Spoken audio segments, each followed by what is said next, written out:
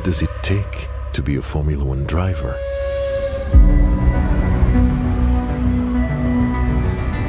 To be the most focused? To respect the rules? To be the quickest? To make a difference? Together we push forward health and safety innovations. We give our best to protect the environment. We stand against discrimination and fight for diversity.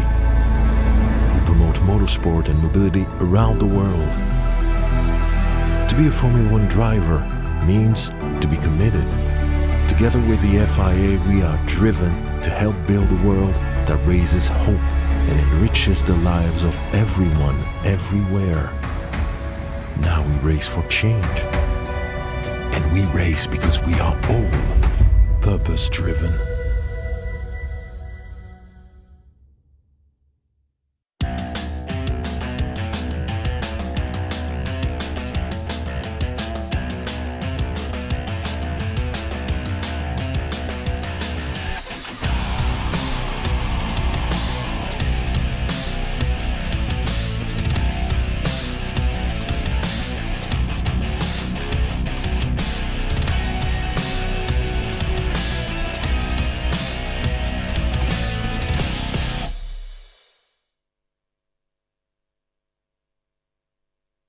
Good morning, good morgen, and hello to everybody wherever you are around the world watching along. It is the Pro Kart Raceland circuit that greets us for the first round of the 2021 FIA Karting European Championship for the gearbox categories in KZ and KZ2, along with the FIA Karting Academy Trophy. Hello to all of you, Jake Sanson here, welcoming you along for this fantastic day of race action, the first of the European Championship season. With me, of course, this weekend is Guillaume Alvarez, and he is down there ready to talk to one of the drivers that has converted across from the OK Drive categories to the gearbox categories for this season, James Wharton.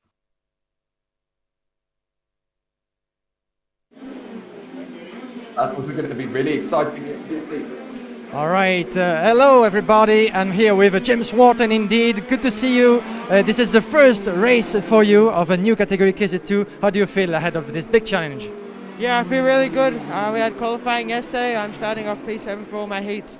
I had not a maximize in the quali, but I can still get better today. I got 4 heats to make up for it, and we see how we can go. There's going to be a lot of heat on track, but as well above our heads in the skies. How do you feel you can cope with those hot conditions? Yeah, in the car, obviously, it's definitely hot, but with the wind helps a little bit, but it's still very hot, yeah. All right, thank you very much for talking to us, and good luck out there. James Wharton, everybody. Yeah, it's going to be a very interesting day at the office for James Wharton, one of several competitors this season that has decided to make the transition, not just competing in the direct drive categories, but also taking in the gearbox categories. And why are drivers doing that? Well, there's been a decent recent history of drivers opting to go from the direct drive, automatic drive categories, if you will, of OK and OK Junior into the gearbox categories. And that's...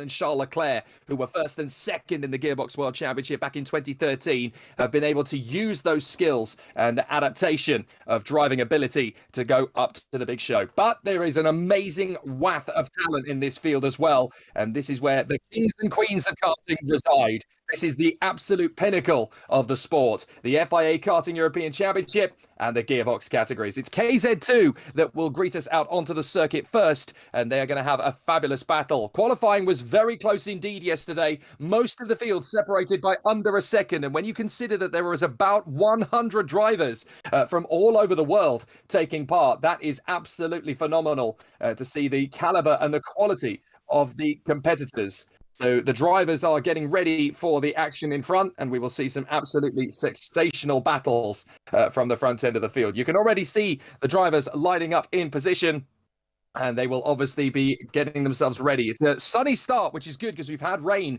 over the course of the Thursday and Friday. In leading up to it, Lawrence Van Hopen will be from pole position on the starting grid for this one. Jorge Pescador will be there on the front row of the grid alongside Alexander Schmitz, and Daniel Vazil will be very close in connection as well. It'll be a very interesting battle, and so the competitors are ready in position. When they go out onto the circuit, they will be greeted with a fantastic battle from all of the competitors. KZ2 qualifying Heat B versus D. Here's Guillaume Alvarez with the starting grid.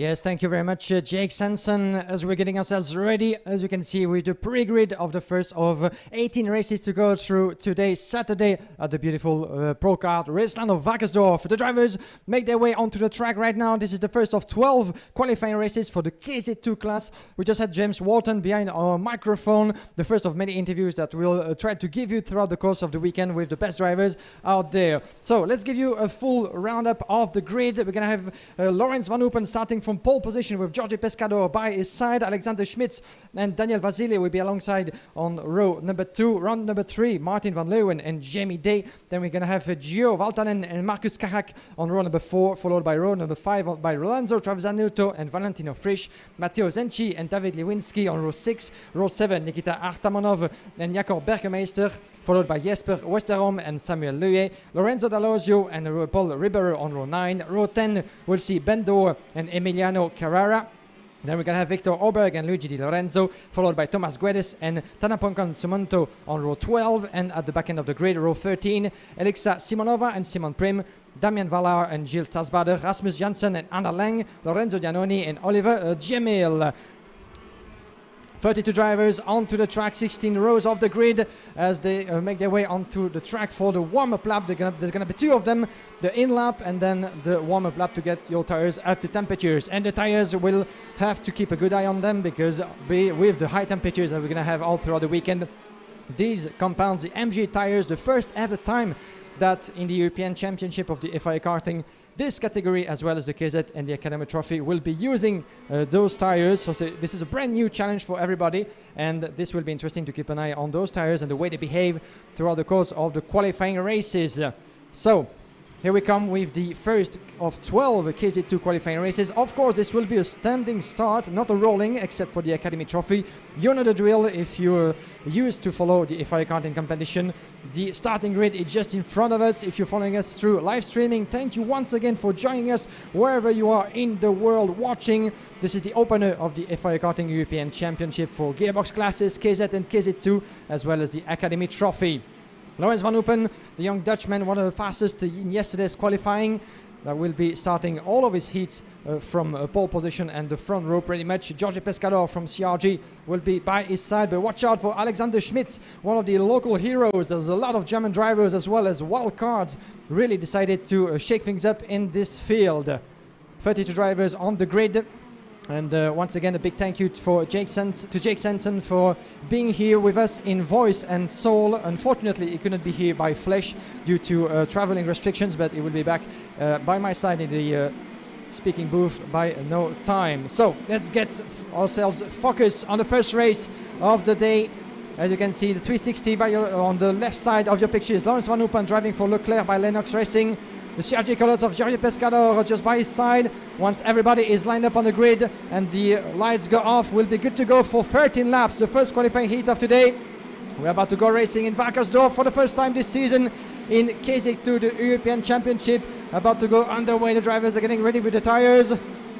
And this is here that the tension is at its eye. Are we racing? Yes, we are. Here we go for the first race of this weekend in Wackersdorf. And a fantastic start from Georgi Pescador, the CRG driver, who takes the lead in front of Alexander Schmitz, I think it was, with Laurens Van Oepen dropping 2 positions and maybe more. Watch out for the first sector, the first hairpin. Everybody seems to be going through in safe conditions. Yes, it is. Fantastic start for Georgi Pescador. Actually took advantage on the outside line of the grid. Yes, it is. Second positions for Alexander Schmitz, I think it was. Daniel Vasile, I think, went through as well. 3 positions lost for Laurens Van Oepen in just a few corners in the start of this race. And the battle is raging already with Van Oepen. You can see him on your picture. He's going to try to make up for the lost ground. This is Jamie Day, the 31 as well, under pressure coming, and he's going to be overtaken in the last corner of the track. There's 11, 12 of them in this Pro Kart of Wackersdorf.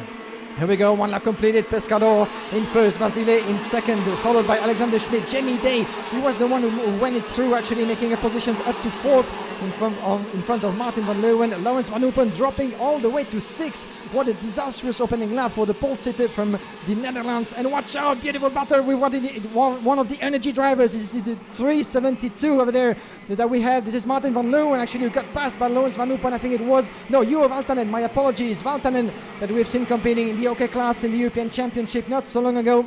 A full program as well in the gearbox class, and Valtanen is making a position up to 5th as confirmed on your screen if you're following us through the live streaming brought to you by RGMMC for this weekend once again. But here we go, this is going to be full of excitement, all those races, qualifying races of the KZ2 class. Watch out, because Laurens, this is Martin van Leeuwen, is going to try to go past as well, but he got overtaken once again, I think, by the Valentino Frisch, or was it Nikita Artamanov confirmation? The 372 is in trouble. Martin van Leeuwen got overtaken by Matteo Zanchi with the Tony Kart colors just in front of him.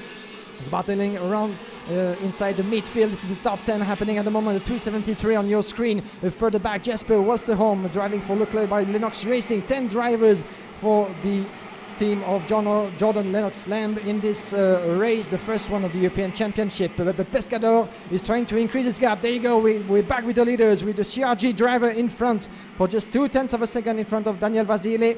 Alexander Schmitz in third, followed by Jamie Day in fourth. You can see the drivers almost in the same picture, completing what is lap number 3 laps down. Lap number 4 in it, and Pescador hasn't been able to really pull out of the gap in the first stages of this race. But Daniel Vasile is keeping a close watch under the pressure himself of Alexander Schmitz just behind. And those two, the Birella driver and the Modena car driver, are going to have to try to work together, because Georges Pescador might want to take advantage of this situation. Laurens van Oepen, the fastest on track right now, 48.001, and there comes the move for second place already. Beautifully made by Alexander Schmitz. It was really clean from the Birella driver up into second place. Daniel Vasile is going to have to keep running with him, and Jamie Day actually could take advantage of the situation in fourth place. The top 4 really pulling away from the rest of the field, as you can see on your screen.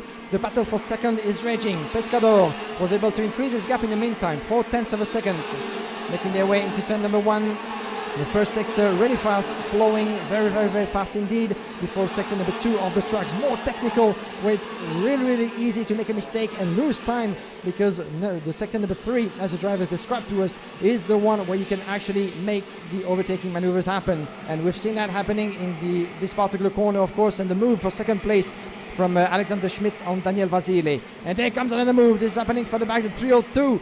This is Matteo Zanchi getting past Juho Valtanen. No, this is the battle with Martin van Leeuwen, my apologies. Zanchi and Valtanen happening for the Martin van Leeuwen, with Juho Valtanen in 6th place. Raging at all stages in the first stages of this race. There we go on your screen, the 315 of Valentino Frisch in 9th position. One of the local heroes, the German driver, whose father owns this very facility of the Pro Kart Raceland, so he knows this track like no one else, certainly in this field. And there he makes his way through. Valentino Frisch up a position in front of Matteo Zanchi. This is a battle for 8th place, beautifully made by Valentino Frisch, as Laurens van Oepen keeps on going fastest on track. Where is actually at the moment Laurens van Oepen up in 5th place, but not really the start of the race that he had foreseen in his head, as we keep our eyes all open on the battle for the back between Valentino Frisch and this is Matteo Zanchi as well, the 302 just behind Samuel Ley, closing at the top 10 at the moment. So here's a full classification as we get back with our leaders. Jorge Pescador trying to keep the distance as much as he can on Alexander Schmitz, just 0.2 of a second. Look out! Look how Alexander Schmitz just came back just in the tail of Jorge Pescador. The pressure is on the Spanish driver who just joined the CRG Racing team, a fantastic team put together by the Italian factory. Watch out for the move, because Alexander Schmitz has never been so close throughout the first stages of this race, and he might want to go for the move. There he goes into the first hairpin. This is the corner number 9. But there might be another overtaking maneuver coming up for Jorge Pescador. Not quite now. Into the second section of hairpins. The last corner, very fast flowing as well. Well, you need to put your kart on the right racing line in order not to lose any momentum outside of it, and on the start-finish straight. Not really a straight actually, because there's that very fast flowing left and right just after the starting grid. But talking to the drivers, they were like, okay, we not consider those corners as really turns, this is more like a straight line. And at the moment, Alexander Schmitz, your new leader on your screen, has been able to protect himself for any counter-attack from George Pescador. And by the look of it, Pescador is under pressure in second place from David Vasile. David Vasile might want to go for a move as well and pick up another position, because those guys still have a couple of laps left before the checkered flag. This is lap number 8 out of 13. And we haven't seen everything yet in this first qualifying heat of the day. 26 degrees Celsius in the sky, very, very high temperatures, as we have one retirement, unfortunately, just in front of my speaking cabine. Oliver Gemmill, the 365, unfortunately, that is no longer with us. The British driver, 365, that was starting from the back end of the grid, competing with his Formula K chassis this weekend in Wackersdorf. At the moment, all eyes on the battle of the teammate. It is happening further back, the 331 of Jamie Day and Lawrence Van Hoopen just behind. This is going to be interesting between those two. Alexander Schmitz, the fastest on track once again. He actually set the fastest lap for the first time, 47.6, and quite easily and logical, shall we say, because he's leading the way and increasing his lead already between himself and George Pescador and David Vasile. So Pescador, Vasile in second and third, battling away and losing space, losing ground on Alexander Schmitz. The gap was almost of 0.6 of a second, half of a second still. That might be enough for Alexander Schmitz to put himself in first position all the way to the checkered flag. But Pescador in second. Then we have David Vasile, Lawrence Van Hoopen in third, Jamie Day. And there was a move indeed. Lawrence Van Hoopen, we briefly saw the battle happening between the two teammates of Leclerc by Lennox, but Van Hoopen was able to get past Jamie Day without any incident by the look of it, even though Jamie Day might have lost a couple of meters in the process. Gio Valtanen is 6 in front of Martin van Leeuwen, as we have further back as well Valentin Fish in 8 in front of Matteo Zanchi, and Samuel Luye, the Swiss driver, doing a good job as well. 6 places gained since the start of this race, the first of many to come. Obviously, for those KZ2 drivers, we're going to have 12 of those races today. A couple more decisive races as well tomorrow morning. And at the end of it, we will have the best drivers, the 36 best drivers qualified for the final that will be taking place on Sunday. But at the moment, the battle is raging. All drivers in the same picture. Jorge Pescador with the CRJ colors, the 374. David Vasile in third, 353. And then we have Lawrence Van Hoopen, the 360. Further back, so this is going to be very, very interesting indeed, as we're about to conclude lap number 11. The checkered flag is getting near, so who will actually finish in second place, runner-up to powerful Alexander Schmitz, the 322, has been absolutely fantastic so far. The driver from Birelart Racing, KSW, of course, the German version of the Birelart factory team, shall we say.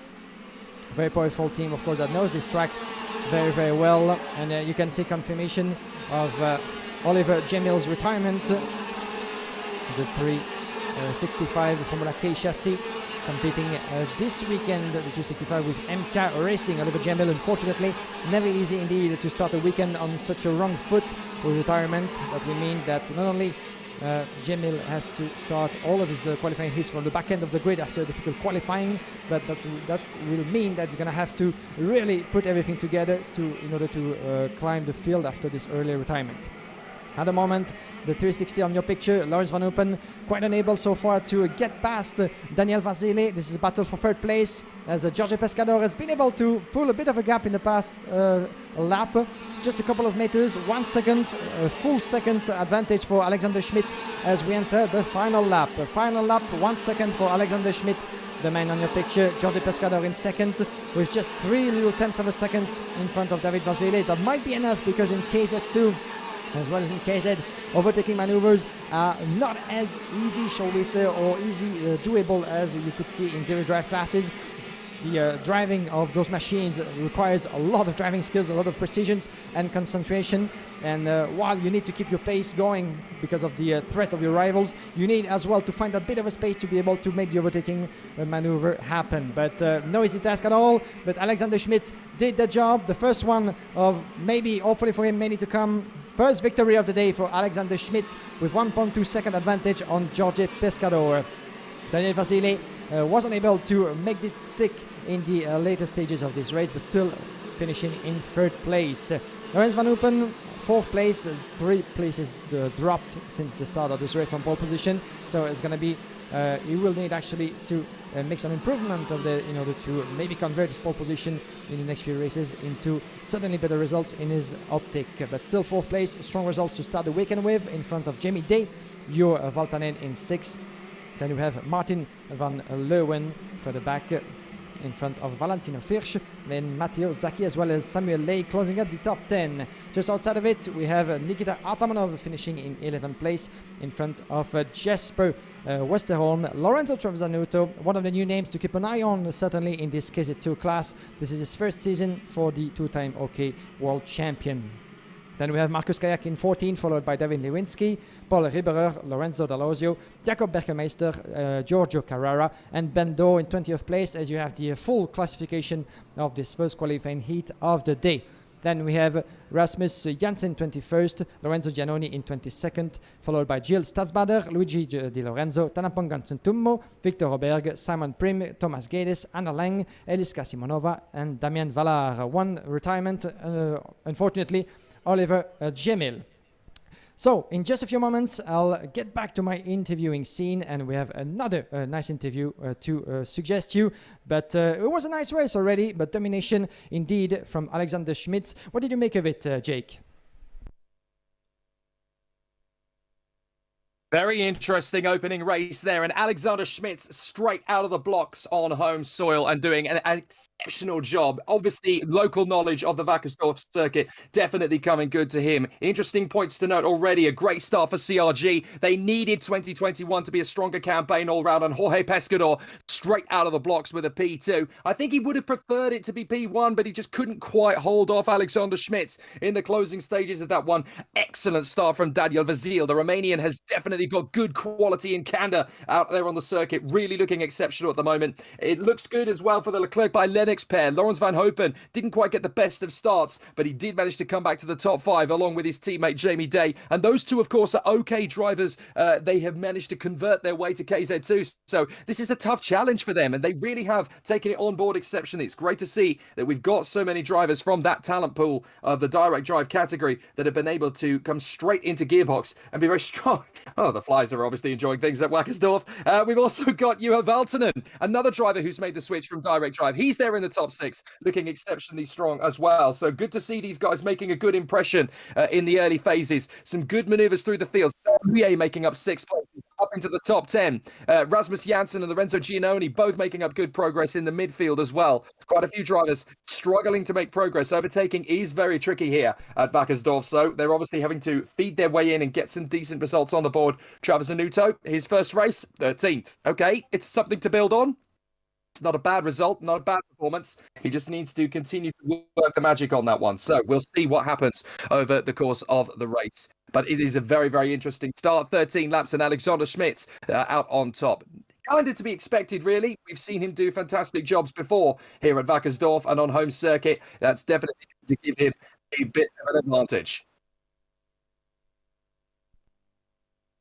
And just before we get going, ladies and gentlemen, another guest in our interview room, Adrien Renaudin, one of the names to keep an eye on this weekend, once again in the gearbox class. Adrien, tell us a bit about your weekend so far. As I've heard, you're starting a bit further back, certainly as you've expected in the coming races. So how will it be for you, you think?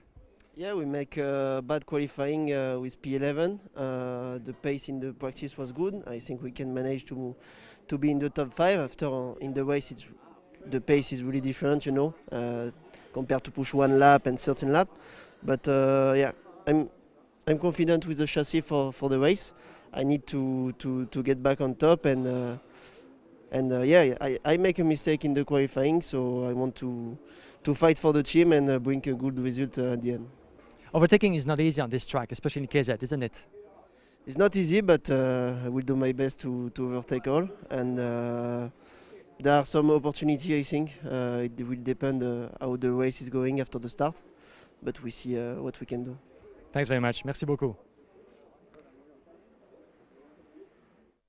Excellent to hear from Adrien Renaudin, who is obviously going to be one of the favourites for the European Championship this year. He and the Sony Kart team have been working over the winter for this package, and it looks very strong, fresh out of the blocks. Renaudin right up at the sharp end in terms of the battles to come. We're obviously getting ready for the next race, and that's going to see Paavo Tonteri and Leonardo Marsiglia on the front row of the starting grid from David Trevelov and Giacomo Polini. Let's take a tour of the Wackersdorf circuit on board with David Trevelov, who knows this place very well.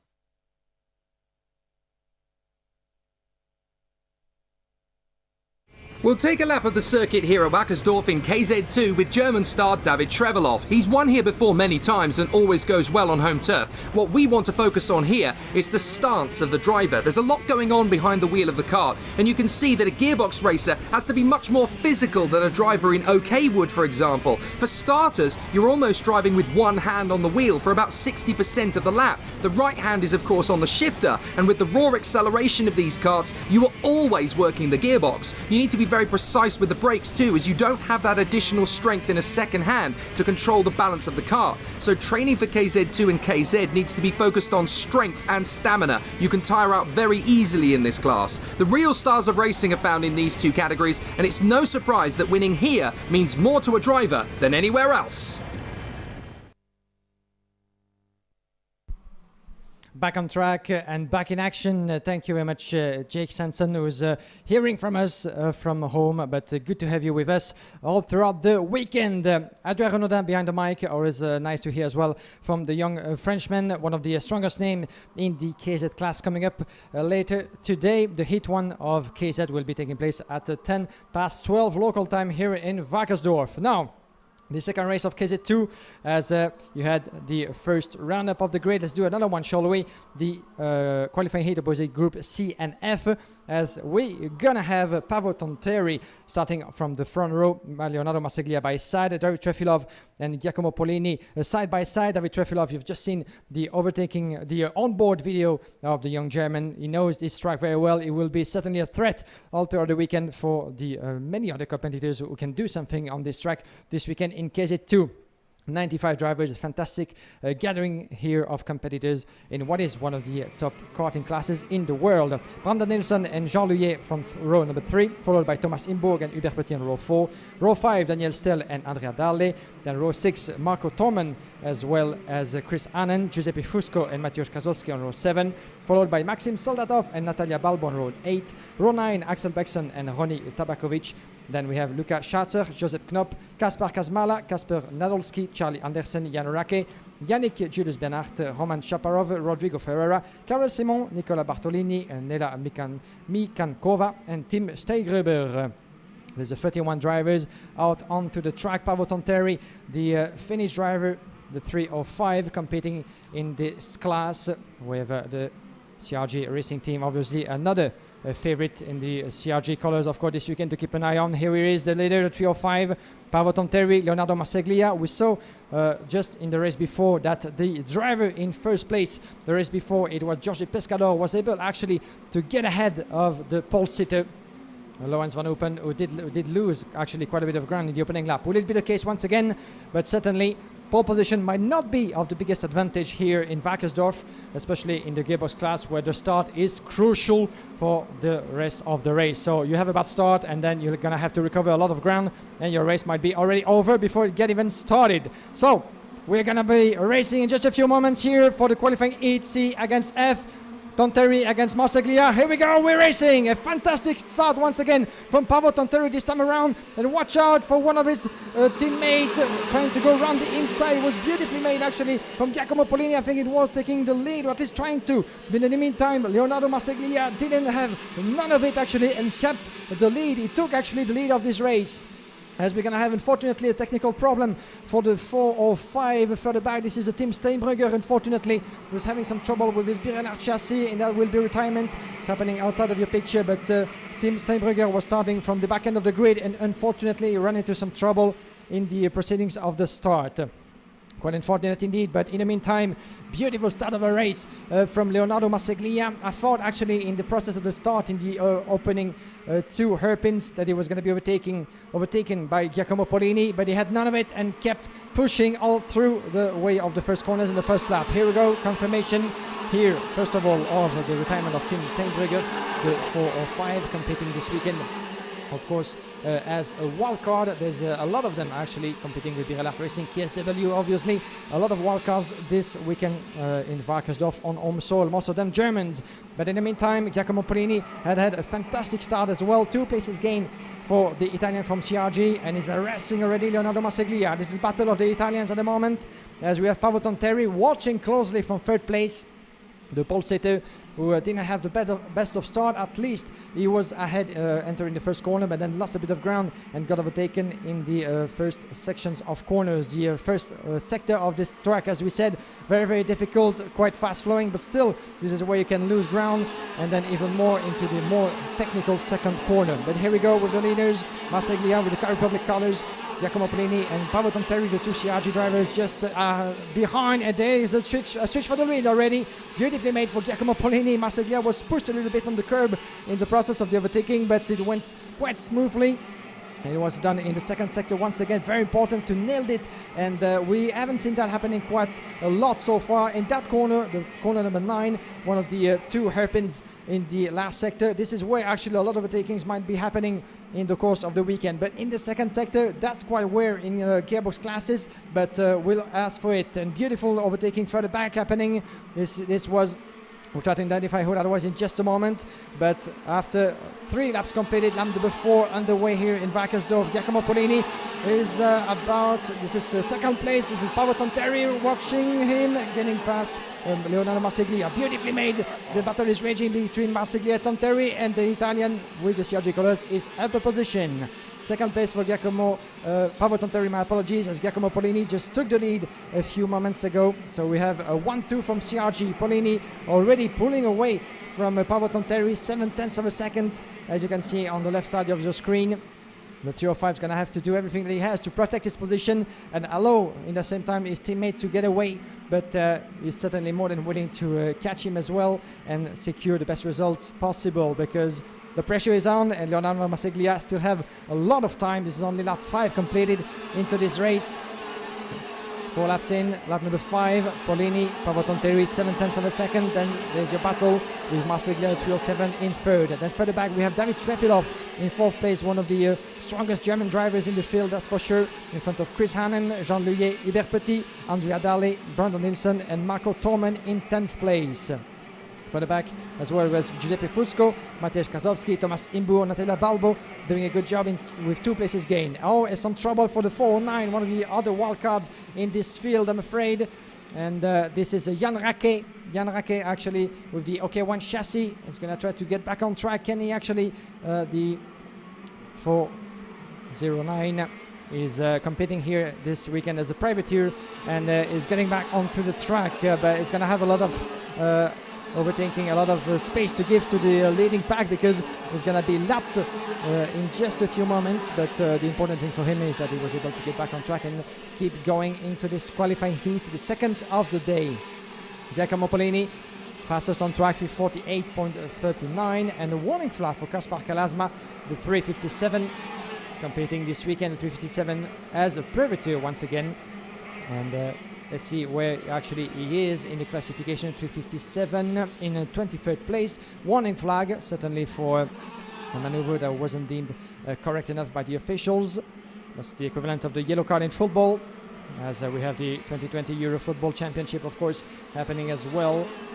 But Giacomo Polini has been able to pull up really a bit of a gap. On your screen is a 303 further back. Let's try to see. Yeah, this is actually further back David Trefilov, and going around the in outside David Trefilov. Incredible attempt from the German driver with the Maranello kart. Incredible first attempt, maybe the first of some to come, but it was very, very tight indeed. Actually, he tried to go in the corner number 4 at the end of the first sector. He didn't make it stick quite yet. It was beautiful to see Trefilov, as Chris Hannen as well is back in the pack. 4th place for Chris Hannen, up in front of David Trefilov. There you can see them in the last corner. In the meantime, Giacomo Polini with 6 laps completed, 7 now, lap number 8. He's increasing his gap 1.1 second, no problem at all for Giacomo Polini. But in the second place, Paavo Tontteri can feel the pressure, he can feel the heat behind him and above his head as well. From Leonardo Marseglia, the 307 from Car Republic. Can he try to make something? Leonardo Marseglia in the later stages of this race. Those two are very, very close indeed. Just 1/10 of a second, barely nothing, just 1.5 meters, not so much more as they come into the chicane. This corner number 7 and 8, just in the middle of this very, very interesting Wackersdorf Pro-Kart track. One of the favorite of a lot of drivers in those categories of gearbox, KZ2 and KZ. But at the moment, Marseglia hasn't been able yet to get past Paavo Tontteri for second. But we might see actually a move happening quite fastly because Marseglia is on a very good pace at the moment, 48.0, 48.1, and there comes the confirmation of the speed, beautifully made by Leonardo Marseglia in the turn number 2, the first hairpin of the 3 that has this Pro-Kart race on circuit. Marseglia upper position in second place. Giacomo Polini in the meantime not watching over his shoulder at all into the course of this qualifying heat. He doesn't know, of course, that his teammate Paavo Tontteri just lost his place, but Paavo Tontteri still has the pace and the time maybe to try to counter-attack on Marseglia.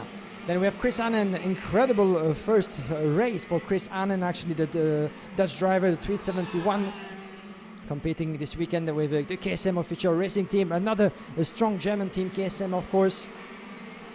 And he just made up 8 places up to 4th in front of David Trefilov. Jean Louis is 6, Hubert Petit 7 in front of Andrea Daly, Marco Tormen and Brandon Nilsson. Your top 10 at the moment, as we have Karel Simon as well, further back in 18th place, making up 10th position, one of the wild cards in this race. 18 drivers that we're not used to see competing in the Antalya Championship. They're just here for this race, really decided to make things up and really shuttle the car a little bit in this highly competitive class. 95 drivers indeed. There's a lot of qualifying heats to go through for the KZ2 drivers, and this will be certainly a long weekend for everybody here, but that's what we're here for. Of course, a lot of excitement happening already, but Giacomo Polini, such as did Alexander Schmitz in the opening qualifying heat, is really pulling away, showing no sign of tiredness, no sign of actually issues at all. 1.4 seconds at the moment for Giacomo Polini. Marseglia in second. On your screen is Paavo Tontteri, the 305 of CRG, and watch out because Chris Annen is really catching up on him. Let's see if in the later stages we're getting near checkered flag. Will there be enough time for Chris Annen with just 0.5 of a second to get past Paavo Tontteri? That's always easier said than done, obviously. Once you need to get the gap decreased to barely near 0, then you need to make the overtaking maneuver happen. And on such a difficult track, there's not a lot of overtaking spots. And in gearbox, as we said, overtaking is another kind of business. But the experience of those drivers, of course, can be felt in those sort of maneuvers. Marseglia on your screen into turn number 2. After the fast flowing right-hander of turn number 1. 1.3 seconds, then still no chance at all, I'm afraid, for Leonardo Marseglia to catch up with Giacomo Polini at this stage, as this second race of the day is about to be concluded with still fastest lap in 47.7 for Marseglia in second, already himself pulling away almost 1 second in front of Paavo Tontteri. Chris Annen trying to decrease the gap as well in 4th place, but with half of a second between himself and Tontteri in 3rd. This will be more than difficult in just the remaining 1 lap for this man, the 312 Giacomo Polini. 1.4 seconds, really cruising away from the rest of the field on his way to what will be a first victory for him this weekend. And what better way to start, of course, the European Championship than a win, even though the win and the results that will count, of course, this will be on Sunday. But every step of the way is important, especially when you have that amount of races to go through for the rest of the weekend. So this will be a big challenge for everybody here. But that's the best step to start your championship with, and Giacomo Polini knows it very, very well. Watch out for the CRG drivers this weekend with We've been used, of course, in the past to see the Italian factory team ahead in the field, but for the past 2 or 3 seasons, this wasn't been the case as much. But now CRG might be back at full speed in the gearbox classes. A victory for Giacomo Polini, 1.3 seconds in front of Leonardo Marseglia. Paavo Tonteri in third. Chris Hannen, good race, 8 places gain up to 4th place in front of David Trevilov. Jan Loyer is 6, Hubert Petit 7 in front of Andrea Della. Marco Tormen, Brandon Nilsson, 10th place. Outside of the top 10, we have Giuseppe Fusco, Thomas Imbur in 12, Matej Skawowski is 13 in front of Daniel Still, Natalia Balbo, Maxim Stoladov, Roman Sharapov, then Ronnie Tabakovic, Rodrigo Ferreira, and Lukas Schacher in 20th position. Further back in the classification, Kaspar Kalasma, Yannick Julius Benart, Charlie Andersen, Josep Knop, Nicola Bartolini, Nela Mikankova, Alex Beckson, Jan Rake, Kasper Nadolski, and 2 retirements unfortunately in this race, Tim Steinbrugger and Karel Simon. Another strong victory for the driver here in the lead. Giacomo Polini, Jake, winning already his first race, maybe the first of a few to come, but CRG looks very strong this weekend. Wow, fascinating second race. It's Giacomo Polini on the top spot. Leonardo Marseglia second from Paavo Tonteri and Chris Hannen, David Trevilov and Jean Loyer, and Hubert Petit and Andrea Dalle from Marco Tormen and Brandon Nilsson. Giuseppe Fusco and Thomas Imborg ahead of Matej Kukovski and Daniel Stell. Natalia Balbo and Maxim Stodatov from Roman Sharapov, who made up 9 places over the course of the race. Ronnie Tabakovic is in the mix there as well. Rodrigo Ferreira of Portugal in 19th place. Lucas Scheicher is in 20th from Kasper Kalasma and Yannick Julius Bernhardt. Then Charlie Anderson and Josef Knop, Nicola Bartolini, Nella Michedkova, Axel Bengtsson and Jan Rake, who had his earlier problems, of course. And then it looked as though we had an incident involving Kasper Nadolski and Karel Simon in the final lap of the race then. So they were out of action. Tim Steingruber, we obviously saw crashing out on the very opening tour. Lots to take from that race, particularly from CRG. Both Polini and Tonteri very fast out of the blocks. It looks as though the guys in black and orange have been working very hard over the winter to get their package up. Leonardo Marseglia, what a great all-rounder that Kart Republic chassis is in KZ2. They really have managed to develop it so that they are as strong as the OK category. Marseglia, I think, just held up a little bit because Tonteri, as you could see, was playing the team game in his first heat, giving his teammate Polini the space and then defending in those first couple of laps just to give him a little bit of breathing space to ensure that there's a CRG at the front end of the field. Chris Hannen, though, mega pace and strong racecraft in the early phases of the race there. Lots to take from that second heat of the day, and definitely very intriguing stuff and great action from the competitors. And we're here with another guest, my dear Jake, Valentino Frisch. Good to see you, Valentino. So let's say we're pretty much at home for you, and it's fair to say that you might be the driver who knows this track better than anyone else, don't you think? Yeah, I think I know the track quite well, but for sure we got really extreme conditions. We've got over 30 degrees, and yeah, the track is getting slower and slower, so we got to adapt the setup and also the driving style, so it's quite difficult, even though I know the track quite well. Absolutely. You had a first race from 10th, and you made quite a good recovery already to start the weekend. Yeah, so I finished on P7, and the pace was also quite good, I guess, and I hope we can continue like this in the next heats as well. All right, good luck out there. Thank you for talking to us. Well, local knowledge is obviously very beneficial, but there's no guarantees. Valentino Frisch doing a good job, a solid effort in the opening race, but there's absolutely no expectation for him to win from so far back. It really does give you an indication that the local knowledge over one lap is a massive, massive game changer, and it definitely helps, but it's not the be-all and end-all. You can see Senna van Waalstein lining up in pole position there on the front row as he gets to the inside line on the Sodi car. It's going to be an interesting season for him and the CPB Sport team. At the end of yesterday's epic qualifying sessions, we caught up with the 3 drivers that will be starting the day's races from pole position overall after their great performances in qualifying. Bart Harrison, the British driver in FIA Karting Academy Trophy, Senna van Waalstein in the CPB Sport car in KZ2, and the pole position sitter in KZ for the first European race season of weekend of the year, Emilian Denner. This is my first time in the category, and I'm sort of just getting into it really, and it's taken me a day or two. The session went well, started off well. I did my lap quite early, and just it was fast enough to the pole.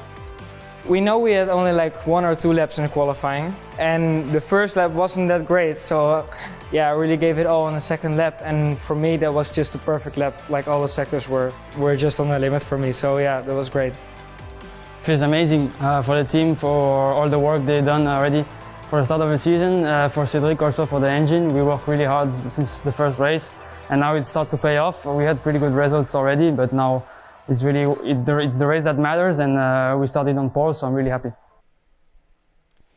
Good to hear from the top 3 drivers in yesterday's qualifying, the pole sitters. You heard from them, of course, Bart Harrison, Senna Van Walstein, and Emilian Denner has been absolutely impressive. We'll get to see more of those interviews, of course, throughout the course of the weekend and the day. We spent the day yesterday, as we usually do, talking to as many drivers as we can to give you some insight and some through reactions from the competitors making the European Championship what it is, the pinnacle of all karting races in the world. This is the cream of the cream, and the KZ2 class is no exception at all. We're going to have the third race coming up, opposing the group A and E. And one of the men we caught up with as well, and that you just heard, Senna Van Walstein, will be starting from pole position. He put up a fantastic lap yesterday, it's fair to say, with 0.2 of a second advantage on the rest of the field. From an outside perspective, 0.2 might be considered as not too much, but in motorsport, and especially in karting, when the gaps are counted in just a thousandth of a second sometimes, 0.2, 2 full tenths even more, is quite an incredible achievement, especially considering the competitiveness of this field. But he's going to have a lot to do in his race, because the opposition will be stronger than ever. Senna Van Walstein on pole position, Giuseppe Palomba by his side, the Birella driver, certainly the biggest threat for Senna Van Walstein on the front row. Then we're going to have Jean Noblot from the CPP Racing Team, Gaius Signelis, a good qualifying as well from the young driver that just 2 years ago won the FIA Karting Academy Trophy, and now making his way up to KZ2 with Energy Course. Arthur Carbonell and Fabrizio Rosati will be alongside on row 3. Then we have James Walton that we had earlier on behind our mic, in front with Danilo Albanese by his side. Joey van Splutteren and Christian Abelin on row 5. Row 6, Tim Troger and Robert Kindervater.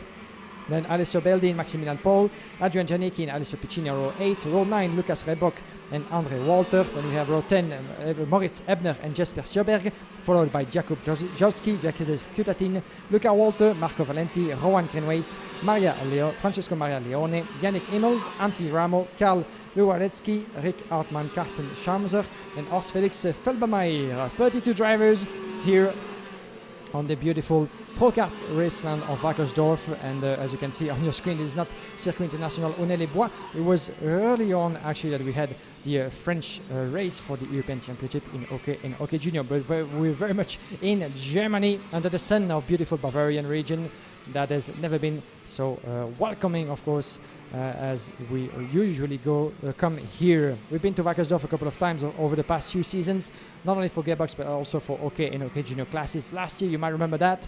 And for those of you following karting for quite a while, the World Championship in 2017 remains in all minds, and the victory at the time of Paolo De Conto as well as Alex Irlando. Irlando is still with us, of course, not quite with the same colors. He's actually competing this season for the first time with the team that used to be driving for Paolo De Conto, CRG, of course, and what a team as CRG put together with Irlando, of course, Pescador, as well as Jeremy Iglesias, the reigning world champion. This is for KZ, of course, but KZ2 is starting strongly as well, as we've seen Pescador, as well as Giacomo Polini winning a qualifying heat already. So watch out for the Italian team, watch out also for the other strong forces at play. CPB Sport with the Sodicar chassis on the left side. This is Senna Van Walstein, 4th season in gearbox classes for the young Dutchman. Certainly one of the fastest on track here, a fantastic pole position. Can he now convert this into strong results throughout the qualifying heats? An answer, question that will need an answer, of course, in just a few moments. 13 laps on schedule once again.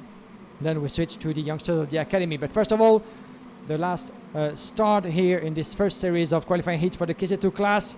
Once the light go out, we'll be good to go for racing. Walstein in front of Palomba, Noblo, Signelis, and the rest of the field. The drivers are getting ready. Are we racing in Wackersdorf? Yes, we are. Here we go. Once again, Van Wallstein, a great start on the inside out of turn number 1. And watch out, Palomba was able to protect his second place in front of John Oblo, Signelis. Everybody going through. Watch out for the first braking zone of the hairpin. Always a tricky part. And as I was saying that, a couple of drivers going together. Oh, big crash. Huge crash at the start of this qualifying heat. I don't know how many drivers, maybe 10 drivers got involved in this very, very big crash in the second corner of this race. Actually, one driver went sideways, and then it was a pile-up that no one could avoid in this case. We have Lucas Reibach, Jakub Jovinski, Marco Valenti, Juan Greenways, Francesco Leone. I'm afraid as well we have Antti Ramo, Rick Hartmann, as well as Ort Felix Felbermeier. Oh, that's quite unfortunate, but that's the first big incident actually where we get to see in the third race of the day. But let's see how many of those unfortunate drivers will be able to get back on track. And for one of the CPB, the 324, this will be a race over already, unfortunately. This is Marco Valenti, the Italian driver, unfortunately, and is really raising his arms in the air and really beating the tires out of despair. And we can easily understand why, because as we said, in such a difficult and competitive class with the weekend ahead, retirement in the opening heat is such a disaster that you need to recover from, but really putting everything together. And we had one driver on the left side of your picture actually being lapped. This is one of the drivers involved in the opening crash, unfortunately. But in the meantime, let's have a look at the classification ahead of the field. Was Senna Van Wallstein, yes indeed, able to keep his position. As you can see, an easily recognizable crash helmet with the colors of yellow, green and blue from the late and great Ayrton Senna. Beautiful overtaking, happening further back. This is the 330. This is James Wharton actually getting ahead of Moritz Ebner for 14th place. And this is a good start of the race for Jim. No, I was going to say good start, but pretty bad actually, because he lost 8 positions. That's a recovery time for James Wharton. You heard him earlier behind our microphone. Very, very strong indeed, James Wharton. His first ever season in KZ2. A lot of things to learn, of course, throughout the course of the year. Not easy to go from the direct drive to the gearbox classes, especially with the level of competition that we're witnessing here in Wackersdorf. So this is a different kind of driving. The skills remain the same, but you need to learn a lot more about how to brake later, about how to overtake, about how to be consistent and not to much kill your tires, because those MG tires, actually talking to the drivers yesterday, seem to be very, very efficient on a short term and then tend to slowly degrade. So this will be interesting to see how much experience will be, of course, a key element that could make a difference here in this field. The 301 on your picture, this is Danilo Albanese with the Car Republic colors. It was about maybe to get overtaken by Fabrizio Rosati. We'll get back to that in a minute. Yes, we are. The two Car Republic teammates further back as well, Fabrizio Rosati, then Joey van Splutteren, Robert Kinderwater, Caius Signelis. Not quite the best start for the young Romanian driver, dropping from 4th to 9 in the opening stages of this race. This is once again the learning craft for Caius Signelis. On your screen, Senna Van Wallstein under the pressure of Giuseppe Palomba, the Pirelli Racing driver, really in the tail of the Dutchman of CPB. 3/10 of a second at the moment. Jan Humblo, the Frenchman, the other one from CPB, actually really strong in the start of this race in 3rd place. Arthur Cabonel down in 4th. Then we have Albanese, Rosati, Van Splutteren, Kinderwater, Signelis and Alessio Piccini. This is the top 10 at the moment, as we are about to conclude lap number 5.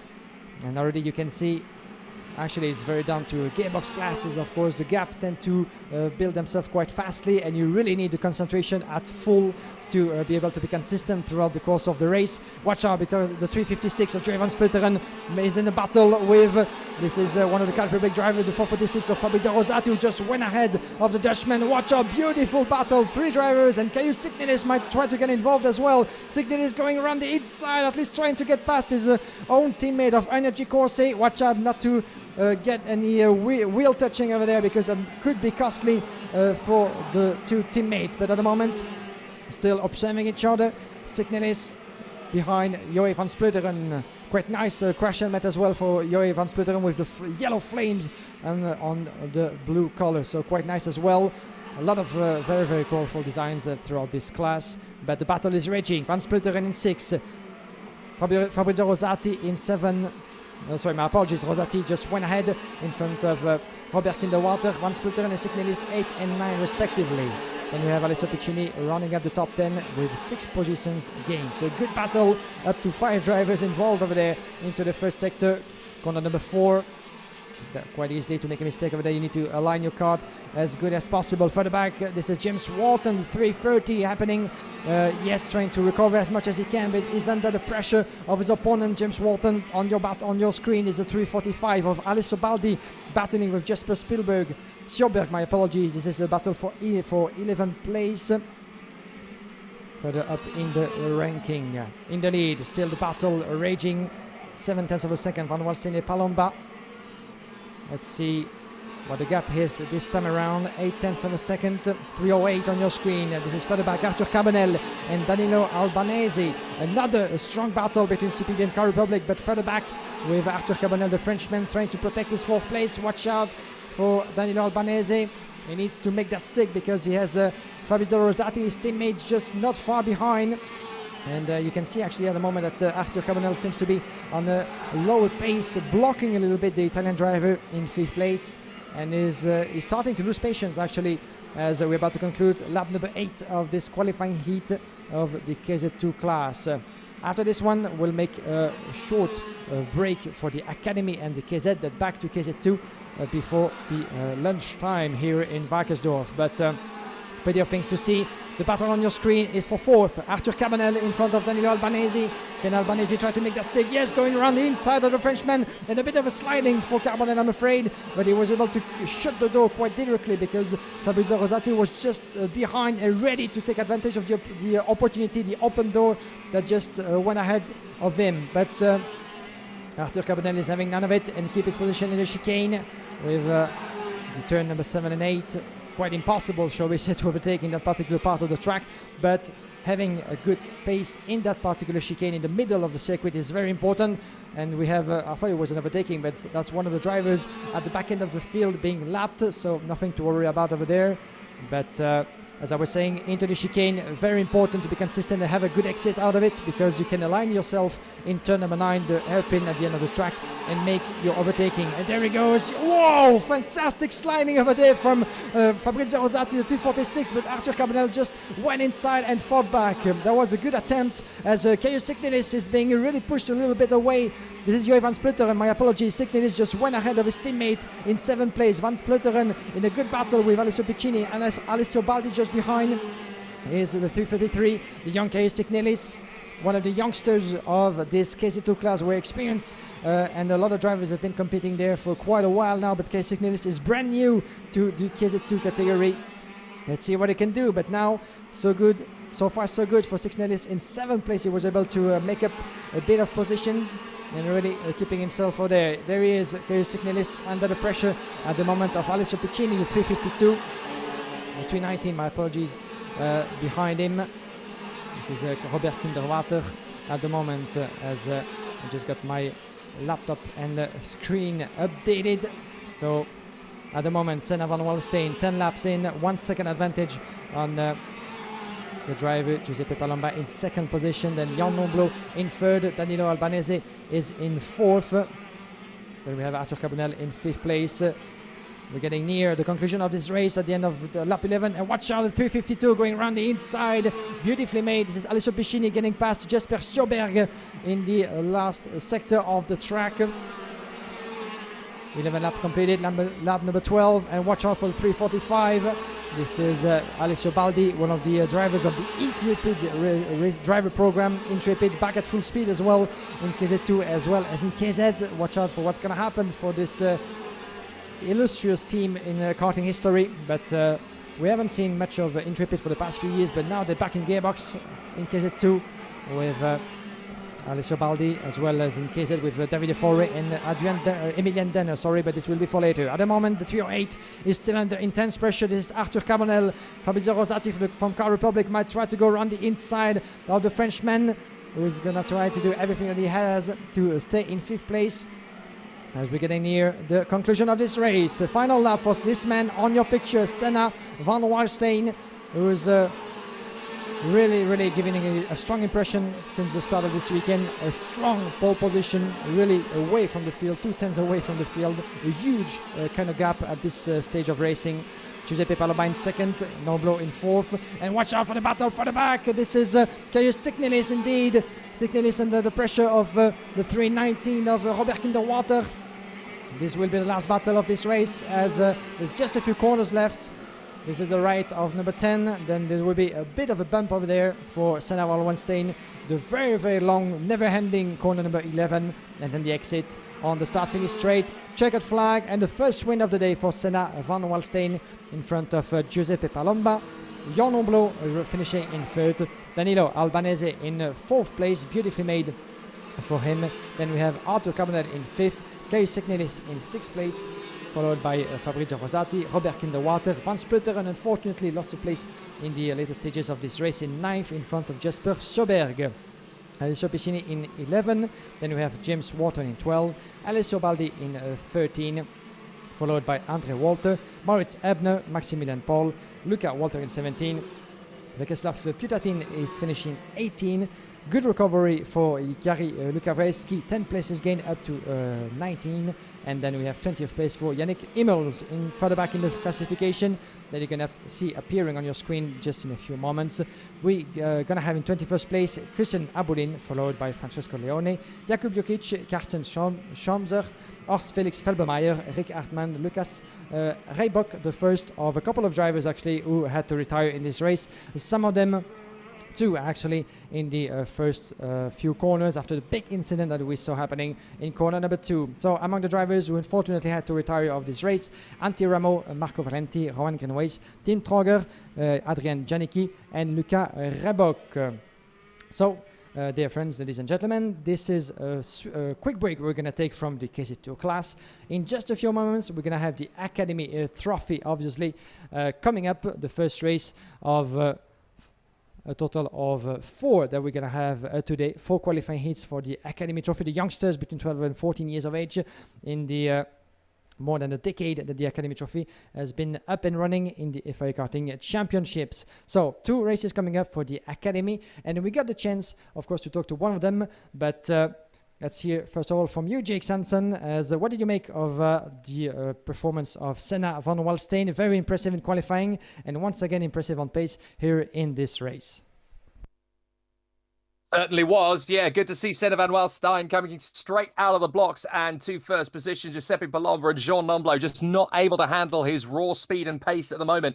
Danilo Albanese, good to see him getting in there and really starting to take prisoners as he battled his way through past Arthur Carbonell. Took him a few attempts, but he did manage to get there up into 4th position. Great early debut in the world of KZ2 for Caius Signelis, the former Academy Trophy winner. So good to see the Lithuanian getting on very well indeed. Jesper Sjöberg, what a drive from him, up from 20th to 10th place though. Lots of good places made up, but it's critical for Marco Valenti. We saw how enraged he was at getting taken out in that previous start. That is such a difficulty, and that's what being behind and on the back foot in qualifying can do for your weekend. He was out of the race along with the likes of Antti Ramo, Rowan Greenvis, Tim Troger, Adrian Janicki and Lucas Reibock. And of course, we lost the likes of Rick Hartmann, Horst Felix Felbermeier and Karsten Schmauser, along with Jacob Wojcik and Francesco Leone from the mid-pack of the race. That was actually started by the mistake from Christian Habulin. Unfortunate for him because he would have been one of the favourites coming into this one. Well, it's an interesting transition now from the KZ2 races to one of my favourite competitions in world karting, the FIA Karting Academy Trophy. All the drivers have been handpicked and selected by their local and national ASNs, and they have come from all over the world. 48 drivers representing all 6 continents worldwide, and they have come here to race in their own national colours. Pole position went the way of Bart Harrison. Earlier in the weekend, we caught up with the young man representing Algeria over the course of the season, Leo Robinson. We're starting the academy this year. We'll be doing all of the rounds. Hopefully we can have a good result, hopefully on the podium. We're just hoping for good results and a good finish in the championship. I feel quite proud to represent Algeria. I'm very excited to be here in Wackersdorf. It's very smooth and grippy, so it's quite hard on the neck. So far it hasn't got that aggressive, but I think it will nearing the end of the week. I need to maintain my focus when I'm driving, get my head down, make sure I do the same thing every lap. Yeah, it's a lot different to anything else we've done. We're racing against quite a lot of good people here. We've got the top 10 is probably going to be fighting for the win. Good to hear from young Leo Robinson, one of the competitors in the FIA Karting Academy Trophy. This competition, of course, put together by the CAK FIA since 2010 already, with a lot of illustrious young winners over the course of the last decade, including, of course, one of the most famous, Charles Leclerc, the young Monégasque driver, won back in 2011. And we had history being made last year with the first ever American driver to win the Academy Trophy with Conor Zilic from the United States of America. And as well, another history was being made at the closing round in Lonato, you might remember, with the first ever driver from Israel to win in the FIA Karting races, with Ariel Elkin now doing wonders with VDK Racing in the OK category. So a lot of young drivers as well who won throughout the years, including Callum Bradshaw, of course, the reigning world champion in the OK class, Xavier Ansam, the young Belgian, Marie Boyac, a signalist that we have this weekend in KZ2, as well as some of the illustrious names throughout the years. So the FIA Karting Academy Trophy, really the school of karting at the highest level. This is sort of an equivalent of the OK Junior class, because these are OKG chassis brought to you by the OTK karting group. These are XP chassis, of course, and with Vortex engines. So what's really interesting, of course, about the Academy Trophy is that everybody has the same material. So everybody at the same level, same tires, same chassis, same environment, and same, shall we say, team surrounding each driver with one person in charge. So this is really the kind of school for youngsters to learn their craft. Coming from all over the world, we have 48 drivers. This is a full grid from 47 nations. 47 nations, can you imagine? There's no other races in the world, certainly, with that amount of diversity in terms of countries. So young drivers coming from all over the world, really, which is a great achievement, especially considering the situation we find ourselves in for the past few months now due to the pandemic. Traveling has been quite kind of difficult as well with the sanitary restrictions, but despite all those difficulties, the drivers were able to show up in numbers, and that's something we're very grateful for. So let's give you a proper roundup, another one of the starting grid of this qualifying heat, with Renaud Frankot and Maximilian Schleimer on pole position, Renaud Frankot by his side. Then we have Dion Gouda and Luca Neuschander by each other's side on row number 2. Then further back, Oscar Wurz and Darius Babanova on row number 3. Row number 4, Lucas Fulcha and Jeko Latinen. Augustin Bernier and Leo Robinson on row number 5, followed by Alexander Bondarev, Aaron Chespi, Mark Kastelic, Noah Montero. Row number 8, Tyler Jan Robinson and Mark Dudnitsky, Matej Prus. Oh, and some trouble for the 5-3-3, I'm afraid. That's right, this is Emil Gerdrum, unfortunately. One of the drivers here in this category is going to try to get going again, and hopefully he can, or I'm afraid it's going to be retirement before even the race even gets started. Another push maybe for the youngster. In the rest of the grid, Matej Prus, Matej Konik, Ludwig Franzen, Daniel Mualen, Nemanja Jovanovic, Emil Gerdrum, Alexandros Papatimiou and Sividas Simkus. A good grid. 20 drivers out onto the track, and unlike the gearbox class, and this will be retirement, I'm afraid, for Emil Gerdrum, and you cannot believe actually what just happened, unfortunately for him. And at this level, of course, this is a cruel way to start your weekend, especially when you have that will to perform, that will to show yourself at the highest level of karting in terms of junior classes. This is the Academy Trophy opener of 2021. 3 rounds will be on schedule. Of course, after this one in Wackersdorf, there will be Adria, and then the closing round at the World Championship in Wackersdorf. Here we go. Will it be a start already? Yes, we are racing. Yes, indeed. As a good start for Maximilian Schleimer in front of Renaud Frankot, Diogonda. Everybody on track instead of Emil Gerdrum that we're missing. But a total of 23 drivers making their way into the second corner, the hairpin. Everybody going through safely. And here we go for 9 laps. The first qualifying heat of the day for the Academy Trophy.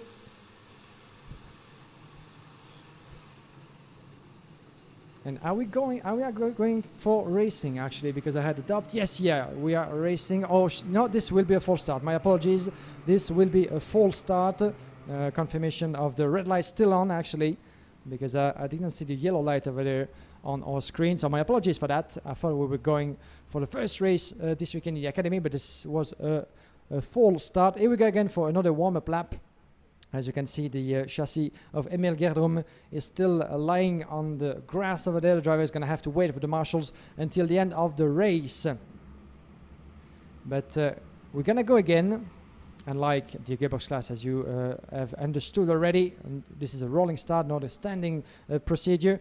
And the drivers in front, Maximilian Schleimer, who was second fastest in yesterday's qualifying behind Bart Harrison. Schleimer is going to have to lead the way and show the pace. Are we going again?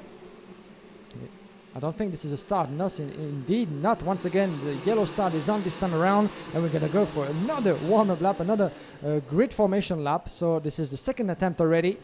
Will the third be the right one?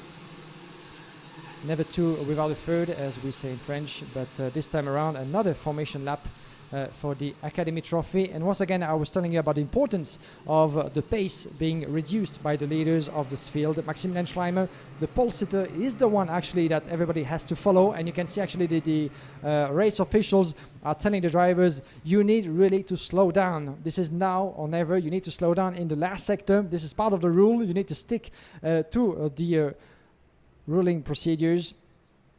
And Maximilian Schleimer and Frankot side by side on the front row of the grid. Jan Goda and Luca Neustander following. Of course, this is the Academy Trophy, and those drivers might not be well used to that kind of procedures. So it takes a bit of time, of course, to get used and to learn how to do it well without losing, of course, any momentum.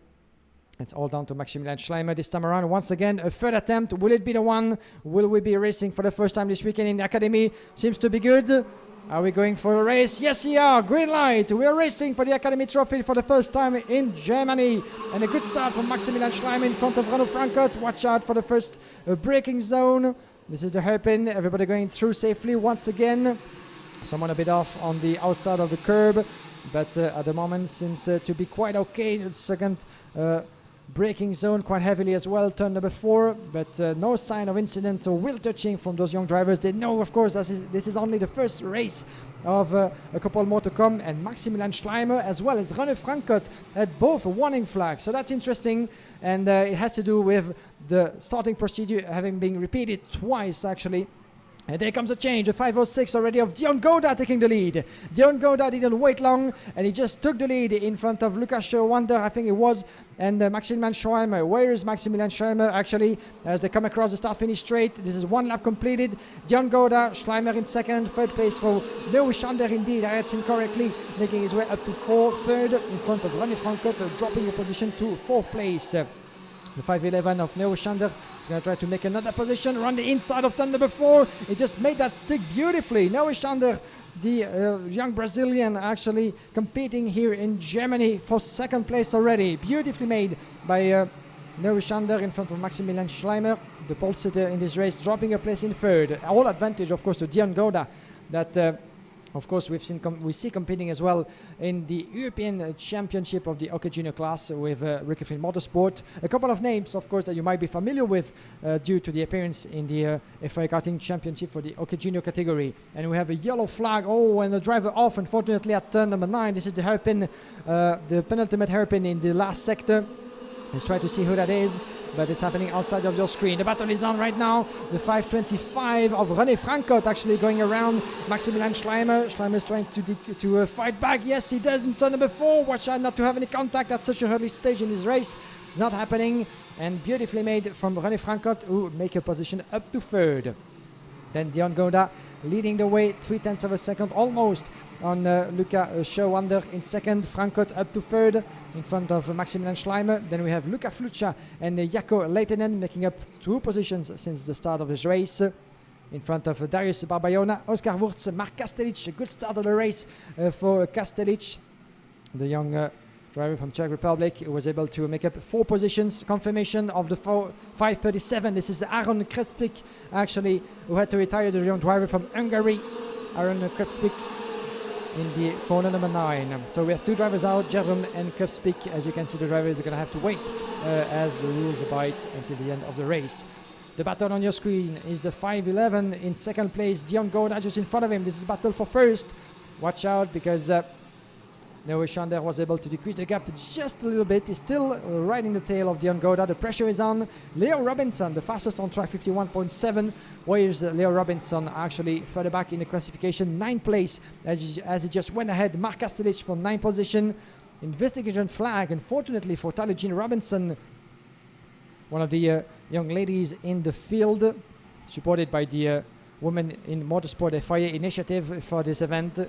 Tyler Jean Robinson, who's running in 16th place at the moment, and she's under investigation. I didn't see actually what happened. The officials on track have their eyes close to the action at the moment. Good overtaking maneuver over there in turn number 2.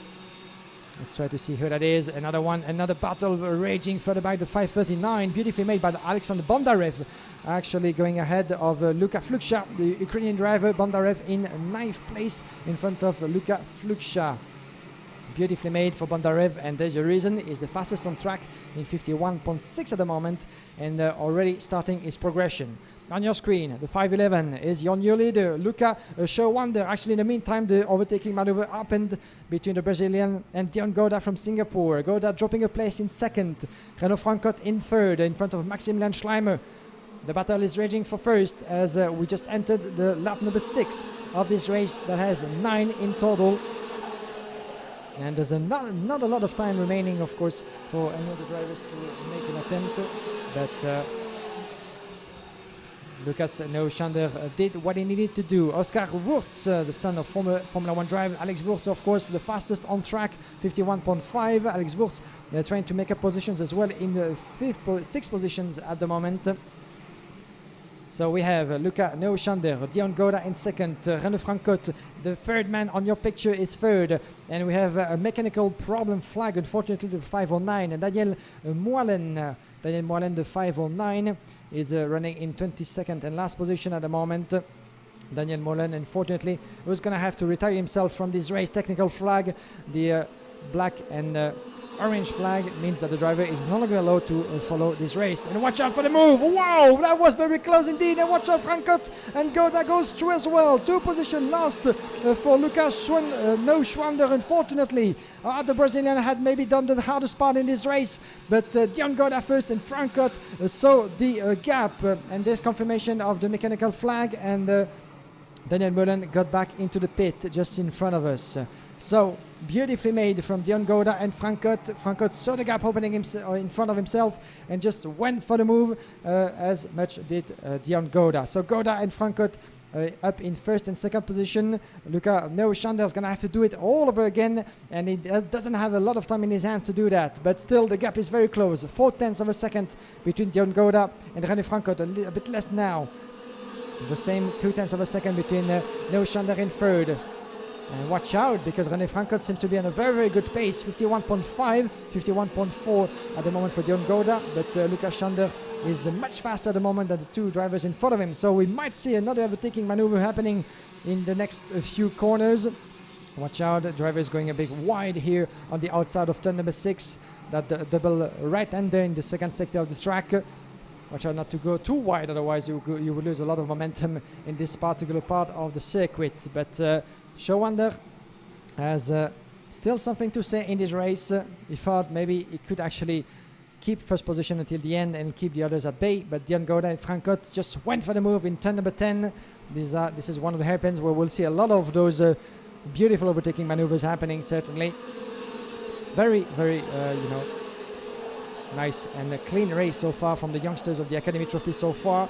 We're used, of course, to see a lot of battles happening in this field. These are the youngsters. They're here to learn, they're here to have fun, but also to battle for position. And let's not forget, this is a direct drive class that requires a different kind of driving. Of course, you don't have a stick for speeds. A 6-speed gearbox, for instance, with a stick by the side of your wheel that you have to change at every corner. And there's a change for 2nd place with the battle of René Francot and Luca Neuchander. I think that the Francot just had been overtaken for just a few moments, and Luca Neuchander was trying to fight back. This will be the last lap. Will we see a move for 2nd place as Dion Gouda is about to win the 1st qualifying heat of the day? Watch out, they're going to be side by side already, almost. Who's finishing 2nd? This is René Francot. checkered flag, and René Frankot is crossing the line in second place. Wow, that was very close indeed. Dion Gouda winning this first qualifying heat of the weekend in the Academy Trophy. René Frankot finishing 7/10 down for just a mere 76,000 of a second in front of Luca Neuschwander. What a beautiful finish that was, and Neuschwander tried his best, but he missed just maybe one lap or just a few meters in front of the checkered flag to make this move stick. In the rest of the classification, we have Jaco Latinen making up 4th place up to 4th in front of Maximilian Schleimer, Oscar Wurz in 6th, Darius Barbanona in front of Leo Robinson. Then we have Mark Kaselic as well.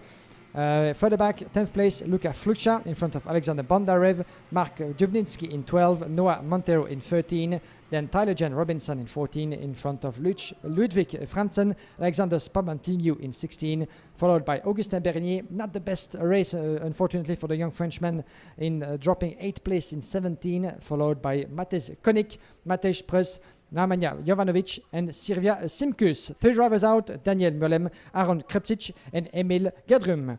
Quite a good race already to start the Academy, Jake, don't you think? Dion Gouda, strong victory indeed for the young driver from Singapore.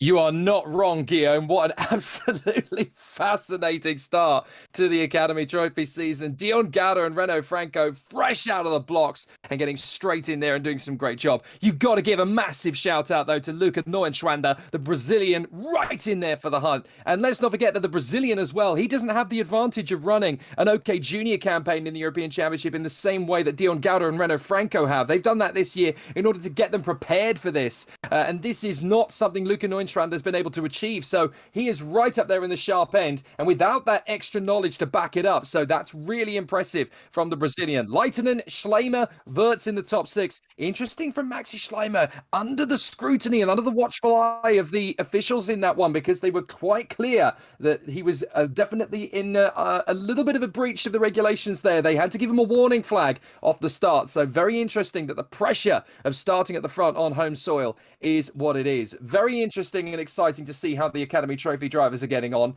They're going to continue with their preparation for the next race, which is going to see Bart Harrison take his rightful place in pole position. The driver starting for Great Britain in the FIA Karting Academy Trophy in much the same way that we saw Theo Makouris do last season. Fabulous to see how the Academy Trophy drivers are going in this first race, the second race coming up shortly. And I do believe that Guillaume Alvarez is now down there in the pit lane with Hannah Lang. Yes, indeed, Jake. We're here with Anna Lang. Good to see you, Hannah. The first race of the European Championship. Can you talk us through the start of your weekend for you before getting onto the track? So the start of the weekend with the testing was going quite well. We were only 3/10 off, but unfortunately we had a bit of an issue in the qualifying, which has set us back. But hopefully in the heats we'll regain all of this, but we'll see. What can you tell us about the level of driving that you can witness here on track? The level of driving this weekend is very, very high, especially in KZ2. There's a lot more drivers and everybody is out to make the best. Absolutely, and we wish you the best indeed for the rest of the weekend in KZ2. Anna Lang was with us. Fascinating to hear from Hannah Lang there. She's absolutely right. I was watching her testing times in the build-up to this weekend, and it was quite clear to see, she had raw pace right from the start, a couple of tenths of a second away from the fastest drivers up at the sharp end of the field. But that is the difficulty around this circuit. If there's just a slight issue in qualifying, it's hard to make overtaking moves. It's hard to make progress back through the field, and you're several positions back from where you should be. And that's going to be the difficulty. It's not just for her as well. There's a few other drivers who are in the same boat, like Marco Valenti, who's a long way down the order from where he should be. You could also argue the likes of Trevor Zanuto and Jamie Day, they're actually out of position. They could be a little bit further forward compared to where they were in the practice times on Thursday and Friday. So very interesting to see how things have progressed and developed. The driver that's going to be starting towards the sharp end of the field, representing Sri Lanka in the Academy Trophy, is taking part in this one as well. So let's hear from the Sri Lankan after we caught up with him yesterday. Yavan David. So the past 2 days, just coming to the track, sorting everything out, getting the car, doing the seat fitting, it's all very nice, everyone with the same car, same chassis, same engine. It's like, it's a lot more fair, you know. But the experience so far in the past 2 days, it's quite exciting, you know. It's just different to the normal championships, and you know, it's just a new adventure. It's really nice. Yeah, for sure, if everything's more fair, the racing will be much closer, meaning mistakes will be more costly. You need to be on the limit, drive easy, because everyone has the same material now, so it's going to be a lot harder. But you know, this shows who will be the best. It was quite hard to come here, obviously, because of COVID. It was actually quite strict in Sri Lanka, but you know, I was able to come, and I don't think I can fly there and back for the races, so I'm just staying here in Europe for the year, and I go back in November. COVID situation's getting hard. In the past month, it's been racing. It's not very a nice feeling, but you know, it's for sure better than last year, so just keep going. I don't think I feel pressure, you know. I just have a bit more spotlight from that heat win. I just have to keep going, you know, no weight on my shoulders, just keep doing what I can do my best, and then the results will come. There's no one from Sri Lanka who's ever done this championship, so it'll be good to, you know, represent Sri Lanka, but not only represent, you know, to win as well. It'd be a great achievement, you know. I'd make everyone proud at home in Sri Lanka. So if I win this, it'll mean the world to me. Yeah, it's been a bit hard, you know. This track is quite technical, it's quite different with a mix of things, so yeah, it's just getting a bit used to it, you know. Obviously the new kart as well. So far it's going good, you know. We're on the pace, we have good momentum, so we just need to carry that through the weekend and it will be sweet. Good to hear from young Jevan David, indeed, one of the most impressive youngsters over the past few weeks, of course, competing at the highest level for the first time in a full season in the FIA Karting Championships, and this time around in the Academia Trophy. We've seen him doing some great things in the opening stages of this season, but this time around, this is a new challenge for him, the Academia Trophy, and is more than willing to shine here under the sun of Wackersdorf. The second qualifying heat of the Academy Trophy is coming your way. The drivers making their way onto the track, as we're gonna have the young Jevan David that you just saw on screen, starting alongside the fastest young man in qualifying yesterday, Bart Harrison, who locked up the pole position in this class in 50.7 in the second series of yesterday's qualifying, while Maximilian Schleimer, that you saw battling for positions just before, set the fastest lap in the opening series. So we're going to have Bart Harrison and Jevan David alongside each other on row 1. Row 2 will be occupied by Mashev's Gladys and Nicolas Roos. Caleb Gaffara and Tom Braken will be alongside each other on row number 3. Then we're going to have row 4, Riccardo Aglianiello, I think, Bonatan, Leon Zelenko and Federico Arrefai. Then we're going to have on row 6, Stefano Cagnolo and Alexander Steichen, Nicola Ampiaro and David Walton on row 7. Row 8, Leon Okiai and Salim Anna. Row 9, Nando Wexelbaumer and Kanaka Kuzazi. Yoto Kim and Gazi bin Fezal Motlekar on row 10. Row 11, Lenny Kiefer and Saul de Calambres. Sebastian Kwapeng and Philippe Gana on row 12. 24 drivers in this qualifying heat opposing Group A and D. 9 laps. Once again, the first one to get yourself onto the track. The second one to get the tires up to temperatures, MJ tires for those young drivers in the Academy Trophy. The first time around that they get to compete with those compounds in this particular competition. Some of them in the category have used them already for those competing in the European Championship of the OK Junior class. That gives an advantage, of course. There's knowledge of the tire, very fast, very efficient tire in the first few laps, then degrading a little bit. So that's the degradation course that those young drivers are going to have to deal with, and this is going to be very interesting to see the difference of performance between our young competitors. Here they come, rolling start. Will this be a good start already? Yes, green light, we're racing. Bart Harrison against Jevan David, making their way onto turn number 1. Very fast-flowing right-hander into the braking zone of the hairpin. And watch out, there's one driver going sideways at the back end of the grid. But I think we will be able to get going again. In the meantime, let's have a look at the top of the field. Everybody seems to be going through. This is the 540, I'm afraid, who just went sideways at the back end of the grid. This is Yunto Kim, unfortunately, the young driver, the 540, who is going to have to start again. Yes, he's still with us in this race. Good news for him. He's going to have a lot of work to do, obviously, to get going and catch up with the rest of the field, but let's wish him the best. In the meantime, we have the battle already for first place going on. Let's have a look at who's in the lead as we're about to conclude the opening lap of this race. Classification on the left side of the screen. Bart Harrison was able to keep advantage in the opening lap in front of Jevan David. So the first and second unchanged. Not for long as Jevan David is trying to go around the inside into the hairpin of Bart Harrison, who's having none of it and shuts the door. That was the first attempt. That was the first attack from Jevan David. He's there to win. He's there to compete at the highest level. And is there to make a name for himself, representing Sri Lanka at the highest level of junior karting in the world. He's the first ever driver from Sri Lanka to compete in the Academy Trophy and is not there for figuration. Second place for Jevan David, third place for Nicolas Roos in front of Maciej Gladys, who lost the position and is having the pressure of Caleb Gafarar. There comes a change for the lead. Jevan David going around the inside and a bit sideways, and Bart Harrison is fighting back in the corner number 11. So there was a brief change. And one driver off, unfortunately, as you can see. This is Cagnolo, the 545 from Argentina, I think it is. Yes, indeed, Stefano Cagnolo is going to lose all the momentum from his 16 plates in the start of this race.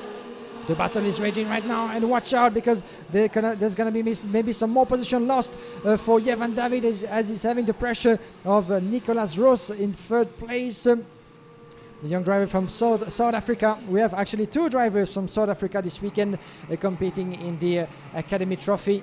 The first one, of course, being on your screen, battling for position, Nicolas Roos. And the other one from South Africa this weekend is Taliesin Robinson that we had in the opening race. Otherwise, apart from that, we have one driver per country, 47 of them representing pretty much the entire world. All the 5 continents represented here in Wackersdorf. On your screen, the 526, Nicolas Roos is having the pressure behind him of Tom Braken, the young Belgian. This is the second season in the Academy Trophy for Tom Braken, is going in. And yes, he does. Upper position, and he actually signaling to Nicolas Roos, let's not fight each other just too soon. Let's stay together. Let's try to decrease the gap and fight as well with the leaders. That's the most important part at the moment, because battling against each other for not what could be a first place here make you lose time, obviously. And Tom Braken in third with the pressure of Nicolas Roos just behind. Will the South African actually stick with the Belgian and for them to decrease the gap and catch up with Jevan David and Bart Harrison. First and second, the young driver from Sri Lanka is your new leader in this second race of the Academy Trophy in Wackersdorf. We're about to conclude lap number 4.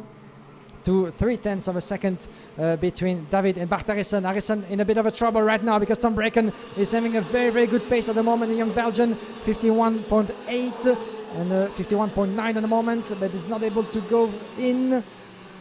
Yes, it just did. And watch out for the counter-attack of Bart Harrison. Harrison going around the inside of the young Belgian in turn number 4. Beautifully made.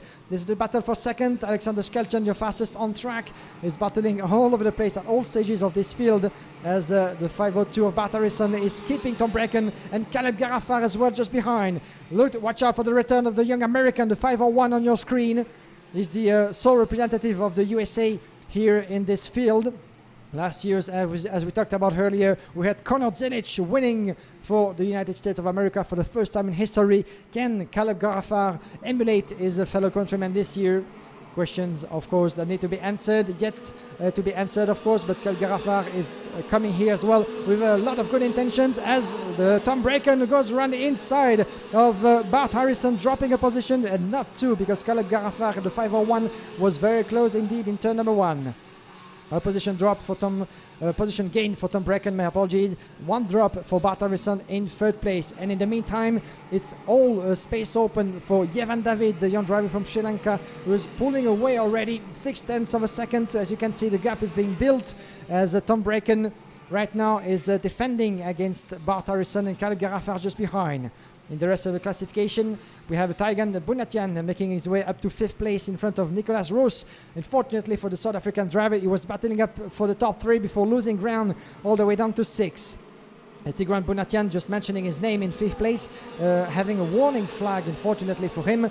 And this will mean he's going to have to really abide by the rules and keep himself at bay, because there might have been a move that the marshals and the officials on track didn't quite appreciate. Jevan David, the fastest on track, 51.4 at the moment. and he has nothing to worry about. He just needs to keep on going qualifying lap after qualifying lap, not to make any mistake, as we're getting near checkered flag of this qualifying heat already for the Academy Trophy. This will be the last qualifying heat of the morning for the Academy Trophy, of course, before getting back for 2 more races this afternoon. We had 1 winner already in the class with Dion Gouda. Can Jevan David be the second one and start his first ever weekend in the Academy Trophy on a very, very good note? But 6/10 of a second is quite consequent of a gap, especially as we're just entering the penultimate lap of this race. Tom Braken 5/10 of a second behind. He has the pressure of Bart Harrison 4/10 down. Then we have Khaled Garafar in 4th, Tigran Bunatan still in 5th, and Nicolas Rose in 6th in front of Skelchen, Salim Anna, Riccardo Agnelli, and Janiello and Federico Alrifai. Closing out the top 10 at the moment. Tom Braken, the fastest on track, the young Belgian, in 2nd place. Will it be enough maybe to try to put the pressure on Jevan David? He just made the gap decrease just a little bit to 4/10. But if Jevan David doesn't make any mistake, this will be good to go until the checkered flag. The 3rd sector of the track, as we said, with those 2 hairpins in turn number 9 and 10. Before that, very, very long, never-ending right-hander, turn number 11, where it's all important to get a good entry and exit and keep the momentum going. Otherwise, you could be actually quite easily overtaken after that straight into the hairpin number 2. This one in particular. Less than 4/10 of a second on the moment. Final lap for Jevan David, the young driver on your screen, 5:49. Tom Braken in 2nd is trying to get as close as possible. Tom Braken, another fastest lap for the young Belgian, who has the experience, of course, of the European Championship and the experience of the FIA Karting Academy Trophy. This is his 2nd appearance in 2 years' time, his 2nd season in the class, and is more than determined, of course, to go all the way and maybe seal a potential victory. But right now, the win could fall into the hands of Jevan David. This will be very close on the way to the last corner. One last acceleration for the youngsters of the Academy Trophy, and there's another move happening for the back. But in the meantime, checkered flag for Jevan David crossing the line with just 3/10 of a second, maybe 1 or more 2 laps, and it would have been a more difficult situation certainly, as Tom Braken was really getting close with another fastest lap, 51.2 for Braken, really on a strong pace in the closing of this race. So Jevan David, winner of this qualifying heat of the Academy Trophy in front of Tom Braken. 3rd place for Bart Harrison, your pole sitter. Caleb Garafar making a recovery of 1 place to 4th in front of Tigran Bunatan. 6th place recovered for Alexander Skeltien in 6th in front of Salim Anna, Nicolas Ros, Federico Alrifai, and Riccardo Janiello, closing up the top 10. In 11th place, Leon Zelenko, Maciej Gladis. Unfortunately for Maciej Gladis, the young Polish, he dropped 9 places from the start down to 12 in front of David Walter. Leon Okiai, Kanata Guzani, Nando Wexelbaumer, Nicola Ambiano. Then we have Gazi Motelkar, Lenny Kiefer, Saul de Colombres in 20th place, followed by Sebastian Kwampeng, Stefano Cagnolo, Johan Kim, and Philippe Gana, the young driver from Nigeria. His first ever race in the FIA Karting Academy Trophy and his first ever international race at such a level with not so much of a practice before. So we shall see what young Philippe Gana, that we got to interview earlier, will be able to do. So quite a good race once again, and Jake Sanson, Jevan David confirming once again his potential ahead of a busy weekend for him. It's a glorious moment for Sri Lanka. Jevan David takes victory in his first race in the FIA Karting Academy Trophy. That is a historic moment for the country. Tom Braken in 2nd place. Bart Harrison, a good job from pole position, but the British driver just had to accept 3rd position on that one. It's the lack of OK Junior knowledge that really gives it to the other, to Bart Harrison there. David and Braken, obviously, with prior knowledge. Braken, of course, represented Belgium last season. A good early start from Caleb Gafra and Tigran Bunatian as well. They've got out of the blocks very quickly. Great overtaking moves as well from Alexander Skelton and Salim Hanar of Colombia. Nicolas Roos, the South African.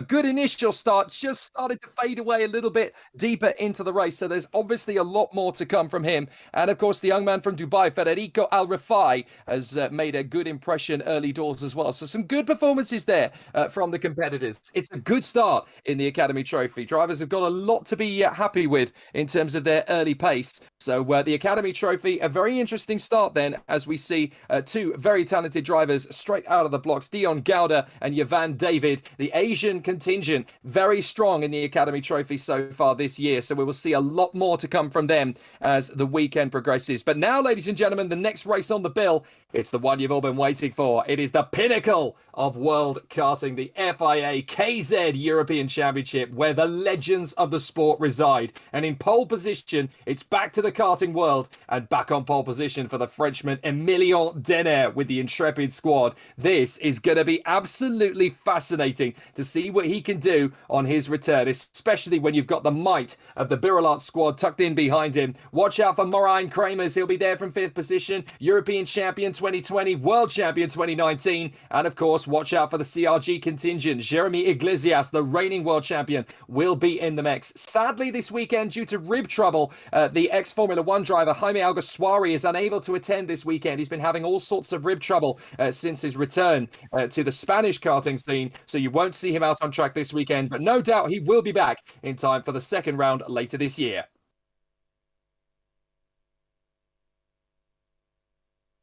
At the beginning of the year, I had no plans for the moment, and I just got a call from Intrepid. They were pretty confident. I like to work with confident people, winning people, so my decision was made pretty quickly, and I'm really happy to take it 100% and try to win the most we can. After I won the International Super Cup in 2019, I went to single-seaters in Formula 3 Regional, and basically the pandemic has stopped my career over there. Try to stay focused on my goals and trained as much as possible to stay 100% when I come back to hit the track. It was also a challenge last year, but I'm really happy to be back now. For sure, the level is really high as always. In KZ1, there's only professional drivers, so it's going to be really difficult, really tight. But I think we have a good package with Cedric also for the engine, so we will see. I think we can do some good results. I think it's not an advantage to be alone, because I'm alone in this team for now. It's more difficult when you fight against other teams with 3-4 drivers. I'm trying to do my best, and I think we can still achieve good results, as we showed from the start of the season. We were pretty quickly, pretty fast, so we will see onwards on the season. This track, I really like it. You have some fast speed, technical parts like the second sector with the double right, the chicane. I like because of the hairpins. It's perfect track for KZ in my opinion, and I'm really happy to be back here. The big question in KZ coming to the start of the European Championship is this: can anyone challenge this young man that we've had at the interview? Emilien Denner, the number one driver, at least with the number one on his card, driving for the first time this season in a brand new program with Intrepid, the colors of Intrepid, of course, that we've seen at the top of karting quite a couple of years ago, back at full force with the young Frenchman, back as well in karting and competing for the first time this season in KZ. So this is a double comeback, shall we say, and we've seen some strong results in the opening stages in the first few months of this season, but the very first big test will be the European Championship starting today in Wackersdorf. But so far, so good, shall we say, for Emilien Denner in Intrepid. We've been the fastest in all sessions so far, in all three practice sessions yesterday, and in qualifying, Emilien Denner was able to put together the fastest lap in 46.9. But the opposition will be certainly the strongest that he's ever had in his career, because KZ category, you have them just in front of you, the 25 certainly best karting drivers in the world. This is the Formula One of karting at the worldwide level, as we have only 25 drivers. That gives you, of course, a bit of a perspective how difficult, how exclusive that category is, because a lot of drivers have been competing in this class. Not all of them have been able to shine, or at least to be consistent on the long term. But this is a category mixed with talent, experience, and so many titles. We have 5 former world champions, 5 former European champions, and 2 winners of the International Super Cup of KZ2. One that actually won it on this very track, Alex Irlando, that is now competing with CRG. In 2017, Alessandro Irlando actually won the International Super Cup of KZ2 on this very circuit. Can he achieve maybe the same sort of performance and achievement in KZ this time around? This is one of the many questions that will need answers in just a few moments. This first race of the qualifying heat here for the KZ will be the first good test. 13 laps to go through for the KZ drivers, as we're going to have Emilian Denner and Noah Milel starting alongside each other on row number 1. Riccardo Longhi and Simo Puhaka will be alongside each other on row number 2. Marian Kremers and Jeremy Iglesias, the reigning world champion of the category that you can see being stood up on the right side of your picture. Jeremy Iglesias, of course, winner of last year's championship in Lonato in what has been an emotional event, an emotional moment for Jeremy Iglesias. You'll get to hear a bit more about Jeremy's thoughts later on as we got the chance to talk to him yesterday. He's going to have Marian Kremers by his side, and this will be certainly a third row of the grid to keep an eye on as well, because Marian is also back at full force here in the KZ class. Of course, champion of Europe in last year in this very category, vice champion of the world after his world championship title in 2019, and these are two interesting paths indeed, and we'll get to see them compete once again at the highest level. Francesco Salenta and Douglas Lundberg will be on row number 4. Row number 5, we'll see Matteo Vigano and Alex Irlando. Quite interestingly, these are two of the last International Super Cup winners.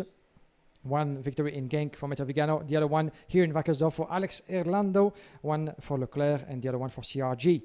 Adrien Renaudin and Fabian Federer will be on row 6. Watch out for the Germano-Italian driver. Fabian Federer has been, of course, one of the drivers the most used certainly to the German tracks over the past few seasons. Adrien Renaudin, certainly one force to keep an eye on as well. The young Frenchman. This is quite a good grid, isn't it, Jake Sanson? As we're going to see a battle in the KZ drivers for the first time this weekend. Certainly is. I mean, you've got so many incredible talents in this FIA Karting KZ field, and it's been an incredible winter as these guys basically hit the reset button. There have been so many different changes. You've got Noah Milel and Simo Puhaka. They're pretty much the only consistent runners, along with Marian Kremers and Riccardo Longhi, still at their teams from last season. Everything else has been all changed. So you've got Jeremy Iglesias in at CRG. Alex Irlando has defected across from Birolot as well. Adrien Renaudin and Douglas Lundberg are now the kings at Sodi. There's still that huge gap, of course. We're missing the legend that is Baz Lammers. He was unable to be at the first round of the championship. We're hoping he'll be there in time for the second at least, so that he can prepare for the World Championships later this season at Kristianstad. I'm amazed to see just how off the pace the Kart Republics were. The Pex brothers, Jorrit only 13th on the grid, 15th on the grid for these races, and Stan Pex down in 21st. Expect some overtaking moves from them as they charge forward. Victor Gustafsson learning about KZ the hard way as he steps up, of course, to the Leclerc by Lennox team in KZ. And you've got Davide Fore in there working with Emilian Denner at Intrepid. He's trying to get himself back up to pace. Mirko Tozzolini trying to hold things up for Kart Republic, and Pedro Hiltbrand in at Leclerc by Lennox. There are so many factors here, Guillaume.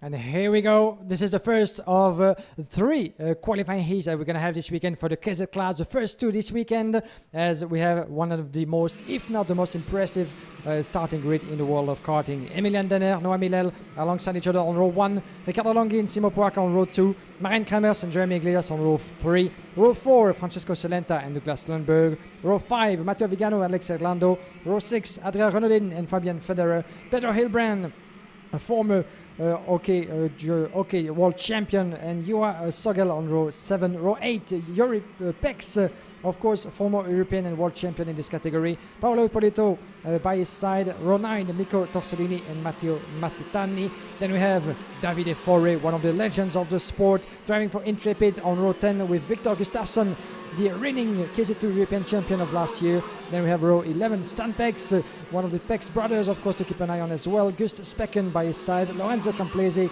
and Louis Speck on row 12, and Simon Bayer, the 99 from Germany, on row 13. One of the wild cards, of course, Simon Bayer in this very field, starting from the back end of the grid. Let's see what he can do. Of course, this will be a very tough race and very hot conditions once again. 29 degrees Celsius in the air here in Wackersdorf. Very, very intense heat conditions for all the drivers in all categories ever since the week started, and this will be so today and tomorrow as well. So no sign of rain pretty much for the entirety of the weekend. We haven't seen that happening all the time. Last year and as well as the year before, 2019, was quite eventful with rain falling as well, especially for the Academy trophies. If you were with us at the time, you might remember that some of the races back then were quite disastrous for the drivers. We had a lot of spins and drivers going off in those difficult conditions. We're having none of it this weekend. It's fully sunny, it's fully dry. And this is going to be fully exciting once again. Emilian Denner, the first one on your screen on the left side of your picture right now, with by his side Noah Milel, the Swedish driver from Tony Kart, certainly one of the strongest as well to keep an eye on this weekend. Watch out for Riccardo Longhi, Simo Puaka, Myron Kremers, the Birelard army is there at full force as well. Tony Kart is there at full force, but can Intrepid really have something to say in this class? The return of the brand, the return of Emilian Denner on pole position, standing start in just a few moments. Once the red light go off, we'll be good to go for 13 laps, the first of 3 races in KZ. Are we good to go? In just a few moments, once the light go out, we're good to go to racing. Yes, we are. Here we go. Fantastic start from Emilian Denner, and a bit of drivers going off over there. I think it was one of the Sotica drivers who just went wide, but a fantastic start and get away already from Emilian Denner, who had no problem at all. We know how the starting procedures can be tricky sometimes when you feel under pressure. But the experience of the drivers can be felt. Watch out for the first section of corners, but everybody seems to be in perfect conditions. No wheel touching whatsoever. Everybody out, and we're racing for the first time in KZ. Emilian Denner ahead of the lead already, as we got a good start from Riccardo Longhi. Riccardo Longhi upper positioned in second in front of Noah Milel, I think it was. Noah Milel further back, yes indeed, in third place. Then we have Douglas Lundberg, I think it was, who had a cracking start just in front of the rest of the field. Let's watch for the completion of the first lap and give you a full classification. Here they come on the start-finish straight. Watch out for the back, as we're going to have a move coming up suddenly. Emilian Denner in first, Longhi in second, Noah Milel in third. Douglas Lundberg, indeed, fantastic getaway and start. 4 positions gain for the Swedish driver, just behind his fellow countryman in third, Noah Milel. Let's watch out for what's going to happen. But Douglas Lundberg had a cracking start with the Sodica chassis. Then we have Simo Puaka in 5th in front of Myron Kremers. Matteo Vigano gaining 2 positions up in 7. Francesco Saletta down in 8. And we have Adrien Renaudin making his way up to 9 in front of Jeremy Iglesias. Not the best of start for the reigning world champion, as he dropped 4 positions, running at the top 10 at the end of the first lap. But what a start it was. And watch out for the back. We have one of the Birelard drivers going around the inside. Was it Myron Kremers attacking Simo Puaka for the back? Yes, indeed. But the battle is on between Riccardo Longhi and Noah Milel. Longhi going in second place, but Milel is having the pressure. Oh, and the big contact over there. One of the Leclerc is going out. Was it Matteo Vigano? Yes, indeed. Matteo Vigano is out of this race. What a contact that was. Oh my God, that happened so fast on the way to turn number 2, the hairpin. And there was a big contact over there, but no one got out of the track, I think, instead of Matteo Vigano. Unfortunately, the standard bearer of Leclerc by Lennox Racing, the former, of course, winner of the International Super Cup and one of the strongest drivers in this class, already losing what could be a potential good result in this heat. What a first turn of event in the KZ class, with Matteo Vigano having to retire in just the first few laps of his weekend. What a disappointment for him, certainly it must be. We'll have to see and analyze what happened over there, but he went so fast I didn't quite see with whom he went into contact, but as a result, Matteo Vigano is out of this race. In the meantime, the battle is raging. Riccardo Longhi, Noah Milel in second and third place. Stan Pex, your fastest driver on track, 47.8 at the moment for Stan Pex. Where is actually Stan Pex in 14th place, 7 places gain in the range of just 4 laps. A fantastic recovery pace for Stan Pex actually in this first race. His brother Yuri is in 16, having been passed by his brother up to 14. But Emilian Denner, no problem at all for the young Frenchman in the first few stages of this race. Already 0.8 of a second advantage on Riccardo Longhi at the moment. Here they come across, 0.8 as you can see. Longhi in second, having to defend quite heavily against Noah Milel. Douglas Lundberg in 4th place. Then we have Myron Kremers getting ahead of Simo Puaka.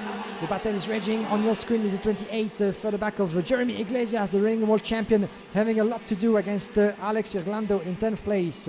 Myron Kremers, this is charging time for the Dutchman, with the fastest lap in his hands, 47.6 for the Birelard Racing driver, who wasn't particularly happy yesterday with his qualifying, as Still, he got to start within the top 5, but when you call yourself Myron Kremers, World Champion 2019, European Champion last year, of course, the only objective you can work for in qualifying is pole position and no less. But let's see what happens, because Riccardo Longhi, the new team manager of Birel Art, obviously, for the past few weeks, but also one of the strongest drivers in this class, is having a strong time at the moment, a hard time against Noah Milel. Number 31, very, very close indeed, but you can feel the experience of Noah Milel is not going for the move right now. He's just waiting for the best overtaking opportunity, clipping on the curb. Turn number 7, 8, the chicane before the braking zone of turn number 9. A very, very good opportunity for overtaking, but Noah Milel has just a few meters left to climb and to decrease before getting ahead of Riccardo Longhi. But Longhi is certainly not the easiest driver to get past, as we're getting ahead of the halfway through this qualifying heat. 6 laps completed. Lap number 7. Emilian Danner is increasing his pace and his gap. 47.5. This is the fastest lap for the Frenchman. 1.1 second at the moment. So there's no stopping Emilian Danner at the moment, who had a cracking start after the proceedings and had no trouble at all containing the rest of the field. Emilian Danner, Riccardo Longhi having a trouble containing Noah Milel. Noah Milel has never been so close outside of the chicane. Good exit from the Swedish driver of Tony Card. Can he actually try to make his move? It's not happening quite yet. The door is shut and you can see Longhi is not comfortable. He's watching over his shoulder to see where Milel is very, very close indeed. And you have a bit of a gap. And Douglas Lundberg 1 second down in 4th place, containing Myron Kremers, who might not be particularly happy about the situation because he hasn't been able to get past Douglas Lundberg, and those two have been losing ground for the past few laps on Longhi and Milel battling away. Then we have 6th place Simo Puaca, Adrien Renaudin in 7 in front of Pedro Hilbrand, making his way up into 8th place for the first time in this race. Alex Orlando is 9 and Jeremy Iglesias still in 10th place. One retirement, Matteo Vigano, as we saw earlier, and watch out because Noah Milel is more than threatening over there. He's really in the wheels of Riccardo Longhi. What a great battle that is. Noah Milel, Riccardo Longhi. The Italian, of course, has been on the podium of both the European and the World Championships for the past few seasons. A strong presence in the gearbox class for the past few years. First in KZ2, then stepping up to KZ. As for Myron Kremers, who's been there as well for a while. Quite an interesting path for both Myron Kremers and Emilian Danner, who actually both had a shot at a career in single-seater last year.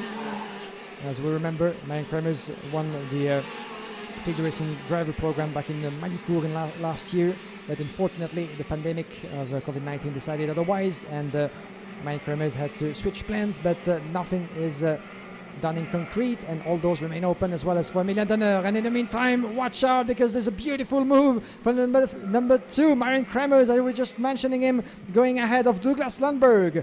That's a move we've been waiting for quite a while, but Myron Kremers has been able to make it stick just before the last corner.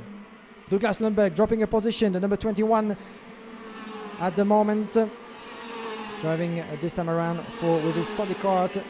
Douglas Lundberg, one of the teammates, shall we say, of Adrien Renaudin, the Sodi kart drivers, sharing the same chassis, of course, of the CPB drivers in KZ2, the strong force of the French brands here in Wackersdorf. But Myron Kremers is ahead of Douglas Lundberg. This is a battle for 4th and 5th place. Then we have Simo Puaca, the number 32, in front of Adrien Renaudin. Can the Frenchman, who's been absolutely fantastic in KZ2 for the past few seasons, make his way through as well? For the back, it was Jeremy Iglesias as well. Pedro Hilbrand in 10th place, driving for Leclerc by Lennox Racing.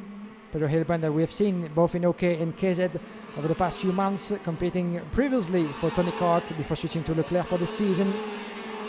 We're getting near the conclusion of this race already, and Noah Milel, Riccardo Longhi, there's a switch for 2nd place indeed. It just happened outside of our vision, but Noah Milel just made his way through in front of Riccardo Longhi at the same time as Myron Kremers got ahead of Douglas Lundberg. So one Birel driver in a stronger position than the others. Further back, the 42 of Simo Puaca is harassing Douglas Lundberg. So it seems by the look of it that Douglas Lundberg had a really strong start of a race before dropping a bit of a pace at the moment. And you can see that Simo Puaca is catching up with him.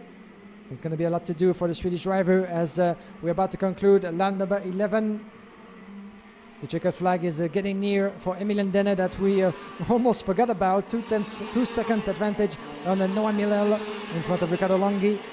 And further back, the 21. This is Douglas Lundberg. Simo Poaca still the battle raging for 5th place. Adrien Renaudin might want to try to get an advantage out of this situation. Watch out. Further back, this is Adrien Renaudin indeed. He was trying to go around the inside. You can feel the pressure. Simo Poaca is under from Renaudin himself, followed very closely by Alex Irlando. Irlando that we've seen for the past few seasons with Birelart mainly, before switching to CRG for this season. Part of the very, very strong and impressive team that CRG is being able to put together in this class of KZ and KZ2 as well. But Alex Orlando and also Jeremy Iglesias will be certainly the 2 strongest names from CRG to keep an eye on in this category this season. Final lap for the young man of your picture. This is Emilian Denner with the homemade chassis and colors of the Intrepid driver program back in contention at the highest level of karting. And what a start of the European Championship that is, for the young Frenchman. A couple of years ago, he was destining himself to a career maybe in basketball. Then he discovered karting, and then ever since it has been a fantastic story for the young driver, winner of the International KZ2 Super Cup in 2019. And one of the strongest and most surprising contenders here in the class. Checkered flag already of an impressive manner for Emilian Denner crossing the line in front of Noah Milel, 1.2 seconds, and the domination for Emilian Denner. Riccardo Longhi in 3rd place in front of Marian Kremers. The drivers from Birelart are in the place as well.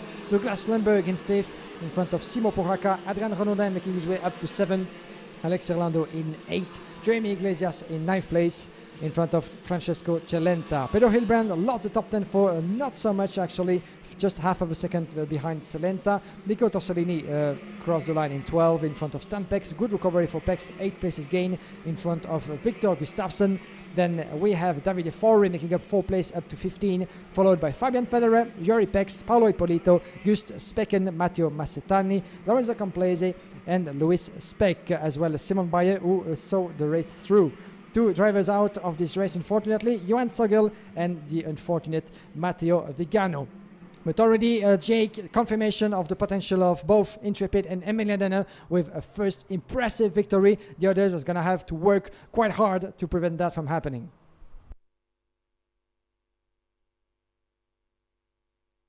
A fascinating situation for the first race of the day in KZ. Emilian Denner extending the gap ahead of Noah Milel and Riccardo Longhi. But of course, the big story from that one, Matteo Vigano being wiped out, trying to get the overtaking move there on Simo Poaca. Did Simo Poaca move in the braking zone to alleviate that maneuver? That's going to be debated for a while between Vigano and Poaca. Marian Kremers was actually very lucky to get away with not being taken out of the race in that maneuver. But it definitely halts Vigano's charge for the moment. He's going to be way down the order, trying to make up a recovery for the rest of the meeting. Very exciting stuff, but certainly Emilian Denner and the Intrepid kart fresh out of the blocks. And very quick indeed. Amazing to see just how much raw pace they have got. I did think it was going to be a little bit closer than that coming into the first race of the season, but certainly they are the combination to beat at the moment. Milel and Longhi just desperately trying to stay with them in the early stages, but obviously very tricky to keep the momentum and keep the pace over the course of several laps. It's always very difficult when you've got to try and keep that momentum flowing throughout. So fascinating stuff so far here at Wackersdorf. Now, of course, we've been able to catch up with the Academy drivers and the KZ drivers from earlier on. Let's see if we can grab a word with the driver who was starting from pole position and will be starting from pole position for the Academy Trophy drivers this particular weekend. Guillaume Alvarez should be down there with Bart Harrison. Yes, indeed. Bart Harrison is with us. Bart, a good start of the weekend for you indeed with pole position, the first race in the bag already. Can you talk us through what it was like on track? The kart felt good, but because I got in the top 3 yesterday, I had to change my engine, and we don't feel like it was quite as good as it was yesterday.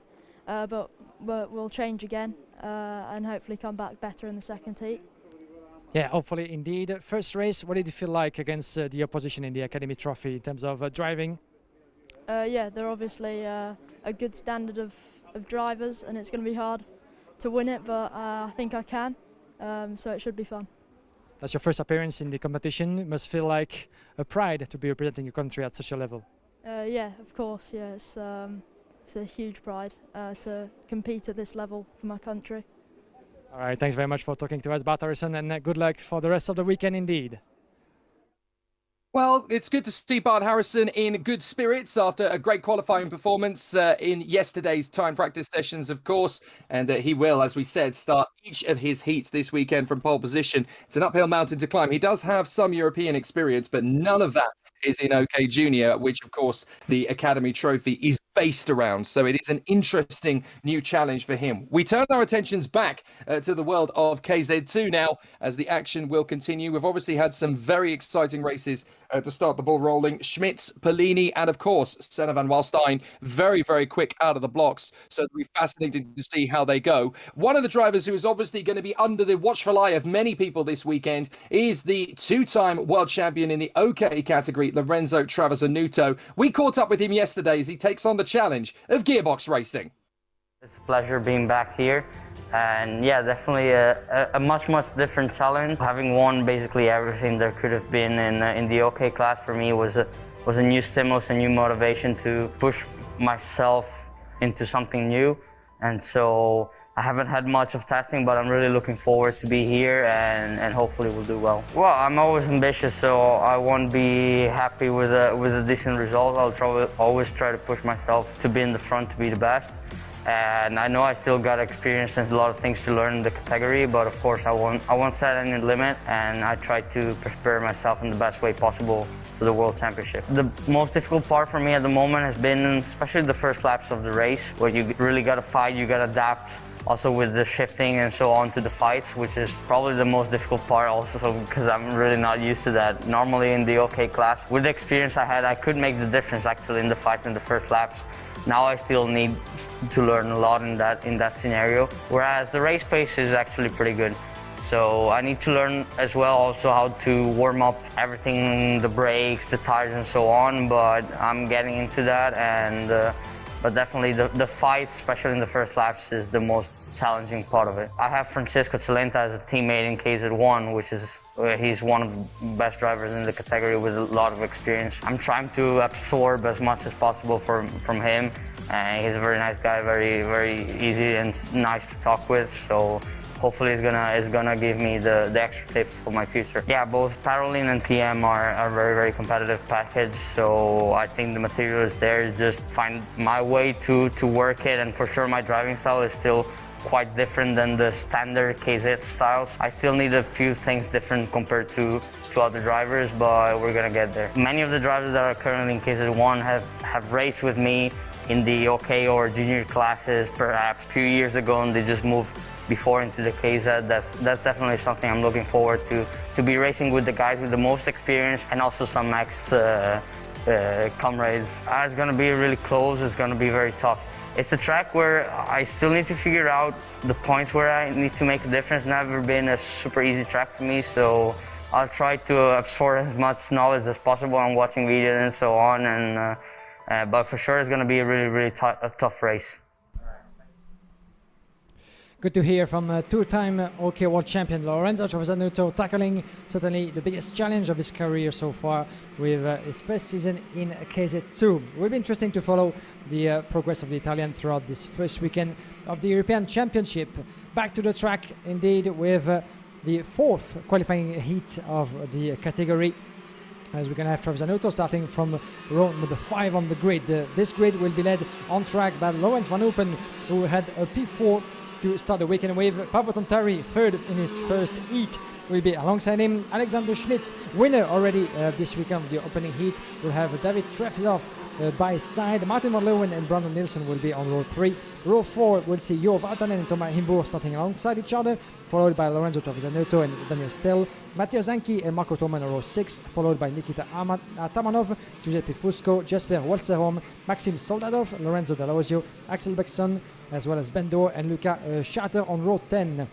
Second part of the grid will see Luigi Di Lorenzo and Kaspar Kalasma alongside each other. Row 12, Tanapongan Sumunto and Charlie Anderson, followed by Simon Prim, Yannick Julius Bernard, Gilles Stasbader, Rodrigo Ferreira, Anna Lang, Nicola Bartolini, Oliver Jamil and Tim Steingruber. 32 drivers onto the track. The qualifying heat opposing group B and C. 13 laps to go through. Once again, you know the drill. And this will be, once again, a standing start. F1 kind of start, indeed, for the gearbox classes, KZ2 and KZ, which is always a fantastic moment to witness for not only karting fans, but any motorsport passionate, because there's so much intensity, so much pressure on the heads and the helmets of those drivers that you don't want to miss that procedure for anything in the world. Otherwise, that could put you in jeopardy for the rest of the race. The drivers make their way onto the track right now, still very much under the sun and 31 degrees Celsius in the air right now at Wackersdorf.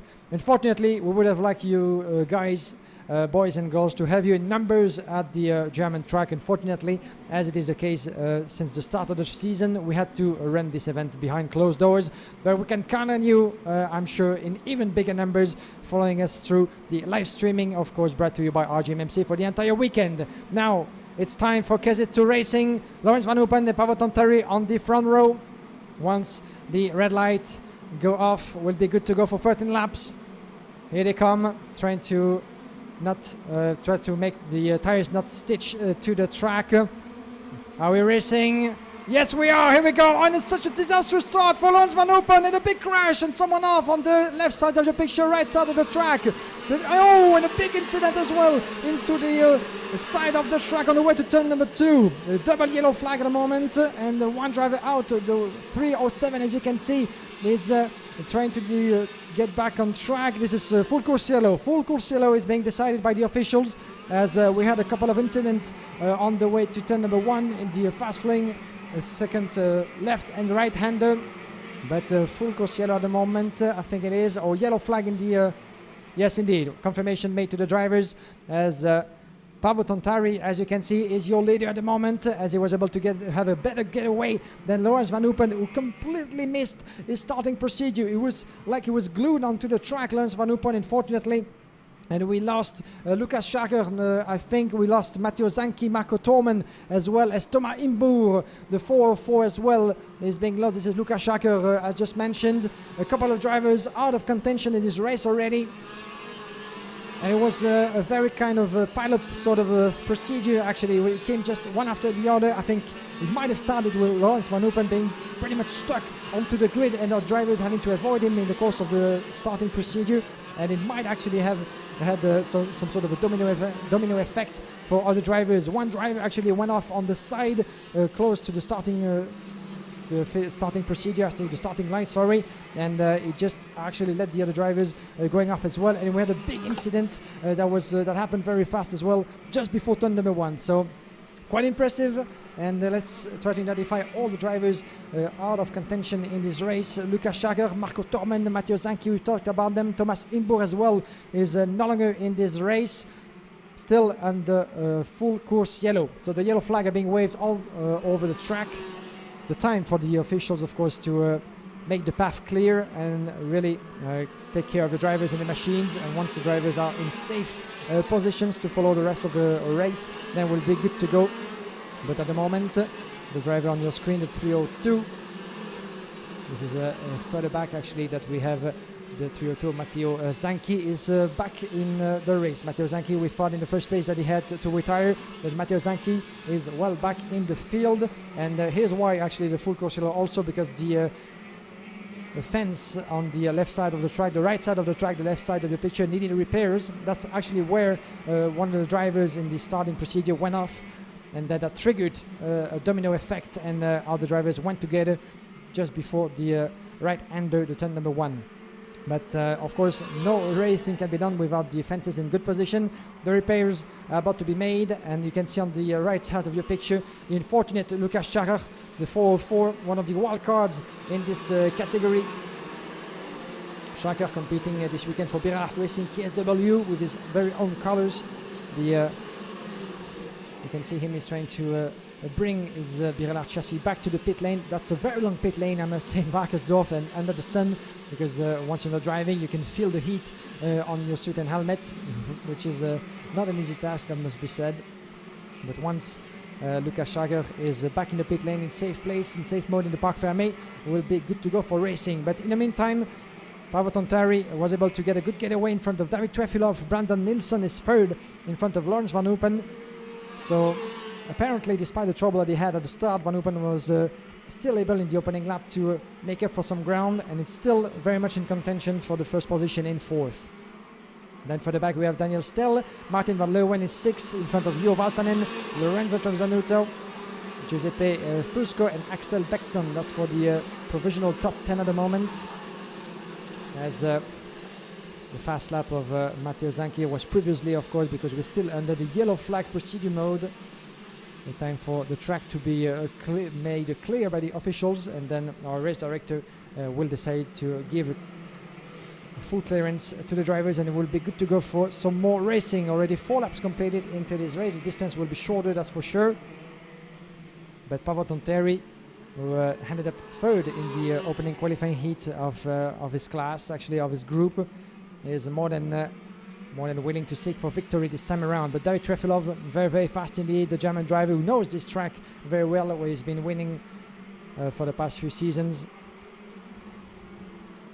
And we're still under yellow flag on the Pro Kart Raceland of Wackersdorf. No overtaking maneuvers allowed, of course, during the procedures. As you can see, the marshals on track showing the flag to the drivers, but I think that the procedure is about to come to an end in just a few moments. And then Paavo Tontari, now for him the challenge is to have a good restart, not to let himself overtaken, because the pressure will be on from Trefilov, Brandon Nilsson in third, Lawrence Van Hoopen in fourth. Watch out for the restart indeed in this qualifying heat of the KZ2 class. After this one we'll have 2 more, D against E and A against F. Then it will be time already for some lunchtime, well deserved for the competitors and the people here in Wackersdorf. And then we'll be back for more in the afternoon. Still waiting for the green flag, but to give you a quick rundown of the previous results, Alexander Schmitz won the first one. So while we're waiting for the green flag is being waved. We'll get back to racing right now, I think it is. Yes, indeed, the green flag is being shown all over the track, and I think we're going to be good to go in just a few moments. And Paavo Tontari had the restart. Well done. Green flag is on, and we're good to go. So already Paavo Tontari had a few meters by his side, so he was able to really build a bit of a gap already. Good restart from the CRG driver. Here we go. Halfway through this race, good to go for racing. Paavo Tontari, the 305 on your screen, already pulling away just a few meters in front of David Trefilov, under the pressure of Brandon Nilsson, another CRG driver, very strong in this class. Lawrence Van Hoopen in fourth. He must be not happy about himself, having missed the start, but is very much into the pace, very much into the side of Brandon Nilsson at the moment. And we're back to full racing mode right now. As you can see, Brandon Nilsson, the 349 of CRG on your picture, trying to attack David Trefilov already. Yes, he might go around the 8th side. It was a bit short for Brandon Nilsson over there. And in the procedure, actually, he might lose a bit of momentum on the exit of the corner, entering the chicane. Watch out, because Van Hoopen is very, very strong indeed, just behind the representative of Leclerc by Lennox Racing. The brand new team, of course, from last year, led by Jordan Lennox Lamb, with the support of Formula 1 driver Charles Leclerc. Oh, is there some trouble for Lawrence Van Hoopen, or did he miss a gear? Did he miss a gear on the exit of the corner number just 10? Did he miss a gear, or is in trouble? Lawrence Van Hoopen seems to be in trouble. Is it a mechanical trouble, or did he actually lose the momentum because of that missed gear? It was very strange indeed, but it's just a door what happened on the first corner, under the pressure, just behind of, let's try to see who that is, but it was very strange actually, what we saw happening on track. Kaspar Kalasma is the fastest on track at the moment, the 303 on your picture. This is happening for the back. David Trefilov, my apologies, just in front of Brandon Nilsson, the battle for second. And in the meantime, Brandon Nilsson has never been closer at the moment. And you can see, there might be some mechanical trouble, I'm afraid, for David Trefilov. He has one of his components getting loose on the radiator on the side of his kart. Hopefully this won't have too much of an impact at the moment on the, as you can see on the live screening. Let's see if he's going to have a mechanical flag or if it's not too bad of a situation for him to keep going in his race. We're getting near a checkered flag, but Trefilov is not lapping at the same pace as before under the pressure of Nilsson. The CRG driver getting very, very close indeed in turn number 4. The first hairpin on the way to the sector number 2, but is not quite able to make that stick. And you can see the cable over there, the linking the radiator to the rest of the engine, going loose on David Trefilov's machine, the Maranello kart of David Trefilov. We'll see what the official will decide about this, but no flag is being shown at the moment, so and is able to continue, so might not be any problem at all, hopefully for David Trefilov. In second, under the pressure of Brandon Nilsson. 4th place for Laurens Van Hoopen still. Van Hoopen very much back into pace, as we saw him actually, might have been a drop of gear on the outside of turn number 10 because he lost quite a bit of momentum over there. He came close to be overtaken by his rivals Daniel Stell and Martin van Leeuwen just behind. But finally he keeps himself in 4th place. Alexander Schmitz, 48.098 is the fastest on track at the moment. Schmitz is actually driving further back in 20th place as he dropped all the way down to the field. 17 places dropped. Suddenly one of the drivers involved in the tussle at the start of this race, and he dropped all the way down to 20th, but still on a very good pace. Alexander Schmitz, that's quite unfortunate for the driver who won the opening race, qualifying heat of his group, and now disaster for Alexander Schmitz indeed. Really caught up in one of the incidents after the start, so we'll try to analyze that afterwards. But as a result, in the meantime, change for 4th place with Martin van Leeuwen actually getting close. Did he pass? Yes, he got past Laurens Van Hoopen. And watch out for the battle. David Trefilov under the pressure now with Nilsson, and Laurens Van Hoopen getting ahead as well. Beautifully made for Laurens Van Hoopen actually, who got himself in front of Brandon Nilsson. So 3rd place for Laurens Van Hoopen. Fastest lap in this race for the Dutchman as confirmation on a very strong pace. Trefilov is next in 2nd. In the meantime, no problem at all for Paavo Tonteri, pulling away from the rest of the field. 1.3 seconds at the moment for the Finnish driver, my apologies, from CRG. There you can see him crossing the start-finish straight in front of us. Trefilov watching over his shoulder, under the pressure rising from Van Hoopen. Laurens Van Hoopen, who finished 3rd in his opening heat. He needs a good results once again to keep the momentum going, because he came actually very close to drop a pile of positions after a very, very bad start. Oh, beautiful, fantastic run the outside for Laurens Van Hoopen. Can he make it stick? Not quite happening yet, but watch out for Brandon Nilsson. He might try to get the position back from Laurens Van Hoopen. What a maneuver that was from Laurens Van Hoopen, actually, who tried to go around the outside of turn number 6 in the 2nd corner. Wow, that was that we haven't seen yet quite a lot in this weekend. But please give us more, because that was a very, very good attempt, but the exit was just too difficult for him. In the meantime, a win for Paavo Tonteri in front of David Trefilov. 1.5 seconds for the CRG driver. No trouble in the world for Paavo Tonteri. Winner all the way in this race. 3rd place and the 1st for Paavo Tonteri in front of David Trefilov. Laurens Van Hoopen in 3rd. Brandon Nilsson in 4th in front of Martin van Leeuwen. Daniel Stell, Juho Valtanen in 7th. 8th place for Giuseppe Fusco in front of Lorenzo Trovzanuto in the top 10.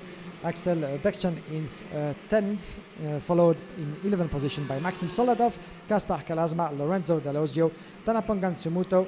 We have Yannick Jules Bernard recovering 11 places up to 15 in front of Ben Dohr, Rodrigo Ferreira, with GL Starsbader following in 18th. 19th place for Alexander Schmitz, who actually had nothing much to do in this race after the trouble in the opening stages.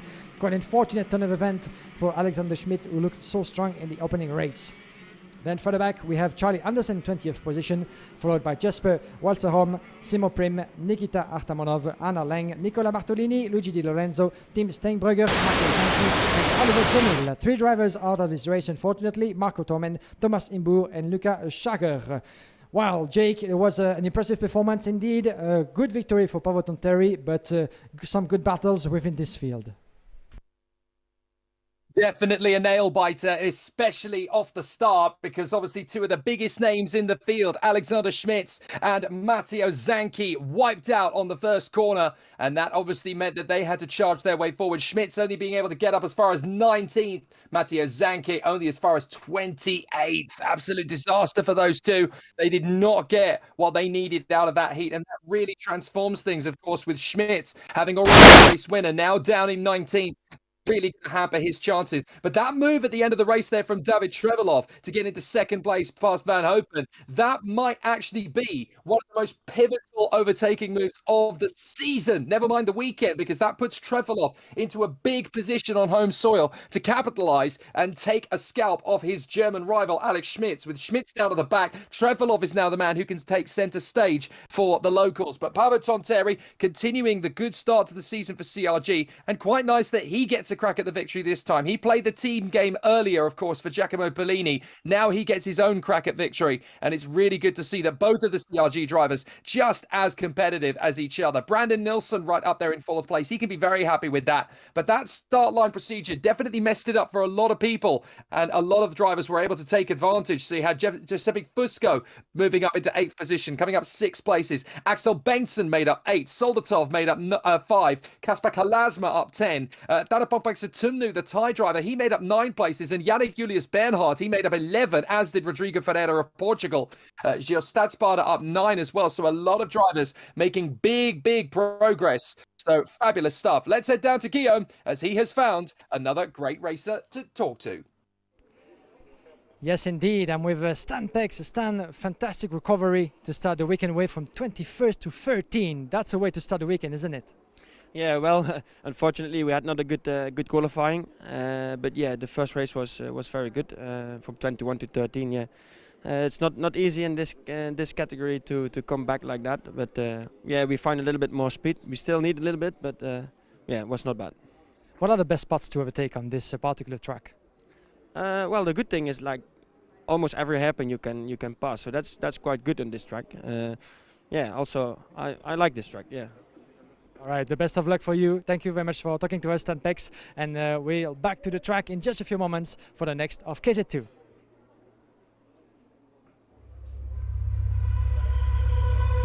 What does it take to be a Formula One driver?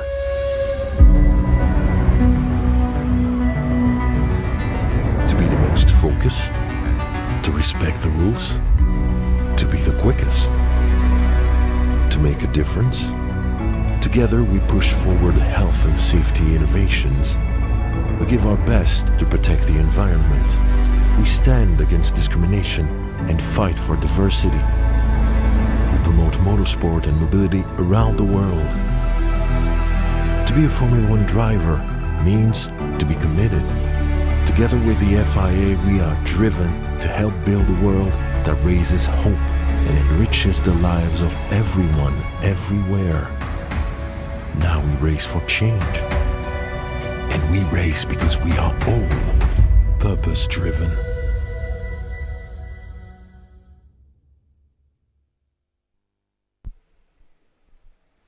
Back on the track for the next qualifying heat of the KZ2 class. Good to talk to Stan Pex, indeed, who started his weekend on a good note, certainly. Going from 21st to 13, quite impressive recovery indeed, after what has been a difficult qualifying series, as he was explaining us just moments before. Now, we're going to have the Group D against the Group E in the next race, with one of the drivers actually was more than willing to win one heat already. Jorge Pescador starting from the pole position, 374 on the left side of your picture. Giuseppe Palomba by his side. Then we're going to have Daniel Vezile and Caio Signelis on row number 2, Jamie Day and Fabio Rosati row number 3, Marcus Kayak and Danilo Albanese row number 4, followed by Valentino Frisch, Christian Abulin, David Lewinsky, Robert Kinderwater, Jakob Bergemeister and Maximilian Paul on row number 7. Row number 8, we'll see Samuel Ley and Alessio Piccini on row 8 indeed. Row number 9, Paul Riberer and Andre Walter. Row number 10, Giorgio Carrera and Jesper Sjöberg.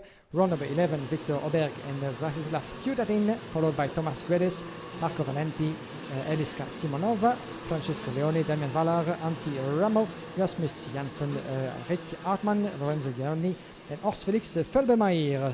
32 names on the grid, full indeed once again, as in KZ2. We had a couple of strong results, victory already for Alexander Schmitz, who was so unfortunate in the race before, caught up in the incidents at the start of the race, and then he only finished down in past the 15th place, 19 I think it was, but one victory for himself. Second place for Jorge Pescador in the opening heat.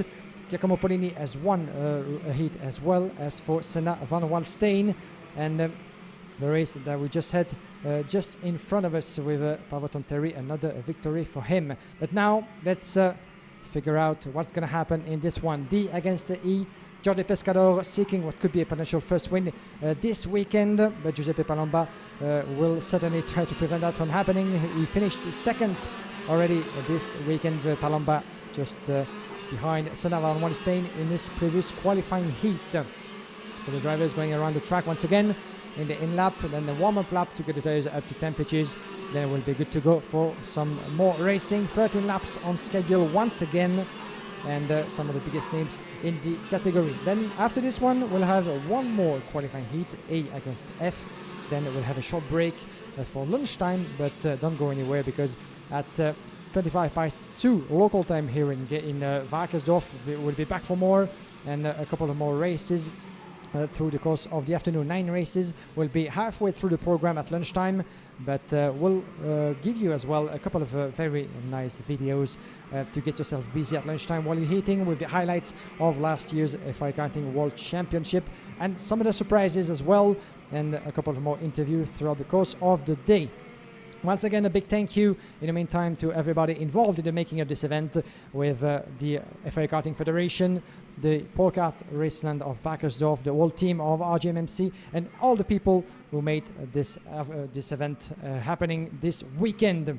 The sun is with us, the temperatures as well. I'm not gonna lie, I'm having quite a bit of hot temperatures in my speaking booth at the moment.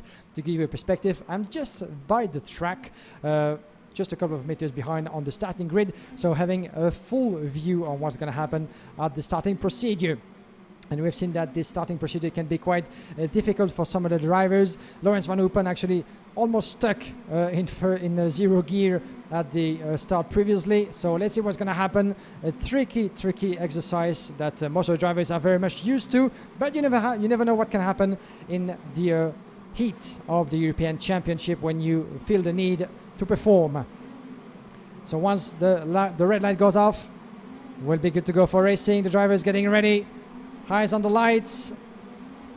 They go on. Once they go off, we are racing once again. Jorge Pescador, not the best start. Giuseppe Palomba ahead in first place, but Pescador closed the door to Daniel Vasile. Kayus Ignelis in fourth as well. Can he make it through to the hairpin? Watch out for the first braking zone. Oh, and it's a bit of a tussle over there. One of the drivers from Leclerc Racing, wasn't it? I think it was, who just went ahead against another driver, but nothing to worry about. Everybody's still on track. A bit of a heat moment over there, but strong start once again from Giuseppe Palomba, who really was faster than the pulsator Jorge Pescador on the outside of the front row, and he was able really to put himself ahead before the first right-hander. And here we go. Confirmation ahead as we're having some battles over there. Signelli is still doing a good job with his start so far. Still in fourth place, I think, the young driver. Former winner of the Academy Trophy, of course. At 374, Palomba, Pescador, further back, Pescador under the pressure of Fabio. Oh, and there's some contact over there, unfortunately. Oh, one of the drivers into the wall. Is it Fabrizio Rosati, unfortunately, from Car Republic, who just went out into the outside of the track, and there was a contact with Jorge Pescador. The 374, indeed, confirmation. What a disaster that is for Fabrizio Rosati, who actually went off the track, and you can see the disaster as well for Jorge Pescador, who's got his nose up his helmet. That's something I've never seen before in karting. What an image that is. But quite unfortunately, Jorge Pescador can no longer compete in this position, or can he actually put it back in place? But I don't know what the marshals will say about this. But in the meantime, this is a yellow flag, and you can see now another driver involved, the 353, unfortunately, was pushed out of the way. This is one of the Modena Kart, the Danilo Racing drivers with the DR Kart chassis.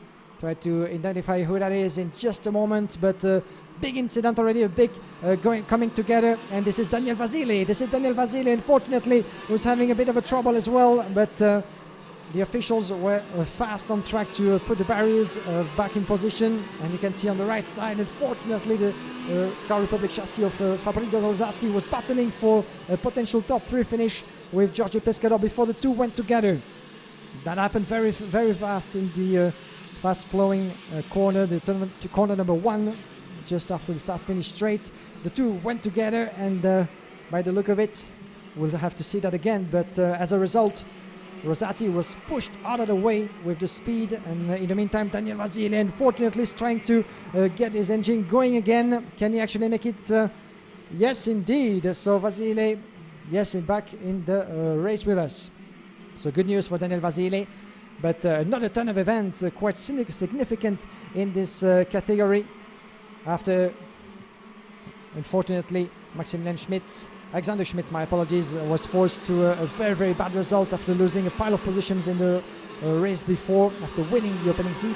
Now we have another big name that we expect at the front, Giorgio Pescador and Daniel Vasile as well, dropping positions all the way down. We lost already 2 favorites, Vasile, Pescador and Fabrizio Rosati, of course, to include in the mix. So 3 big names at the end, but what a first ton of event it was, Jake, and quite an unfortunate situation for the CRG driver.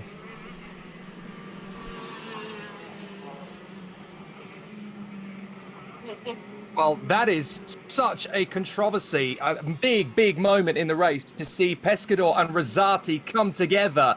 And obviously that's another big name to fall by the wayside. You've got Pescador, who is fighting for the victory, don't forget, the same as Alexander Schmitz. So with those two in big hardship, Schmitz and Pescador are definitely going to lose ground. We didn't actually see what happened to Daniel Vasile as well. Now, I wonder if the yellow flag was called and it took the Romanian by surprise, because he was in 4th place before that actually occurred and then spun it down to the back of the field. So I'm trying to wonder, maybe Vasile was in dire straits and he had problems as a result of basically getting caught out by the yellow flag situation. A big problem there. But Pescador and Rosati out of the race essentially now, of course. Rosati going straight into the barriers and Pescador with too much damage to continue. Daniel Vasile down in last place. So that's some big names in this one to tumble down the order. So it's going to be a very tough challenge for the competitors now. So Palomba back out in front.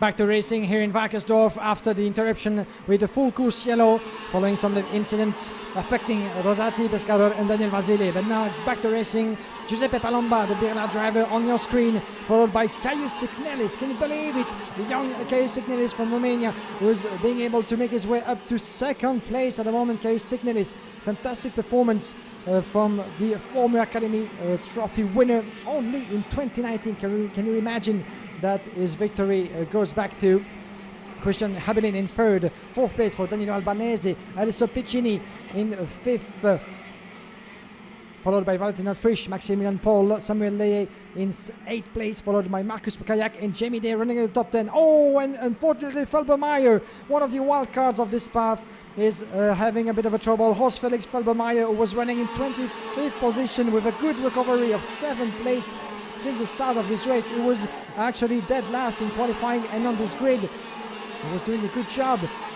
recovering up to 7 positions into this race, but unfortunately we didn't see what happened to him, but it looked to me like a mechanical trouble, unfortunately, for the wild card in this category. This Birla chassis actually no longer wanted to function correctly and he had to step down on the grass. Quite unfortunate for Horst Felix Felbermeyer, the driver from Austria. In the meantime, Giuseppe Palomba trying to keep himself away from Caius Signelis. Half of a second at the moment between Palomba and Signelis. Christian Habelin is chasing the youngster just in front of him. Let's see what the 306 from the TB Card Racing team can do in 3rd place. Watch out, Caius Signelis in 2nd, Habelin in 3rd, making their way onto the turn number 1, the hairpin.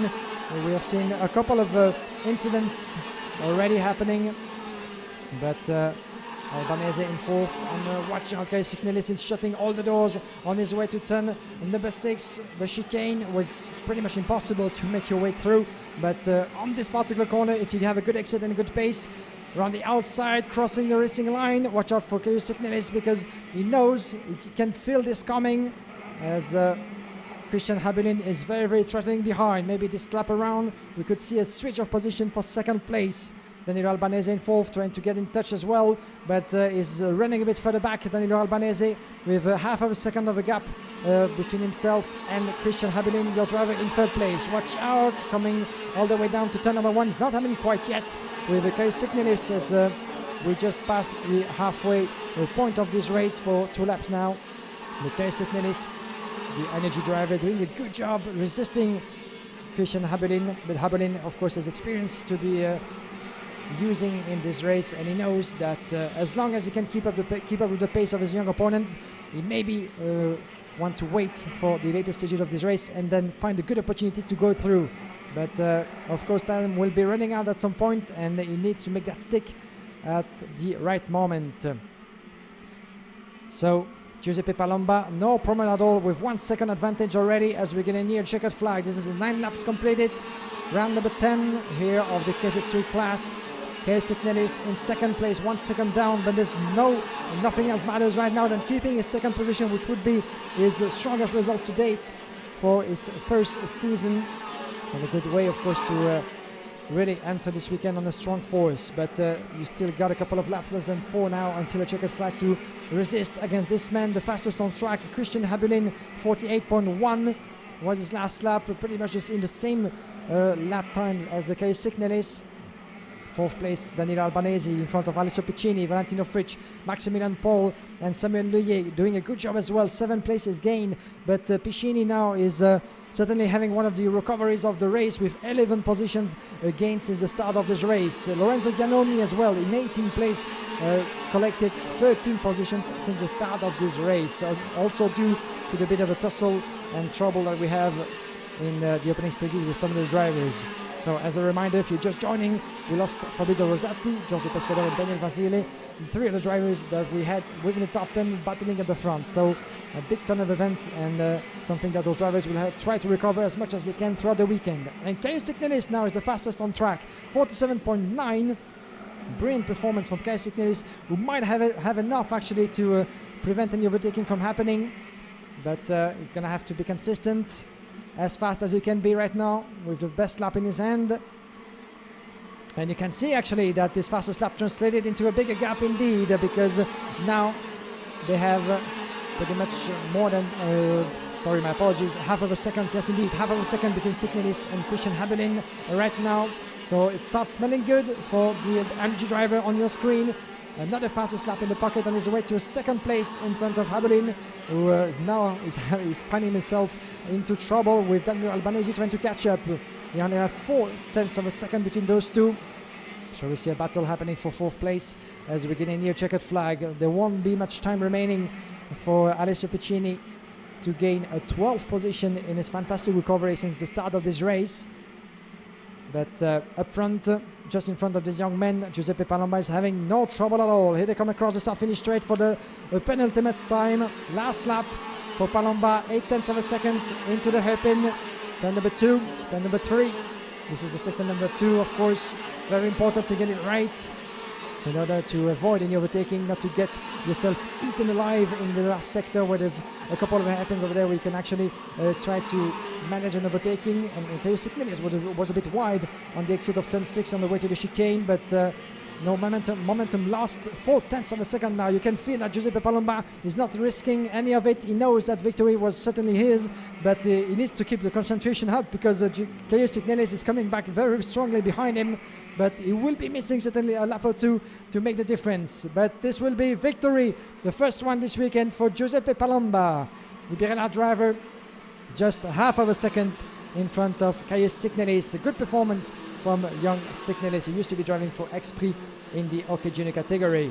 Christian Habelin in third in front of Danilo Albanese. Alessio Piccini is fifth in front of Valentino Fritsch. From Samuel Leuillet, Maximilian Paul, Marcus Kayak, Jamie Day, David Lewinsky, Robert Kindervater, Paul Ribberer, Giorgio Carrera, Andy Walter, Jasper Soberg.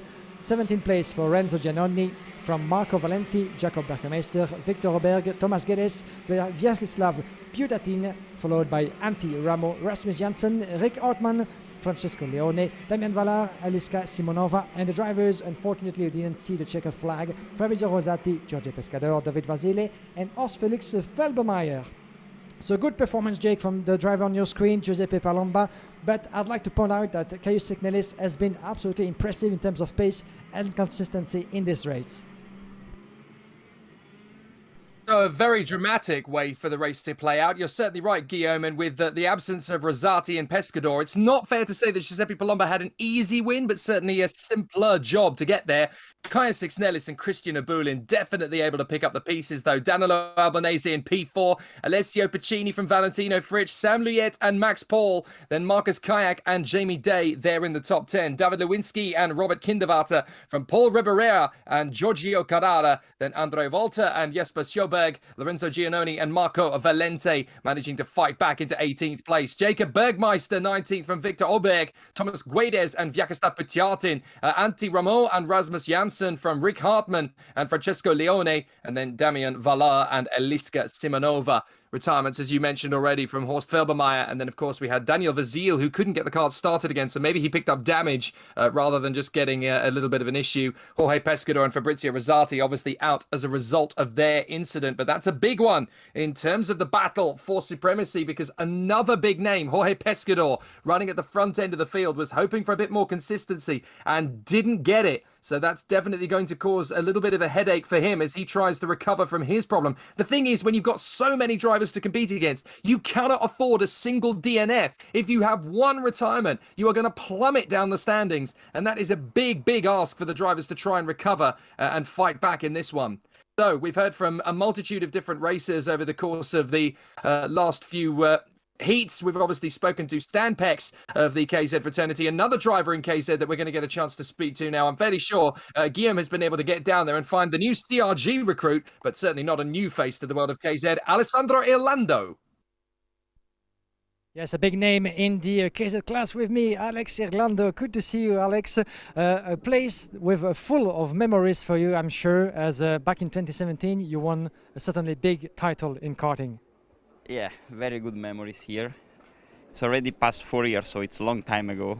But yeah, still remember all the race until the last, especially the last corner. So yeah, happy to be back here. Yeah, you have to be back here. 2017, the International Super Cup of KZ2, of course. Now you're stepping up to KZ with new colors. Can you talk us through the start of your weekend and the first heat that you had? Yeah, we didn't find the right lap in quali. We had P10, but yeah, during the first heat I was able to recover until P7, so a bit better. Also the feeling it's better than quali. You know, we are still trying to find the right setup with all team, because with this tire and the hot temperature it's quite difficult to find the right balance. But yeah, I'm quite confident that we can do a very good job, and yeah, see you tomorrow in the final. Absolutely. See you tomorrow in the final. We'll keep a close watch on that. Thank you very much for talking to us, Alex. And back to racing for the last of KZ2 before lunchtime. The turnaround from CRG in the winter has been exceptional. Great to hear from Alex Irlando as he gets ready for race action. The driver's about to head out onto the circuit, ready for the next heat. It's going to be a very quick turnaround. Senna van Waalstein will go from pole position. Leonardo Marsiglia on the front row of the starting grid with him, of course. Jean Nomblo and Giacomo Bellini on that second row of the grid. A lot of drivers here who'll want to make a big impression as we head for our lunch break. A lot of drivers just outside that top six that want to move progress forward. James Wharton, who we heard from earlier, he's up there in the mix. Joey van Spunteren trying to make ground. Andrea Dale is in the mix there as well. Watch from Chris Harnan as well, just outside the top 10. He made massive progress in the earlier heat to get up to 4th position, so he's definitely going to be one to watch. And even the likes of Adrian Janicki and Natalia Balbo have shown good speed. Here's the grid: Senna van Waalstein and Leonardo Marsiglia, from Jean Nomblo and Giacomo Bellini, Arto Carbonell and Jean Lier, James Wharton and Hubert Petit, then Joey van Spunteren and Andrea Dale, Tim Troger and Chris Harnan from Alessio Baldi and Mati Kukovski, Adrian Janicki and Natalia Balbo from Lucas Rybak and Ronnie Tabakovic, then Moritz Ebner and Josef Knopp, Jakub Wojcik and Kasper Nadalski, Luca Volta and Jan Raquet from Rowan Grinwiz and Roman Sharapov, Yannick Himmels, Karol Selman, Karl Lukashevsky, Nela Michankova and Karsten Schmauser. 2 formation laps of the circuit, of course, which gives the drivers a chance to dial in the brake and tyre temperatures and get them up to scratch. This is another critical heat, though, Guillaume, this time. Senna van Waalstein from pole position. He wants to keep the momentum momentum up, especially with the likes of Schmitz and obviously Pescador taking big hits in their heats. Back on track as we're going to have the last qualifying heat of KZ2 of the morning before a couple of more, 6 more to go this afternoon. Good to talk to Alex and Lando earlier. Thank you, Jake. Senna Van Wallenstein indeed starting from pole position, and what a pole position that was that he put together yesterday, 0.2 of a second faster, as we said, from his closest rivals. Now he's going to have Leonardo Masseglia and Jean Nomblot just behind him, as well as Giacomo Polini, Arthur Carbonell, Jean Leyer on row 3, row 4 James Wharton and Hubert Petit, row 5 Joey van Splutteren and Andrea Darley, Tim Troger and Chris Hahn in row 6, row 7 Alessio Baldi and Matej Krasowski.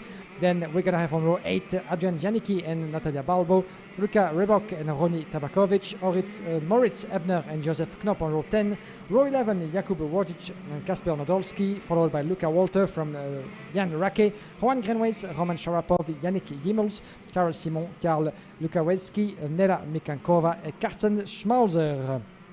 32 drivers on track once again, 13 laps to go through the last one of the morning. And then those drivers will benefit from a well-deserved lunch break as much as everybody here. 32 degrees Celsius in the air here in Wackersdorf. So I must say it's been a while since I was commentating in such hot conditions. Of course, there's something we're used to in karting as commentators, but of course, it's always better than having rain, especially for the drivers, I'm sure, when they can extract the best of the machinery and themselves. But those heaty conditions are certainly not the easiest to cope with for the competitors. Now, here they come. There's going to be a start coming up in just a few moments. Once the red light go off, we'll be good to go for racing. 13 laps. The heat is on. The engine are screaming. Are we racing? Yes, we are. Here we go. And Senna Van Wallenstein, incredible getaway once again from the Dutchman, ahead of the pack in front of Masseglia, Jean Nomblot, and Giacomo Polini in the mix as well. On the way to turn number 1, the heavy braking zone of the hairpin. Nothing of a trouble for the drivers at first look, and I've spoken just too soon. I've further back the 370 of Leclerc by Lennox, unfortunately the 414. This is one of the wild cards, I'm afraid. Luca Walter went together with the 370, trying to identify who that is further back in the field. We'll get back to that in just a minute, but unfortunate turn of event involving 2 drivers. It was Roman Sharapov, the Russian driver from Leclerc, who got together with Luca Walter, the 414 in this class, one of the wild cards. So it happened, as you can see, further back in this field. Quite unfortunate for Luca Walter with his Alpha Karting chassis, competing as a Predator and coming together with one of the Leclerc drivers. So 2 drivers missing already after less than 1 lap completed, and Senna Van Wallenstein pulling away already of 0.3 of a second. On your screen further back is Jean Nomblot as well as Hubert Petit and Jean Leyer. A lot of CPP racing drivers, of course. The Sodicart factory at full force in the KZ2 class with CPB. Well, the brand is officially represented in KZ, including by Adrien Renaudin, that we saw competing earlier on this track. Senna Van Wallenstein, so one of the standard bearers of the French team of CPB, ahead 3/10 in front of Masseglia. Giacomo Polini from CRG in third. Harassing already is a fellow countryman from Italy. Then we have Jean Leyer, the Swiss driver, in front of Nomblot, Hubert Petit, Andrea Darley, another Italian in 7th place, in front of Tim Troger, Arthur Carbonell and Joey van Splutteren. A lot of Frenchmen. Actually, we have 3 Frenchmen and 3 Italian drivers in the top 10, so quite clear the preference of category for those drivers. And watch out the battle, fantastic battle here with watch out for Giacomo Polini. He's going to try to go around the inside of Leonardo Masseglia. Masseglia trying to defend everything that he has. He's throwing it into the bin to try to keep his position. Masseglia, Polini, the battle for second place. There he goes through Polini, beautifully made from the tweet rail of CRG, but watch out, he went a bit wide on the outside of turn number 9. But Masseglia wasn't able to fight back in the next hairpin. Watching over his shoulder to see where the rest is. Jean Leyer is not far behind in 4th place. But we're only getting started in this 13-lap race. 3 laps down. And the switch for second place with Giacomo Polini on a charge right now. He has already a win in the bag, the CRG driver. And he sees that maybe a second one is up for grab. 7/10 of a second. Senna Van Wallenstein has been able to pull up just a little bit. That might be quite enough for him to keep himself ahead of this driver on your screen. Polini is really on a hammer mode at the moment. 7/10, quite a consequent gap at the moment. 48.5, that's the last lap from Senna van Wallenstein. 48.6 is from Giacomo Polini. So still a very tiny difference at the advantage of the Dutch leader at the moment. But the race is still long. And Van Wallenstein need to be consistent to avoid any return from the charging field. And beautifully made from one of the CRGs over there in the turn number 10. It was happening further back in the field. Here they come across once again. Another lap completed. Lap number 5 here in Wackersdorf. Van Wallenstein still 7/10 of a second. No problem at all for the CPB driver, putting up the fastest lap in this race. 48.2.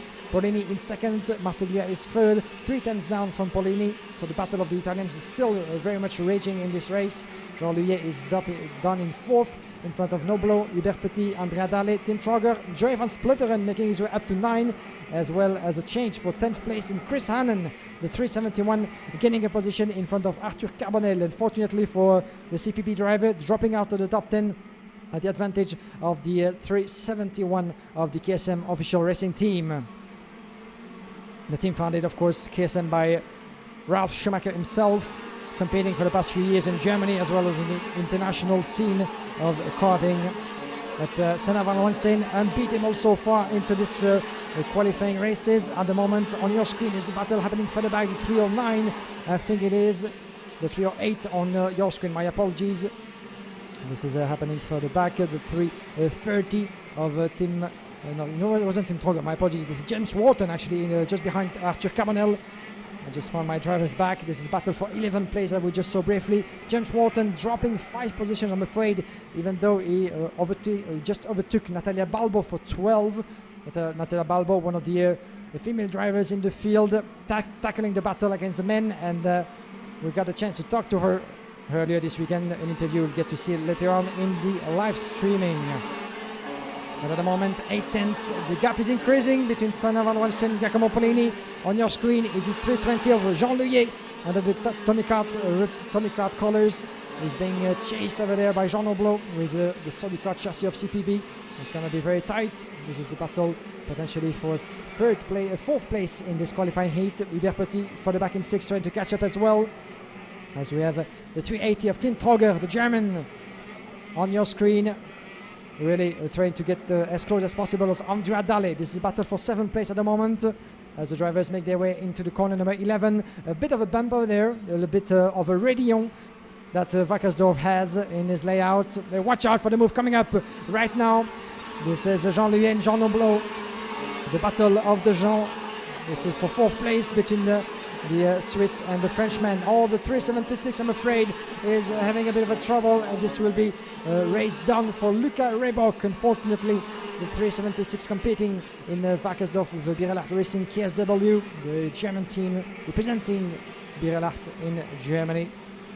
Back in the lead, and Senna van Wallenstein keeps on aligning the qualifying laps at the moment. No trouble at all, and watch out for the battle for the back, the 309 Hubert Petit that just got overtaken by Andrea Dalle, the Italian, got ahead of the Frenchman. This is for 6th place, Dalle in 6, Hubert Petit in 7, and you can see actually Andrea Dalle signaling to the Frenchman, all right, let's stop the battle for now, let's keep going, let's keep the pace, be consistent, and try to decrease the gap ahead with the leaders, because otherwise we'll never make it any positions further in the ranking. But it's always easier said than done, obviously, as you want to keep battling for positions, because you know that time is running out. This is lap number 9 about to be completed, as Giacomo Polini, fastest on track, 47.8 at the moment. In 2nd place, the Italian driver, winner of 1 heat already. Senna van Wallenstein, 1 win as well for him. So 1-1 for the 2 leaders, but can Senna actually make it 2 after setting a fantastic pole position in yesterday's qualifying? We still need a couple of laps to have that question answered. Here they come, the 314 of Senna van Wallenstein, 7/10 of a second. Giacomo Polini, 47.9 as well for Senna van Wallenstein. So those two are very much on the same pace. Quite hard to make a prediction in that case, but if Senna van Wallenstein keeps of being consistent, then victory will be his. And further back we have a move. This is Jean Louillet dropping a position to Jean Noblo. the CPB racing driver, getting ahead of his fellow countryman. Sorry, I was going to say fellow countryman, but it's from Switzerland, Jean Louillet. Close by France, of course, but not the same. Battle for fourth, and Nomblot is ahead of Louillet. Andrea Darley further back as well in front of Hubert Petit, and beautifully made from the 407 further back. This is Ronit Tabakovic who got ahead of Alessio Baldi, wasn't it, for 14th place. This happened in the hairpins. This was a battle for 15 for 14th place at the advantage of Ronit Tabakovic, the young German, as we had confirmation on your screen. We have a lot of wildcards, as we said, up to 18 drivers that we won't get to see competing in the rest of the season, but decided to come to Wackersdorf to really fight themselves against the top karting drivers on the international level. So it's good to see that those strong drivers, most of them from Germany, actually can pick up the challenge. And so far, so good. Ronit Tabakovic making up 5 positions within the midfield. Leonardo Marseglia in 3rd place, trying to attack Giacomo Polini, but the time is running out for any of the 2 Italians. Senna van Wellstein still is almost 7/10 of a second. You can see the drivers pretty much in the same picture. Polini with the CRJ colors in 2nd place, stuck between van Wellstein and Marseglia. Watch out for Marseglia because he's coming in fast. 47.8, just 1/10 of a second faster than Polini on the last lap. That could make a difference if it goes. If you keep on going that way. But the fastest on track, Jean Nomblot, confirmation, 47.8 at the moment. This will be certainly a bit too short of time, I'm afraid, for Giacomo Polini, who will still go on securing a very strong result in 2nd place. Van Wallstein is still very much up for grab, 6/10 of a second though. And we know how difficult that can be to keep the pace up and to make your overtaking happen in KZ as well as in KZ2. Those gearbox classes are very, very much the pinnacle of karting in terms of driving skills, concentration, and what is required to be competitive, especially on a track like Wackersdorf that offers pretty much everything that you can expect with fast-moving corners, hairpins, chicane, and even though a bit of a radion on the last before the last corner. Last lap, Marseglia the fastest, but this won't be enough, I'm afraid, to get close to Giacomo Polini as well as to this young man on your screen, Senna van Wellstein. You can hear his reaction from pole position on Facebook as well, of course, as well as throughout the weekend. If he keeps on going, we might hear more from Senna van Wallstein, one of the standard bearers of CPB Sport, of course, the team of Paul Bizalion in France, on his way to a 2nd qualifying heat victory. One last kick at the throttle, and this will be another victory for Senna van Wallstein. Giacomo Polini in 2nd, 3rd place for Leonardo Marseglia, Jean Nomblot in 4th, Jean Louillet crossing the line in 5th, Andrea Dalle is 6th in front of Hubert Petit, Tim Troger, Chris Hannan, James Wharton running up the top 10. Following up is the Dutchman Joey van Splutteren in front of Arthur Carbonell, Ronnie Tabakovic, Natalia Balbo in 14th in front of Alessio Baldi, Matej Kikowski, Anion Janicki, Kasper Nadolski, Eric Moritz Ebner in 19th and 20th place for Joseph Knopp. Following up in the classification, we have in 21st place, Jan Rake, Juan Grenways, Karel Simon, Jakub Jovic, Karl Lukareski, Yannick Himmels, Nela Mikankova, as well as Karten Schmauser, the last driver who crossed the checkered flag. 3 drivers missing, Roman Sharapov, Luca Walter, and Luca Reybok, unfortunately for those 3. So this will be the last one, the last race of this morning. So Jake, I'll give it to you for the last word before we go for lunchtime. What did you make of this morning and this last race? Because Senna van Wellstein is stronger than ever in Wackersdorf. Certainly been very exciting so far, and a great performance for Senna van Wallstein. He really has been on top form over the course of the morning. 2 wins out of 2. Giacomo Polini in front of Leonardo Marseglia. Jean Nomblot, Jean Louillet and Andrea Dalle giving good chase. Hubert Petit and Tim Troger working hard to get into the top 10 there, along with Chris Harnan and James Wharton. Lots of good talent in the mix here at Wackersdorf, and good racecraft from them all. But the big question is, can Senna van Wallstein be beaten? The way things are currently going, he's in a very decent frame of mind, and the CPB Sport Sodi kart definitely looking like a good combination at the moment in the hands of Senna van Waalstein. He had his moments last year where things got awry, but he has been able to get himself into a very confident position, and now he's looking very dictatorial, very authoritarian out there on the course, which is a great confidence booster to the young Dutchman. This could well be the year that he makes it to the top step of the podium in the 2021 European Championship. Hope you are enjoying the coverage wherever you are watching around the world. There is a very exciting afternoon of more race drama and action to come. The KZ2s will kick us off once again an hour from now, so we will return to the coverage at 14:20 local time here in Germany. And it's going to be very exciting to see how things continue to prepare. While you're on your lunch break, and of course, while we're on ours, we're going to remind you how the 2020 FIA Karting season played out in the World Championships at Lonato at the end of last year, with the action coming to a crescendo for the Academy Trophy, the KZ2 and the KZ categories. And then, of course, at 14:20 local time, we will return to the action to see how the 2021 season opener continues to play out.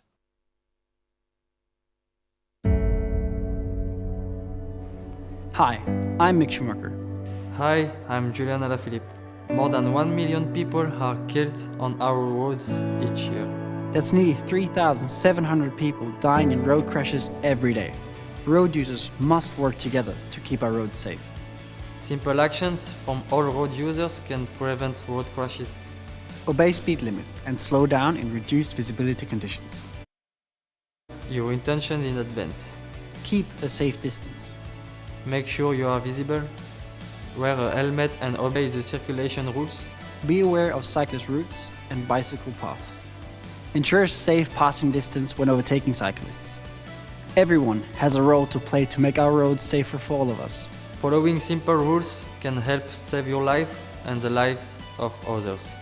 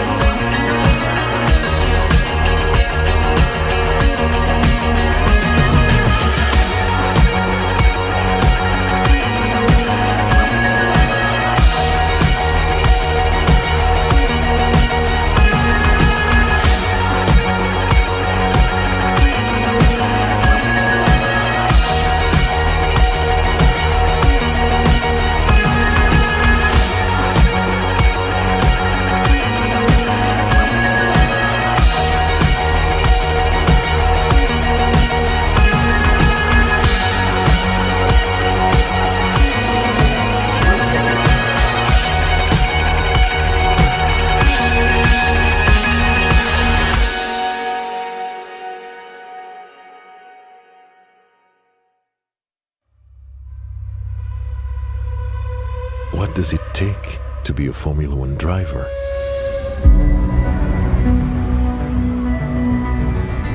To be the most focused, to respect the rules, to be the quickest, to make a difference. Together we push forward health and safety innovations.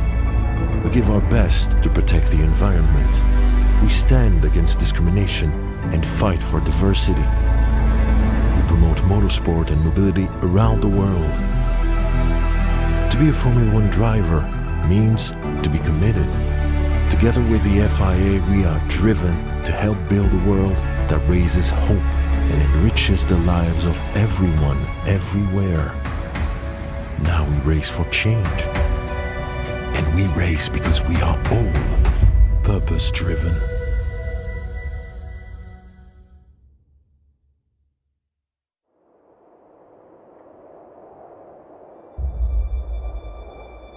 Our world is changing.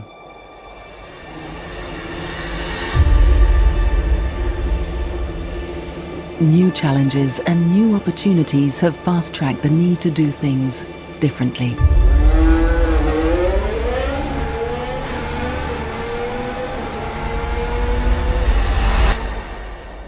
Motorsport and mobility have long led the way.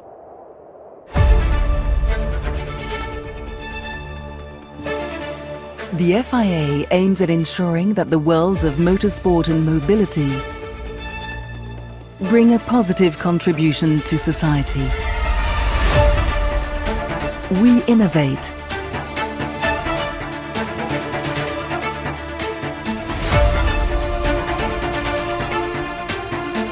We act.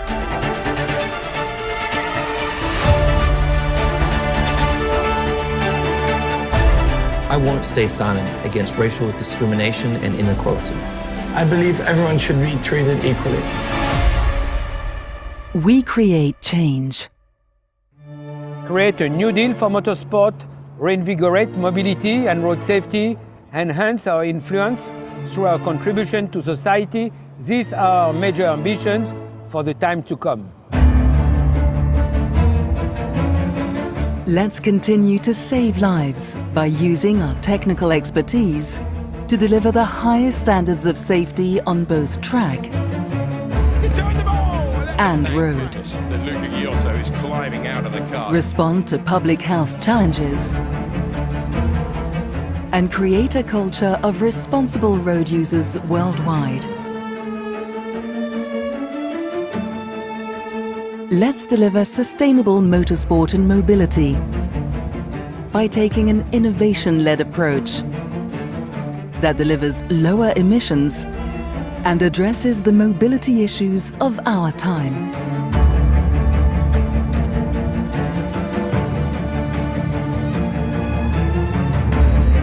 Let's create a culture of inclusion and diversity to the benefit of all, making our sport more accessible and using our global platform to fight injustice and intolerance.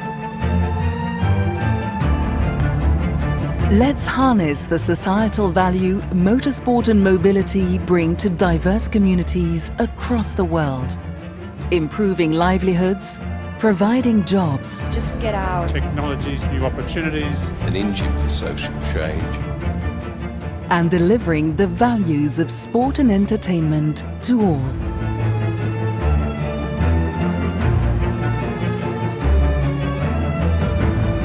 We'll come together to overcome future challenges.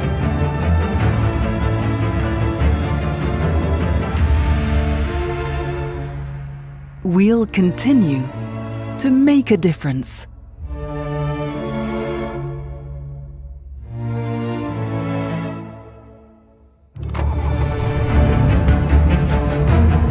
Share our commitment to a better future. We are all purpose-driven.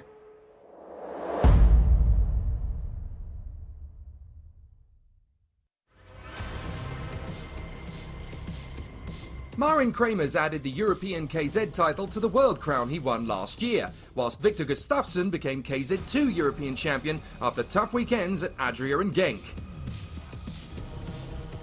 Following race meetings at Zuera and Sarno, the European champions in the OK class were crowned at Wackersdorf in Germany, as American star Yugo Ugachukwu became junior champion for 2020, and Andrea Kimi Antonelli of Italy became senior European champion and the FIA Karting Rookie of the Year.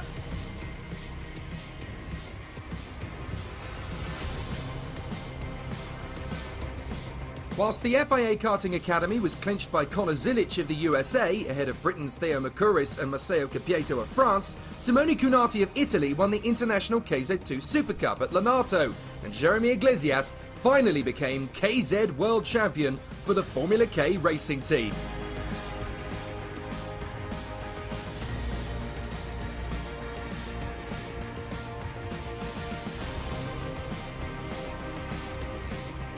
At Portimao in Portugal, two British drivers clinched the ultimate OK prizes. Freddie Slater became Junior World Champion at his first attempt, ahead of Tuukka Tarpanen of Finland and Harry Burgoyne Jr. of Scotland, whilst Tony Kart dominated the World Championship final as Callum Bradshaw won the crown, ahead of his teammates Joe Turney of Britain and Pedro Hiltbrand of Spain. No matter what 2020 threw at the motorsport community, the racing was as spectacular as always in the FIA Karting Championships.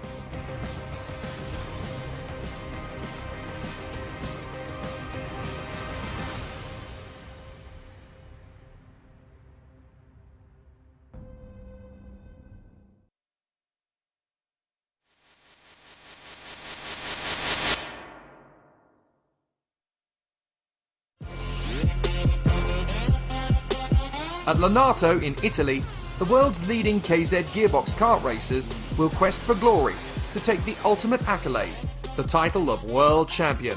Also this weekend, the KZ2 drivers will race for the International Super Cup and will officially crown the 11th winner of the Academy Trophy.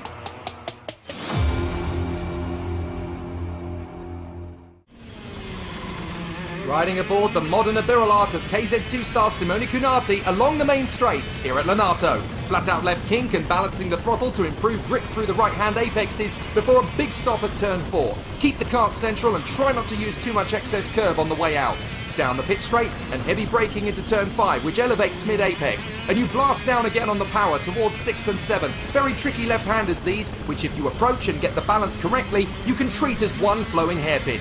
Let's finish the lap with European champion Marin Kramers. Into the chicane as he controls the kart steadily in the middle of the road as the kart snaps its way through the turns. 3 big hairpins to end the lap. The first is a natural overtaking spot, but with good rhythm and consistency, you can guide the kart into the left rather smartly before easing into the final corner. Exit well through here and you can gain momentum heading into the next lap. They call this place the Temple of Karting, and it's not hard to see why.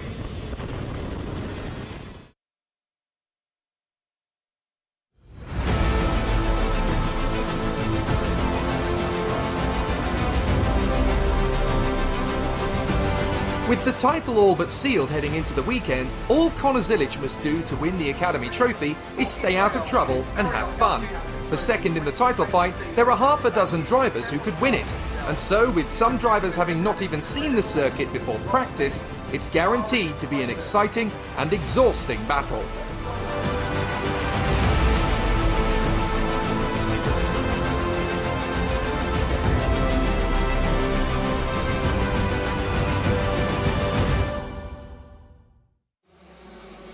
As the field stormed into turn 1, Alexander Gubenko grabbed the best start from pole position, with Matteo De Palo joining him up front. But it was bad news for Conor Zilic, as he tangled with Frenchman Matteo Capieto.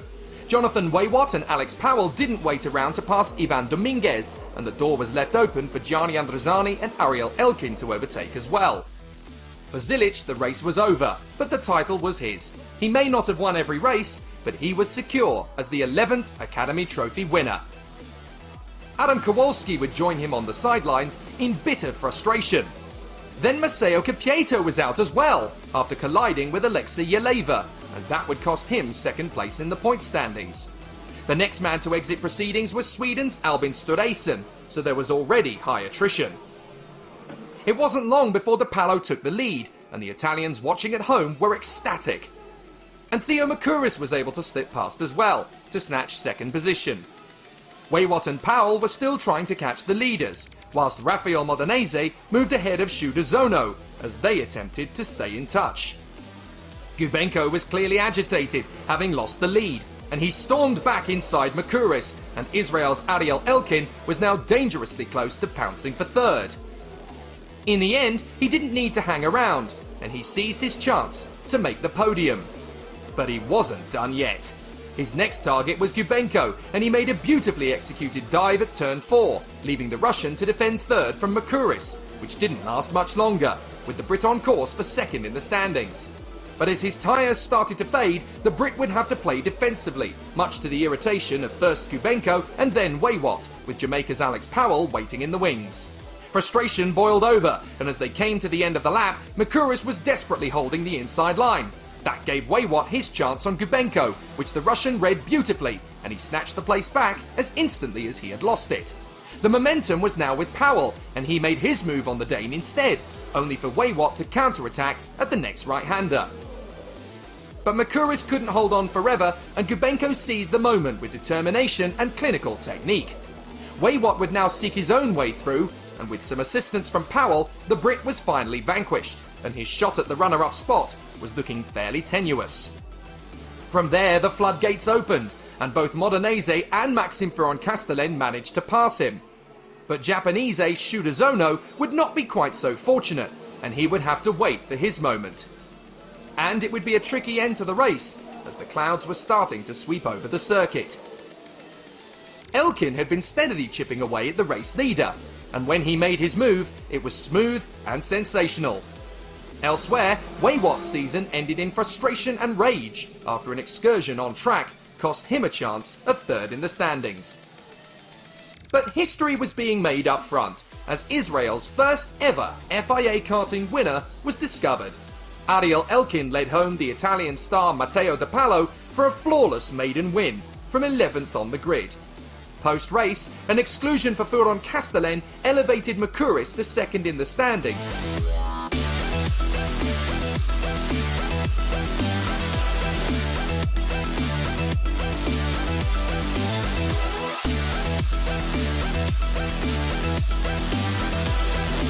So as the circuit rang out to the Israeli national anthem, it's worth noting that this could be the first of many for young Ariel Elkin, who was a worthy winner to end a brilliant season. Conor Zilic may be the first American to win the title, but today the glory belongs to Elkin and Israel.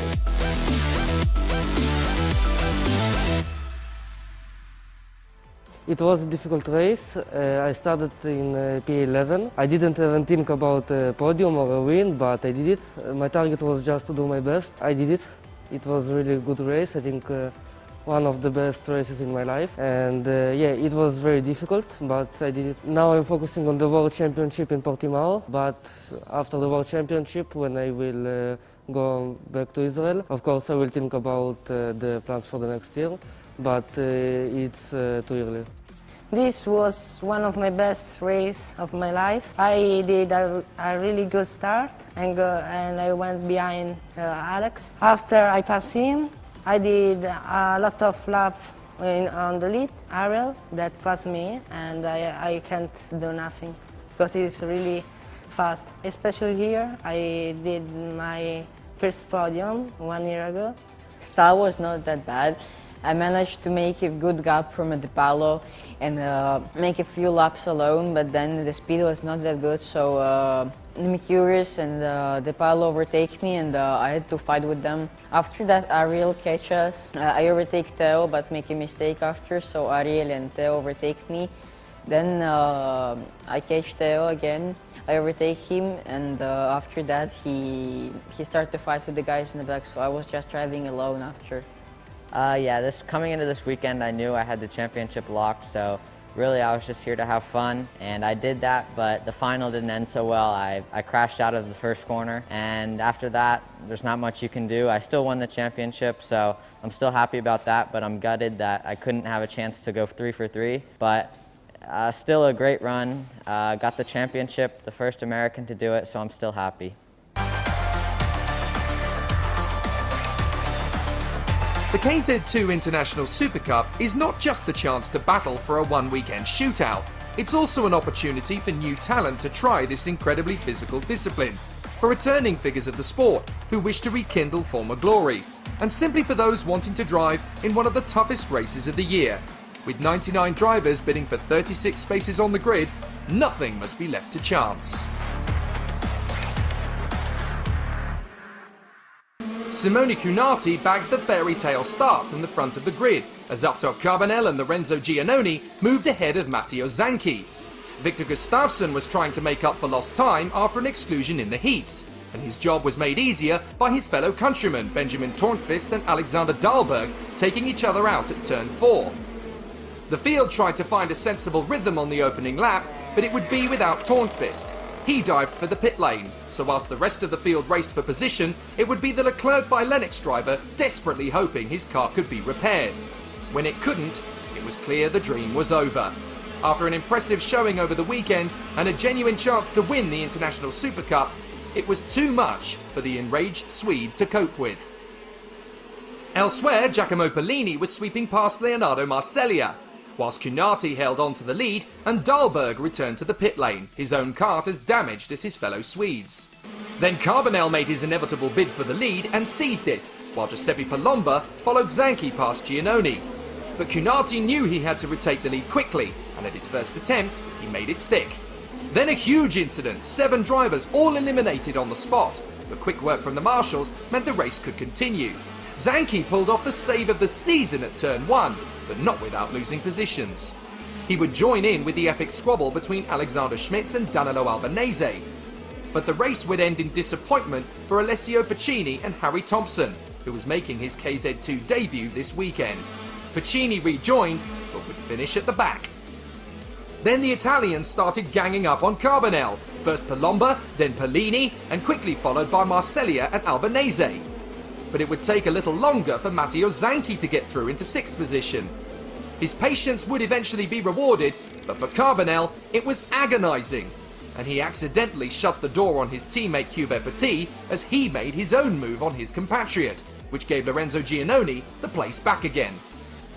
That sent Giannoni back on a charge, and he would soon overtake Carbonell himself, whilst back in the pits, Jean Luyet joined his brother Samuel on the sidelines. European champion Victor Gustafsson was charging through the field, and as he gained places, Paavo Tonteri felt he could do likewise, but he reckoned without the determined defence from Daniel Vasil of Romania. Despite his earlier hard work in the race, Alexander Schmitz would retire from the race as well, with a handful of laps remaining. The next man to make a comeback was Senna van Waalstein, who sized up his teammate Giannoni and then decided to set off after Gustafsson, who he took completely by surprise in the final sector. But after 18 months of a string of second places, the man who it seemed could never find the luck finally grabbed the win he deserved, as Simone Cunati sealed victory in the KZ2 International Super Cup, the biggest prize in the world for a KZ2 racer. With Italian drivers locking out the top 6 places at Lonato, the temple of karting, it was a glorious achievement and proof that the Italians are still the kings of gearbox.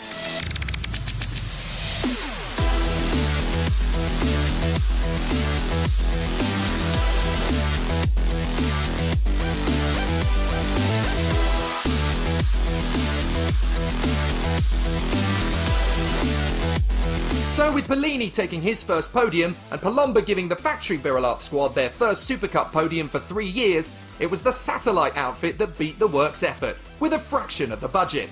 And a victory that neither Simone Cunati or the Finocchi brothers at Modena ASD will ever forget, and has been a very long time coming. Their switch to the Birolart chassis for 2020 means it's still a win for the red and white karts, but the customers have taken a rare and special achievement. For Palomba and Pellini, their time will surely come, but for Cunati and Modena ASD, the victory couldn't be any sweeter.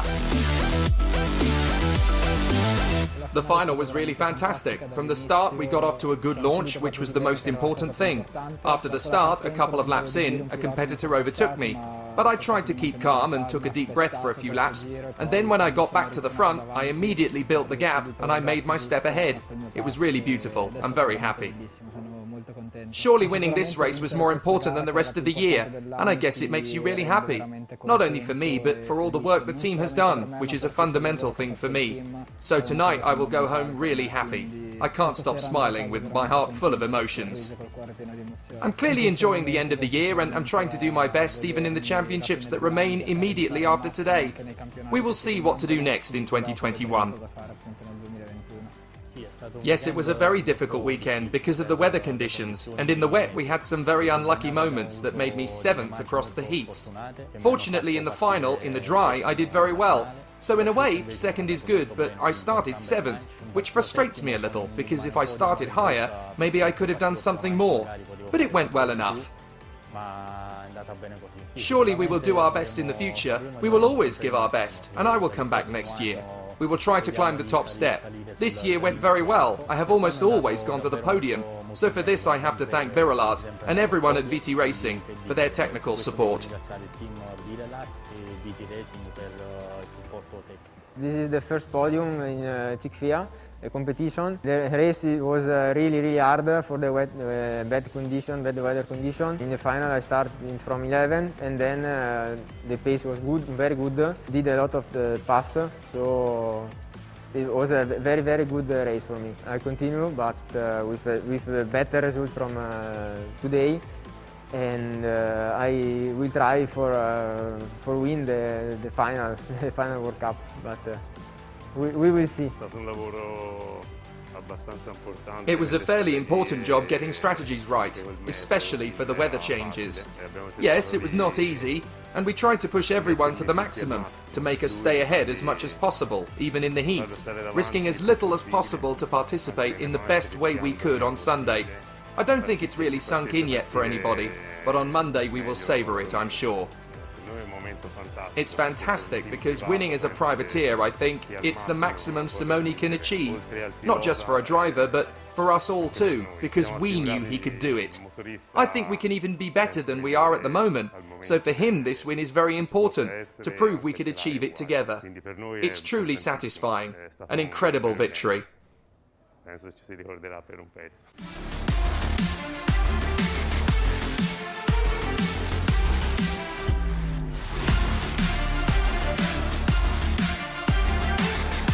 With so much tension, drama and intrigue heading into the World Championship final, a slight shower of rain on the formation laps would delay the start further, as the paramount focus on safety reminded us all that karting is still a human discipline. So will Marin Kramers win back-to-back world titles, or will a new champion emerge?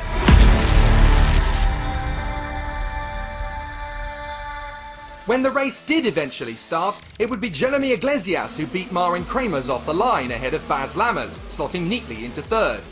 As the race continued, Mirko Torzolini was able to make a strong impression as he and Stan Pex put Tony Kart's Pedro Hiltbrand under massive pressure.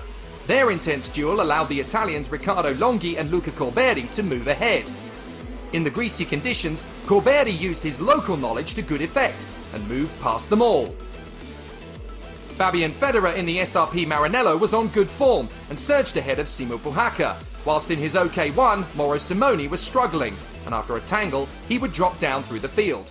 Torzolini was on the warpath again and made easy pickings of Adrien Renaudin and then Puhaka, providing a perfect testbed for Kart Republic's new brake bias lever beside the gear shift.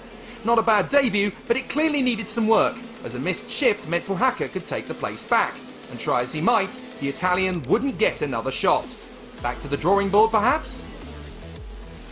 Lammers and Federer had now caught the leaders, and Kramers had made his move on Iglesias, so based on 2020 form, surely the Dutchman would pull away. But Iglesias had other ideas. He made his retaliation instantly, and despite Kramers making a strong bid, he couldn't make it work. Frustration turned to determination as Lammers passed the reigning world champion, and it was time for the Riccardo Kart driver to get back into contention. Meanwhile, an incident between Paolo Ippolito and Corberri forced the Tony Kart driver out of the race.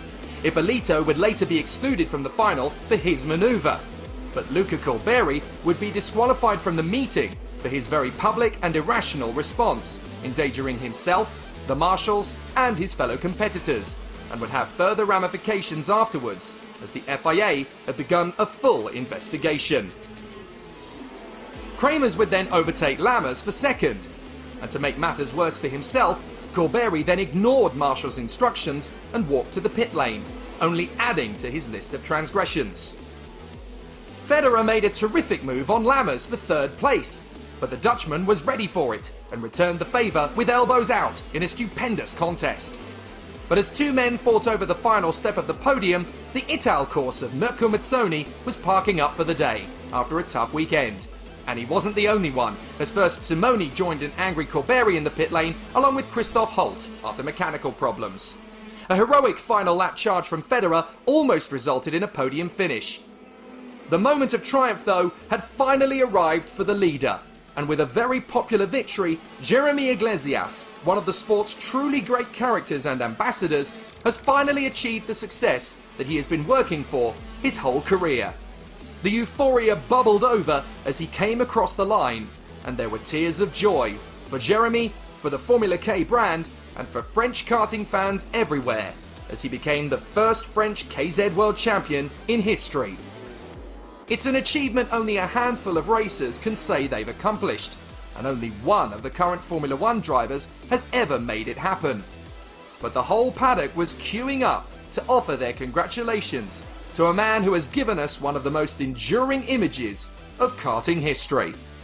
Kramers was magnanimous in defeat despite his obvious disappointment, and as the drivers toured in, they couldn't help themselves but try to congratulate him.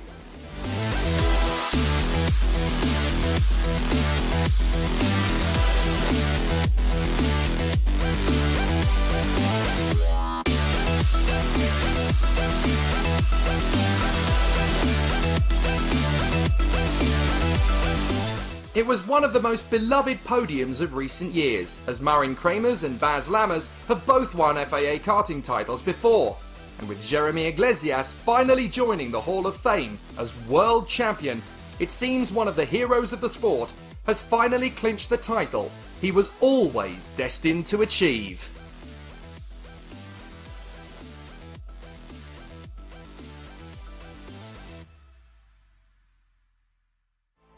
To be honest, the weekend was quite difficult because of the weather. Today, when we arrive, also we find right condition again. We managed the first heat, winning the heat. Just we knew that something was missing to be able to win this final. Everyone in my team worked on it, so I guess we find it. I know in the final, Kramers was really fast, so. When I saw he overtake me, I said, okay, if I don't pass him straight away, he will leave and my chance to win the title go. And I tried to pass. I passed him, and after I guess he fight with Bas, and I take a bit of distance, and I was able to manage the distance during all the final, and we get it. We did it. It was a difficult one, with the weather being the way it was. It was very challenging mentally, the two formation laps we did. Then for the race to be called off and be delayed, very challenging to get back into it.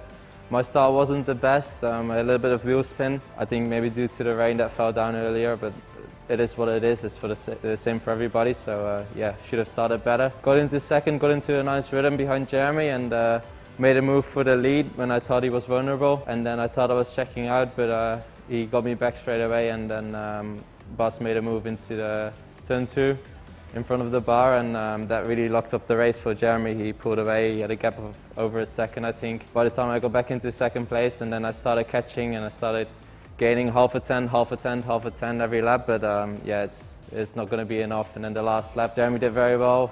Second last corner, made a small mistake, which made sure that I couldn't overtake him into the last corner, and then yeah, that was it, second place this year. Not great, not happy with it, but it will do, and maybe we'll try again next year. Yeah, it's incredible to be back on the podium again, especially at this race, because yeah, this year I didn't do a lot of races because of the COVID situation. I was able to do some 2 races extra just to make practice and to get in shape for this race. We have been working very hard this period to prepare everything for this race. And Once again, I would like to thank Sodicard and TM Racing Engine for the fantastic support, help, also the people at the factory from Sodicard, because all the work starts from there, and only when I have my helmet on, I have to try to make a difference, and I'm only able to do that with the support from the factory, so I'm very thankful for them, for the work that they did. Not only this race we were working yet a couple of seasons. Like you can see, we're performing also with the Praga chassis, with the FK chassis, with the RS chassis, even with the OK1 chassis. It's all the brands. On the end, it's one company. We got different brands, and we work very hard, because you can see in KZ2 we finished on the podium. We win with Jeremy. I think it's just a beautiful result of all the things that we did all together. I hope it's a start of a big winning. Like it's for the moment also in if you see in OKJ, in OK we're going quite good. I think it's a start of a big winning team.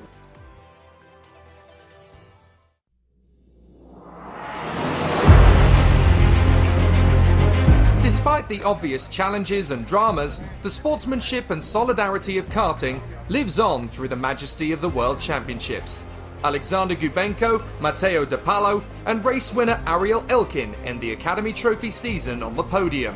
Elkin, the first man from Israel to win in FIA Karting. It's an all-Italian affair in KZ2, as the International Super Cup is dominated by the homegrown talent, with Giacomo Polini and Giuseppe Palomba sharing the rostrum with the giant-killing underdogs. Simone Cunati, finally the winner after so much hard work, not just for the driver, but also for the independent Modena ASD outfit. After all, it's not every day that the small teams beat the factories. And in KZ, there were smiles aplenty on the podium. Baz Lammers returned to the rostrum for a second year running, and Marin Kramers did too, a year after becoming world champion. But in 2020, a new hero has emerged. It's the first World Championship title in gearbox for Formula K and for a French racer, the very popular Jeremy Iglesias. He, along with Cunati and Konozilic, can reflect on their momentous achievements, grasping the toughest title in their 2020 campaigns. But the FIA Karting story continues as we head to Portimao for the OK and Junior World Championships on the second week of November. So as our champions begin their celebrations, we'll see you in Portugal and say congratulations to Jeremy Iglesias, at last, the new world champion.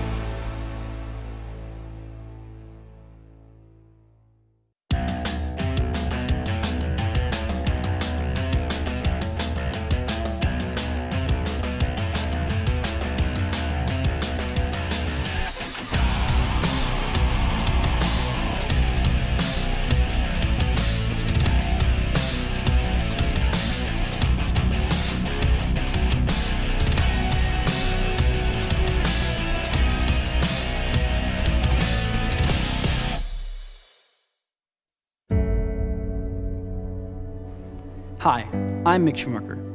Hi, I'm Julian Alaphilippe. More than 1 million people are killed on our roads each year. That's nearly 3,700 people dying in road crashes every day. Road users must work together to keep our roads safe. Simple actions from all road users can prevent road crashes. Obey speed limits and slow down in reduced visibility conditions. Signal your intentions in advance. Keep a safe distance. Make sure you are visible. Wear a helmet and obey the circulation rules. Be aware of cyclist routes and bicycle paths. Ensure safe passing distance when overtaking cyclists. Everyone has a role to play to make our roads safer for all of us. Following simple rules can help save your life and the lives of others.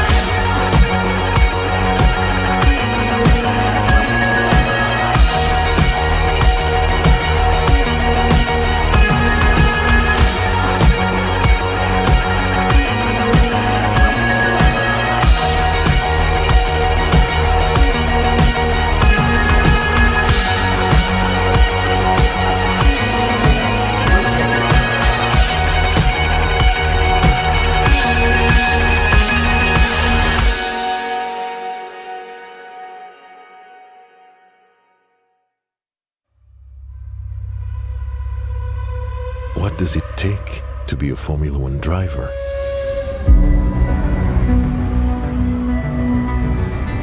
To be the most focused, to respect the rules, to be the quickest, to make a difference. Together we push forward health and safety innovations. We give our best to protect the environment. We stand against discrimination and fight for diversity. We promote motorsport and mobility around the world. To be a Formula One driver means to be committed. Together with the FIA, we are driven to help build a world that raises hope and enriches the lives of everyone, everywhere. Now we race for change. And we race because we are all purpose-driven.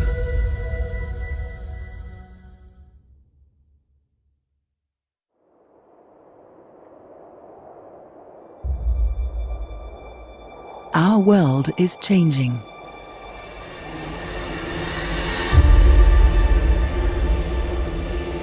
New challenges and new opportunities have fast-tracked the need to do things differently.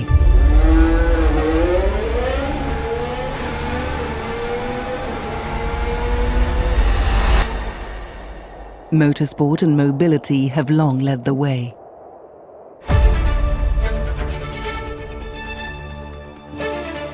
The FIA aims at ensuring that the worlds of motorsport and mobility bring a positive contribution to society.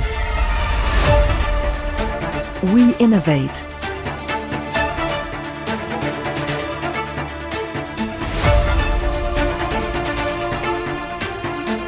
We act.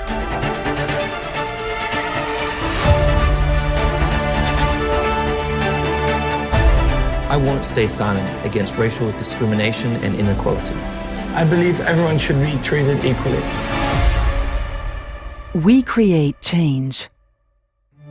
Create a new deal for motorsport, reinvigorate mobility and road safety, enhance our influence through our contribution to society. These are our major ambitions for the time to come.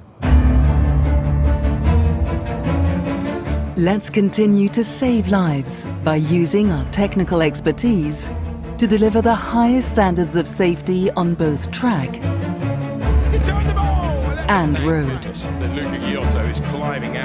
Respond to public health challenges and create a culture of responsible road users worldwide. Let's deliver sustainable motorsport and mobility by taking an innovation-led approach that delivers lower emissions and addresses the mobility issues of our time.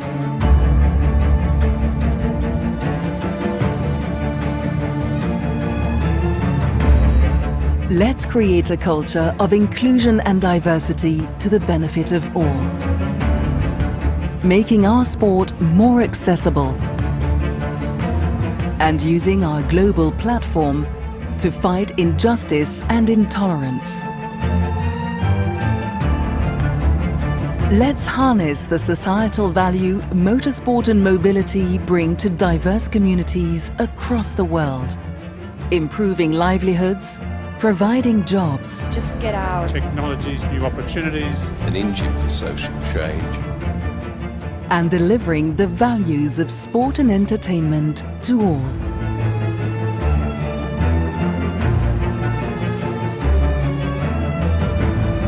We'll come together to overcome future challenges.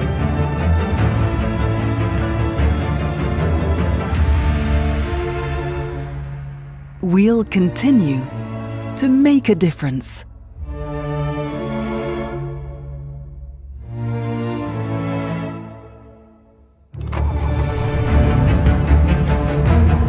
Share our commitment to a better future. We are all purpose-driven.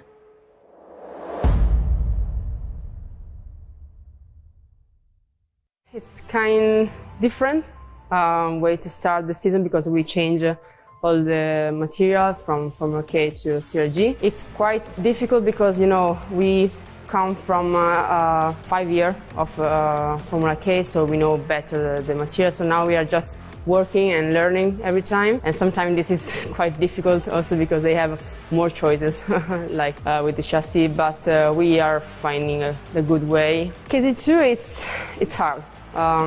It's a really, really hard category because we are always more than 100 here in FIA, and so you know that Sunday is your day. You have to go there in the final and classify, and it's not always easy. And we are also only 3 girls, I think, this time.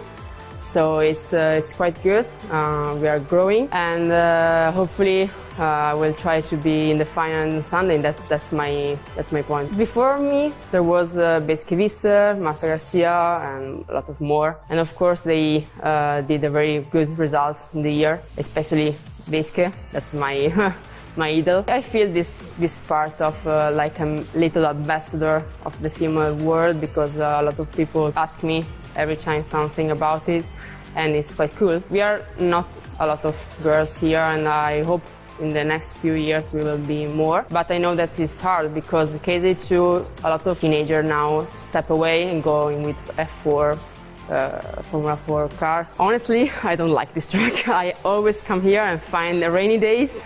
That is strange that it's not raining today. I also do only 2 races here, 1 World Championship and 1 European round. It's really hard track because it's fast, but you only have to be a technique part in the middle, and that S in the middle, it's really hard to do, and sometimes when you do a mistake you do there, and that's really hard.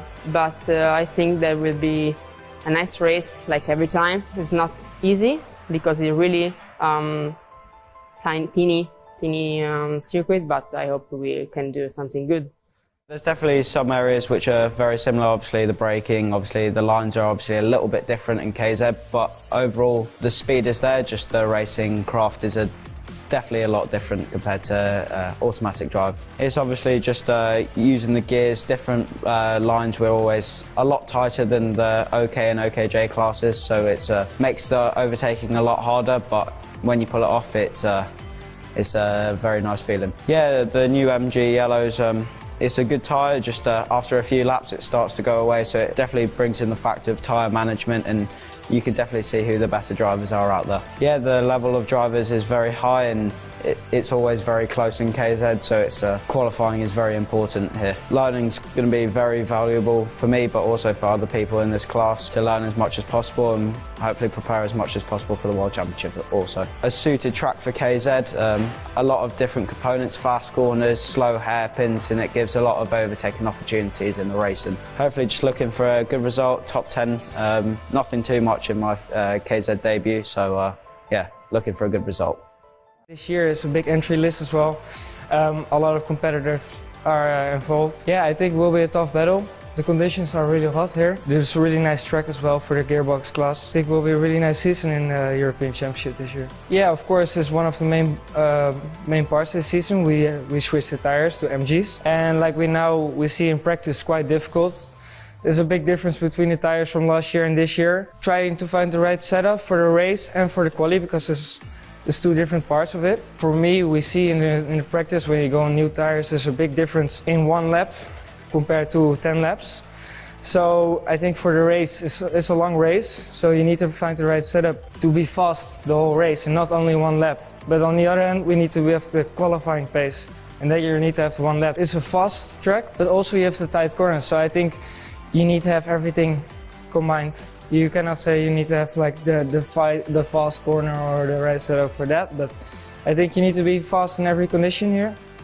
And yeah, just do your best, the only thing you can do. I think it's really important to just score some points. Just finish all the heats, have a good qualification to be a little bit more up to the front, because what you say, it's a really big field. So everything can happen in those 2 rounds. So I think that's one of the biggest priorities now. I think we have a really strong package for this year. We worked really hard, and the team did an amazing job as well back in the factory, so I'm really happy with that. And I think we have a really competitive package for this year. So yeah, we're aiming for the best, hopefully, so yeah. What does it take to be a Formula 1 driver?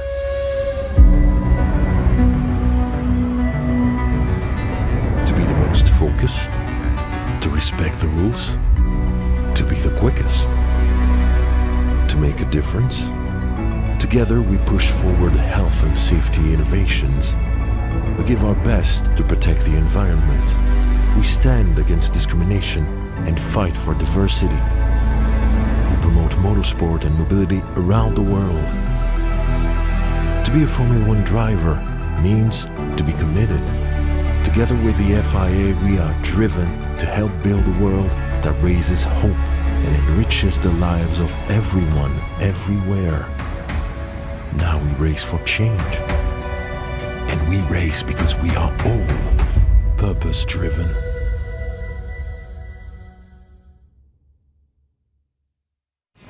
Let's go on a tour of the Pro Kart Raceland circuit with local hero Lewis Speck. Flat out through the left and right, King can keep the kart as smooth as possible through turn 1 before a hard braking zone for the first hairpin. Keep the kart controlled on the exit and up through the gears through the left-hander before easing into the next hairpin, a central overtaking spot on the circuit. Now come 3 right-handers, which you have to balance the throttle and down change for control on each. You're changing gear at least half a dozen times in 3 seconds here. You need to keep your focus. Steady through the left and onto the straight parallel to the home straight and into the left hairpin. Back on the power, you need to scrub off a little less speed for the right hairpin, which coaxes drivers into pushing a little harder. On the straight and over the crest, blend the throttle delicately into the final turn. After a quick feather of the throttle, you can get back on the power quickly and complete one of the most physical laps in the sport for a gearbox driver in under a minute. Well, fantastic to get a tour of the Pro Kart Raceland Wackersdorf circuit here in Germany with Lewis Speck, the youngest member of the KZ fraternity. To my best of my knowledge, he's still only 16 years of age. You've got to be 15 to race in gearbox karts on the international stage. Welcome back. Hope you enjoyed your little pause. We certainly did. We're gearing up ready for another fantastic afternoon of motorsport in front of us as the gearbox karting fraternity continues. It is baking hot here in Germany. The air temperature is up to 33 degrees Celsius, one of the hottest days in recent memory in Germany, and of course the hottest day of the year so far. And that's definitely making it a big challenge for all of the competitors out there. If the air temperature is 33 degrees Celsius, goodness knows what that's doing to track temperatures. It'll be in the high 50s, most likely. So the drivers and the teams are obviously having to work hard on tyre temperatures and pressures to make sure that they are going to be combative through the course of the weekend. But this is a circuit that really does hammer drivers home if you make mistakes. We've already seen this morning in the KZ2 category, a fair whack of drivers that have not been able to take advantage of a decent starting position. You've only got to look to the likes of Fabrizio Rosati, Jorge Pescador, Matteo Zanchi, various others that have had problems in the early doors. Of course, the biggest name of those is Alexander Schmitz, the man who won the first heat and then ended up having a big accident himself. The man on top is Senna van Walstein. We'll go to the afternoon session to see how they're getting on. Let's head over to the commentary box, and Guillaume Alvarez is there ready to take us through the field.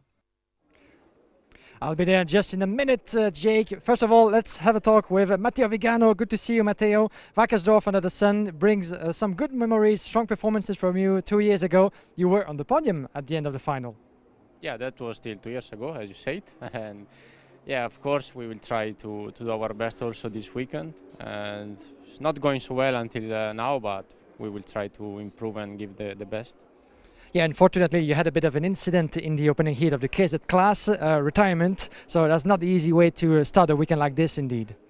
Yeah, of course, it's not the easiest way, especially if you start this will be bad for the final because I will not start, of course, in the front. But it was just a race crash, as I think it's not Simo's fault or my fault, just incident which happens in racing.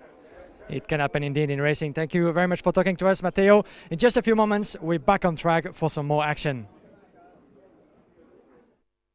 Always good to get an impromptu word with Matteo Vigano, who of course is getting himself ready for the action in the second half of the day. The KZ drivers only getting 2 heats over the course of today. They have another one tomorrow morning, which will of course set the grid for the final. So the KZ drivers don't get a massive amount of track time. So that waiting and waiting and waiting, it does eat away at you. It does build and intensify, and it makes things very stressful, which is why perhaps we saw the incident earlier on between Matteo Vigano and Simo Puhaka when Vigano's kart ended up running over the rear wheel of Simo Puhaka's Tony Kart. And that has definitely hampered his chances over the course of the weekend. You could see the track marshal there on the front end of the field, Ross Upton. He's just giving them the command and the signal to get out onto the circuit. It is his duty. Drivers there getting ready for the start of KZ2 qualifying heat C versus E. And that is going to put the CRG man in pole position from the front end of the field. It's been a very exciting day for him already. Don't forget, Paavo Totteri has already taken a race win over the course of the weekend. Giuseppe Palomba will be alongside him on the Birolart chassis. David Trevelov and Kaya Sixnelis will be there third and fourth on the starting grid. Great work from these two youngsters. David Trevelov, of course, who knows the kart and this circuit very well indeed. He's one of my favourite tips for the weekend in KZ2. But Kaius Sixnelis, the Energy Course driver and former FIA Karting Academy trophy winner from Lithuania, he has taken to gearbox racing like a duck to water. So he's going to be exciting to watch. Here's Guillaume Alvarez with the starting grid for qualifying heat C versus E. And here we go, back to Wackersdorf. Thank you once again for joining us wherever you are in the world. Thank you very much, Jake Jensen. We'll get back to you in just a few moments after this first race of the afternoon for the KZ2 class. This is qualifying heat number 7 of the day for the gearbox class, full of 95 drivers this weekend in Germany. The weather is still very much hot, as you said, close to 33 degrees Celsius in the air, as we're getting ready for some more action. 9 races throughout the course of the afternoon. Paavo Tontari is gonna start from pole position, the CRG driver, with 1 win under his name already. Same result for Giuseppe Palomba by his side. David Trefilov, second place, as best result for one of the local heroes here in Wackersdorf. Kaius Sixnelis, same result as well, second for the young driver, former winner of the Academy Trophy. Brandon Nilsson and Fabrizio Rosati will be alongside each other on row 3. Row 4 will see Thomas Simburg and Danilo Albanese, followed by Daniel Stell, Christian Habelin, Marco Tormen, Robin Kindervater, as well as Giuseppe Fusco, Maximilian Paul, Maxim Soldatov, Alessio Piscini on row 8. Row 9 will see Axel Bexton and Andre Walter start alongside each other, followed by Lukas Schmacher, Jesper Jorberg, Kaspar Kalasma, Vyacheslav Putatin, Charlie Anderson, Marco Valenti, Yannick Jules Bernhardt, Francesco Leone, Rodrigo Ferreira, Antti Ramo, Nicola Bartolini, Rick Hartmann, Tim Steingruber, and Horst Felix Felbermeier.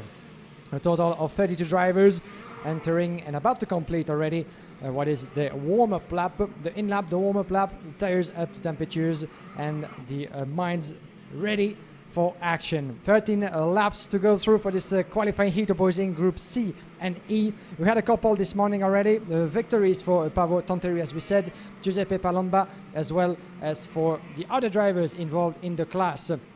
But we're going to get back to that in just a few moments. Senna van Walstein as well. 2 wins for himself. Victory for Alexander Schmitz and Giacomo Polini. These are the winners of this morning. We're going to have certainly a few more through the course of the afternoon. But at the moment, it's all blast out for the starting procedure to come. Of course, a standing start for the drivers of the KZ2 class, as you guys are used to, I'm sure.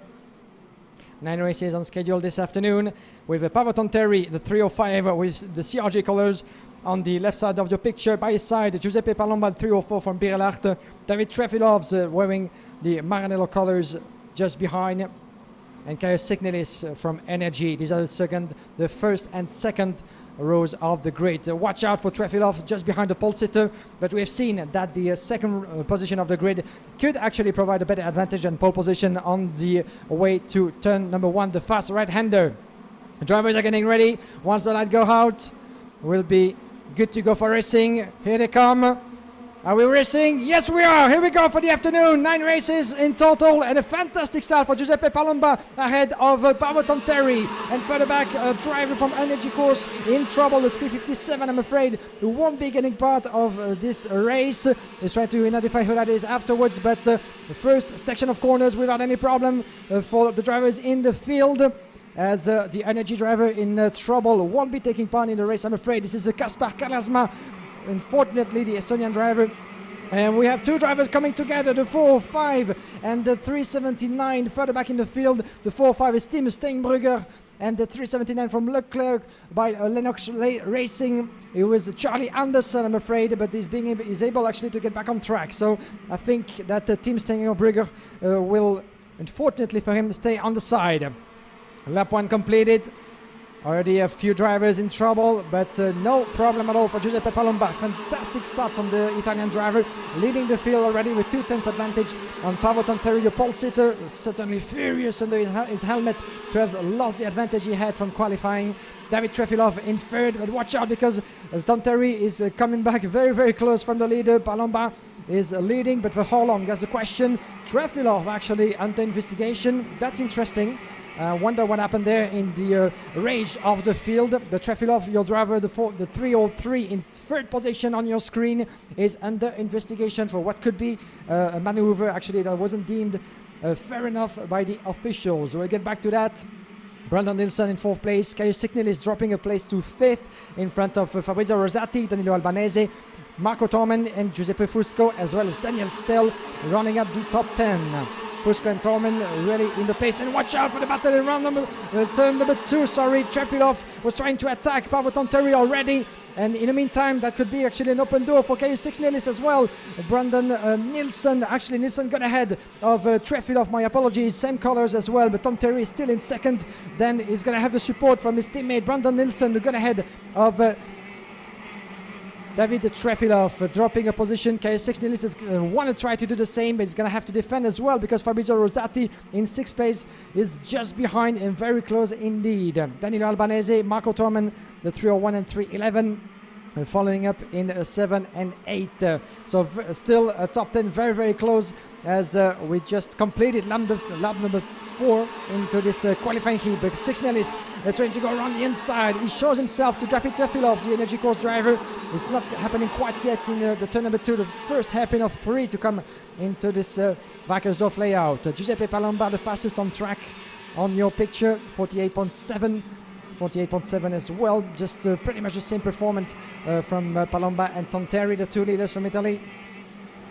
Paavo Tontteri from Finland, my apologies. Brandon Nilsson from Italy just behind in third, then Trefilov in fourth place.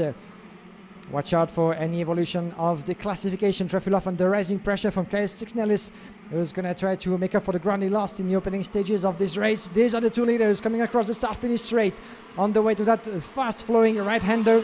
Braking zone, very, very heavy indeed on the way to turn number 2, the first hairpin. And then you enter turn number 3, double left, turn number 4.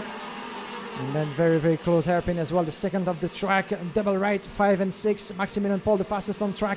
That turn, number 6, on the way to the chicane, 7 and 8. Very important to have to carry the good momentum in that particular section of the track. The sector number 2, very, very technical, where it's easy to make a mistake, but you need to keep all the doors shut to position yourself the best way possible for the hairpins in the sector number 3. We've seen a lot of overtaking maneuvers happening this morning. We might see a couple more certainly in all categories coming this afternoon. But at the moment, 4/10 of a second is quite consequent as a gap between Giuseppe Palomba and Paavo Tontteri. Tontteri, 1 win under his belt as for Giuseppe Palomba. Any of the two, of course, more than willing to add another one to the tally.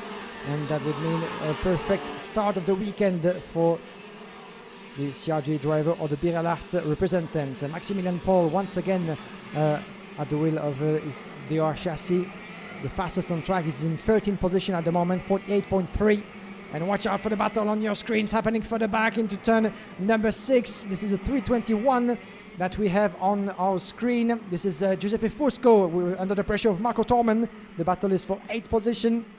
And at the moment, Giuseppe Fusco, the 321, is having none of it and keeps himself ahead. The Novalex driver, David Dedekam.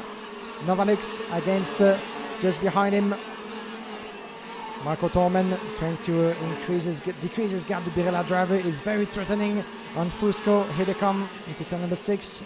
Sector number 2, Palomba once again the fastest. He's leading the way, trying to increase his gap, and he does this very, very good indeed. 7/10 of a second now between Palomba and Paavo Tontteri. On your screen, the battle is raging. This is happening further back, but Fusco in 7th place, recovering 6th position since the start of the race. Fantastic performance so far from the Novalex representant, the 321. But just behind him, he can feel the pressure, he can feel the threat from Tormen, but Fabrizio Rosati as well in 9th place is coming in very fast, getting himself as well in the battle. You can see him, the Car Republic driver, just behind. Watch out for the way to turn number 2 into the braking zone. It's not happening quite yet. Unfortunately, Marco Tormen is not close enough to launch an attack, at least to change line on the inside of the turn. Trefilov, the fastest on track at the moment, still in 4th place. The German driver, we're back in the lead, and he actually got closer to the two CRG teammates. Tontteri in 2nd, Brandon Nilsson in 3rd. These are the three drivers that we're going to see battling, and even with a fourth one involved in the tussle. Caius Signelis with the energy colors in fourth, and those four drivers have nothing, can actually don't do much against Giuseppe Palomba, who's really pulling away lap after lap, almost a second now advantage on this full group of drivers. A full second now for Palomba on his way to a potential second victory into this first weekend of the European Championship. And watch out, because Tom Terry and Nielsen are going to have to work together as teammates of CRG in order not to let David Trefilov get ahead. Same goes for Caius Signelis, actually, who's right in the mix, ready to take advantage of any open door, any opportunity that might come his way. He's ready to take it after a fantastic result. Second place for one of the youngest drivers in the class. Let's see what he can do, actually, with for his first appearance at this level. Trefilov, of course, we've been used to see him compete at this level for the past few seasons, as much as for Palomba and Tanteri. The battle is on. Further back, we have Danilo Albanese still in 6th place. Change for 7. Marco Tormen has been able to get past Giuseppe Fusco. So 1 place gain for the Birella driver. Giuseppe Fusco dropping to 8th in front of Fabrizio Rosati and Maximilian Paul at the moment. One of the fastest drivers on track, running up the top 10. Yannick Julius Bernard unfortunately joined the rest of the drivers who retired in this race, as well as for Charlie Anderson, Kaspar Kalasma, Tim Steinberger and Thomas Imbour. These are the drivers who had to retire. Thomas Imbour actually didn't even start in this race, the first of the afternoon. Still very, very close as we're getting near the checkered flag. Lap 10 is about to be completed. Here you can see the drivers making their way onto turn number 11. Very, very good to keep the momentum going in that particular sector. Otherwise, you may lose quite a bit of pace into the Sarthe straight and get yourself overtaken. Lap number 11 is on. Giuseppe Palomba still 1 full second on Paavo Tanteri. Tanteri in 2nd, Brandon Nilsson in 3rd. David Trefilov and Caius Signelis following in 4th and 5th respectively. You can see still those 4 drivers observing each other, and that's where actually you realize the level of driving between those drivers is so high, is so pretty much equivalent as well, and when it comes to the setup of the chassis, that it becomes very, very difficult to get close to your opponent, and even more difficult launching an attack that could actually succeed. So that's part of what Gearbox Karting is about. This is certainly the highest driving skills that you need to put into your weekend to be able to succeed in this race and in this category. Not talking about KZ, of course, but KZ2 with so many different levels, so many drivers, so many talents of all ages here. From 15 years of age, you can compete in this KZ2 class, but you can see how hard it is not only to keep your gearing at the right rhythm, keep your focus on the driving as well, and at the same time trying to overtake your opponent. But those drivers do this, absolutely do all those things at the same time quite beautifully, it must be said. Giuseppe Palomba, 0.8 of a second now. Nothing really to worry about for the Italian driver on his way to a second victory in the qualifying heats of the KZ2 class. Final lap is on, and still a question remains. Who will finish in 2nd and 3rd place? By the look of it, Paavo Tanteri and Brandon Nilsson from CRG, the same team, the same owning, won't take any risk. 2nd and 3rd is a strong result, and they need to think through. They need to think on long term, of course. It's still quite early in the weekend, and a bad result, of course, could be very costly for the continuation of the competition. So you have to drive your hands, drive with your foot, and also drive with your head. That's part of the game, isn't it? And those drivers from CRG have got the message. 2nd and 3rd, that will be the order. Then Trefilov, very, very close indeed. One last corner, and Giuseppe Palomba taking his 2nd victory of the weekend already in front of Paavo Tanteri, Brandon Nilsson, David Trefilov in 4th, Caius Signelis, Danilo Albanese, Marco Tormen in front of Giuseppe Fusco, Maximilian Paul and Fabrizio Rosati, your top 10. Just outside of the top 10, Daniel Stell in front of Christian Abolin, Andre Walter, Aliso Piccini, Robert Kindervater, Marco Valenti, Axel Bexon, Jasper Sjöberg, Vyacheslav Putatin and Urs Felix Felbermeier in 20th place. 12 positions gained from Felbermeier. That's a much better result indeed, and a satisfaction for him after his retirement early on. And Ramo is 21st. Maxim Solatov is following in 22nd place from Rodrigo Ferreira, Lucas Ratcher, Francesco Leone, Rick Outman, Nicola Bartolini, Yannick Julius Bernhardt, Charlie Anderson, Kaspar Kalasma, Tim Steinberger, and Thomas Imbo, unfortunately, who couldn't be part of this race. But Jake, strong start of the afternoon for Giuseppe Palomba, unreachable on his way to his second victory. Certainly a solid start to the afternoon for Giuseppe Palomba in front of Paavo Tonteri. Let's talk you through how it went. Palomba in front of Tonteri. Brandon Nilsson, a solid third place. David Trevelov in fourth from Kaya Sixnelis and Danilo Albanese. Marco Tormen and Giuseppe Fusco from Maxi Paul and Fabrizio Rosati. Dan Stel and Christian Habulin, Andre Walter and Alessio Pacini. Robert Kindervater and Marco Valente up 8 places to 16th. Axel Bengtsson and Jesper Sjoberg. And then you have Vyacheslav Putyatin of the Ukraine along with Horst Felix Felbermeyer, who's definitely getting him back up to scratch again after his earlier DNF. Then in 21st is Antti Ramo from Maxim Solatov and Rodrigo Ferreira. Then Lucas Scheicher, Francesco Leone, Rick Hartmann and Nicola Bartolini. The retirements, of course, we had Yannick Julius Bernhardt, and then out on the first lap we had Charlie Anderson, Kaspar Kalasma and Tim Steingruber. Thomas Imborg was the man who couldn't get away at the start for Energy Course. Really unfortunate for him.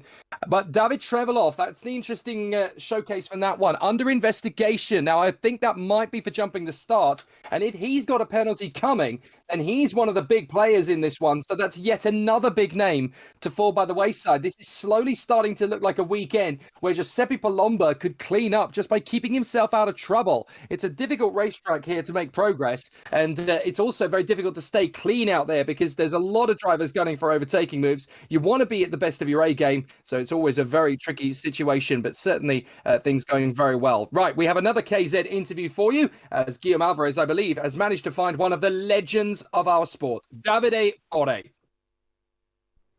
Yes, indeed. I'm with the legend himself, one of the most experienced and titled drivers in the history of karting, Davide Fore. Good to see you, Davide. A place that brings also a lot of good memories for you in the past, and still you're here competing with the best in the world. Yes, it's a big pleasure to be here all the times, and so I need to recognize I'm very old to compare with some young boy, but the passion is very big, and for me karting has represented all my life, and honestly I'm very happy to be here one more time.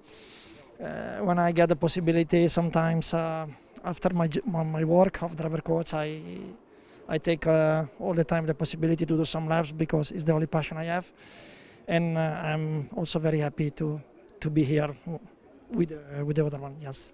What can you tell us about the evolution of the class and the level of driving you're witnessing today?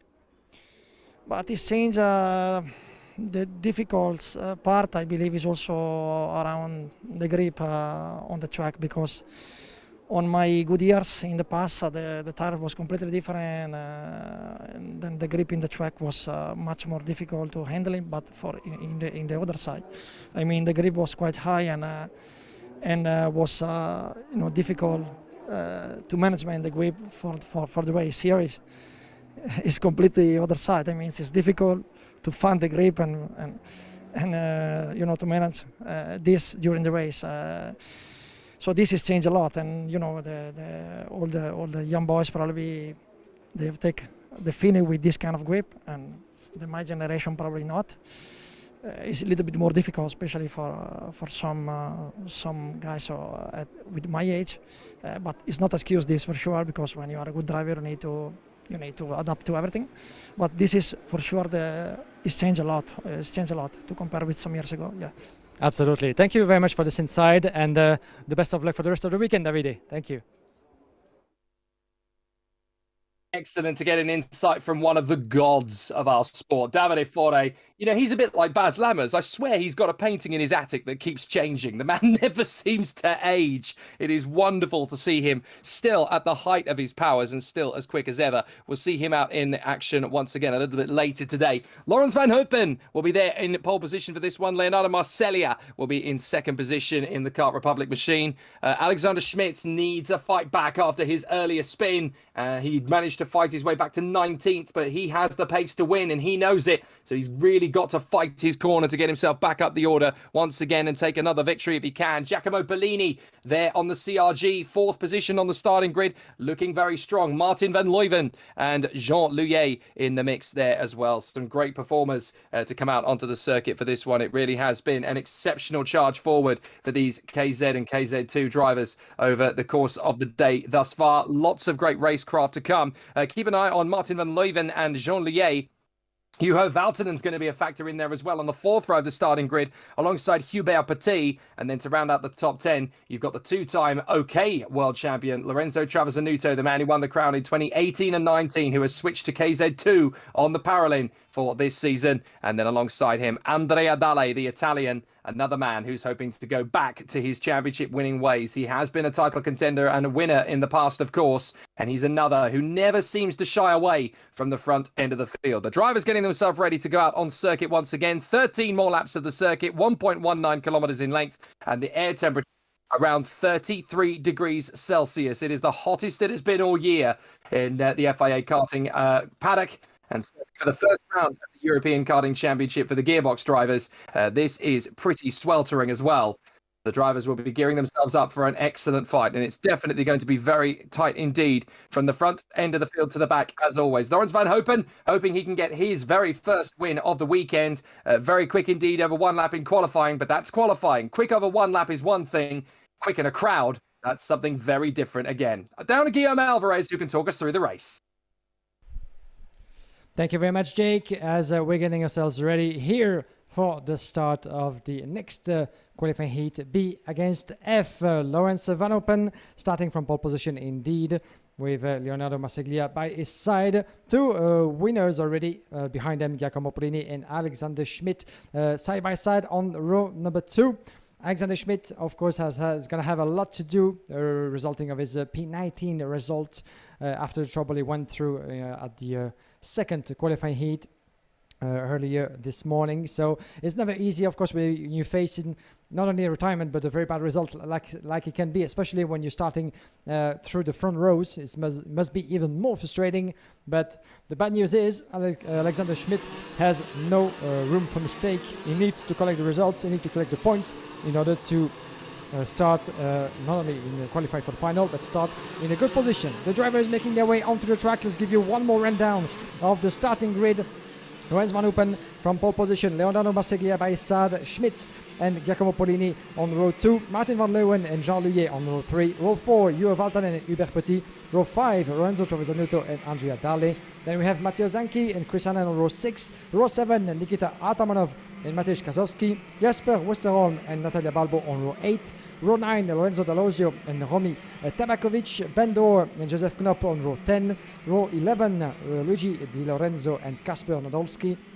Then in the rest of the field, Tanapongan Sumonto and Jan Rake on row 12, row 13, Simon Prim and Roman Sharapov. Then we have Gilles Starsbader, Carol Simon, Anna Leng, Nela Mikankova and Oliver Jamil.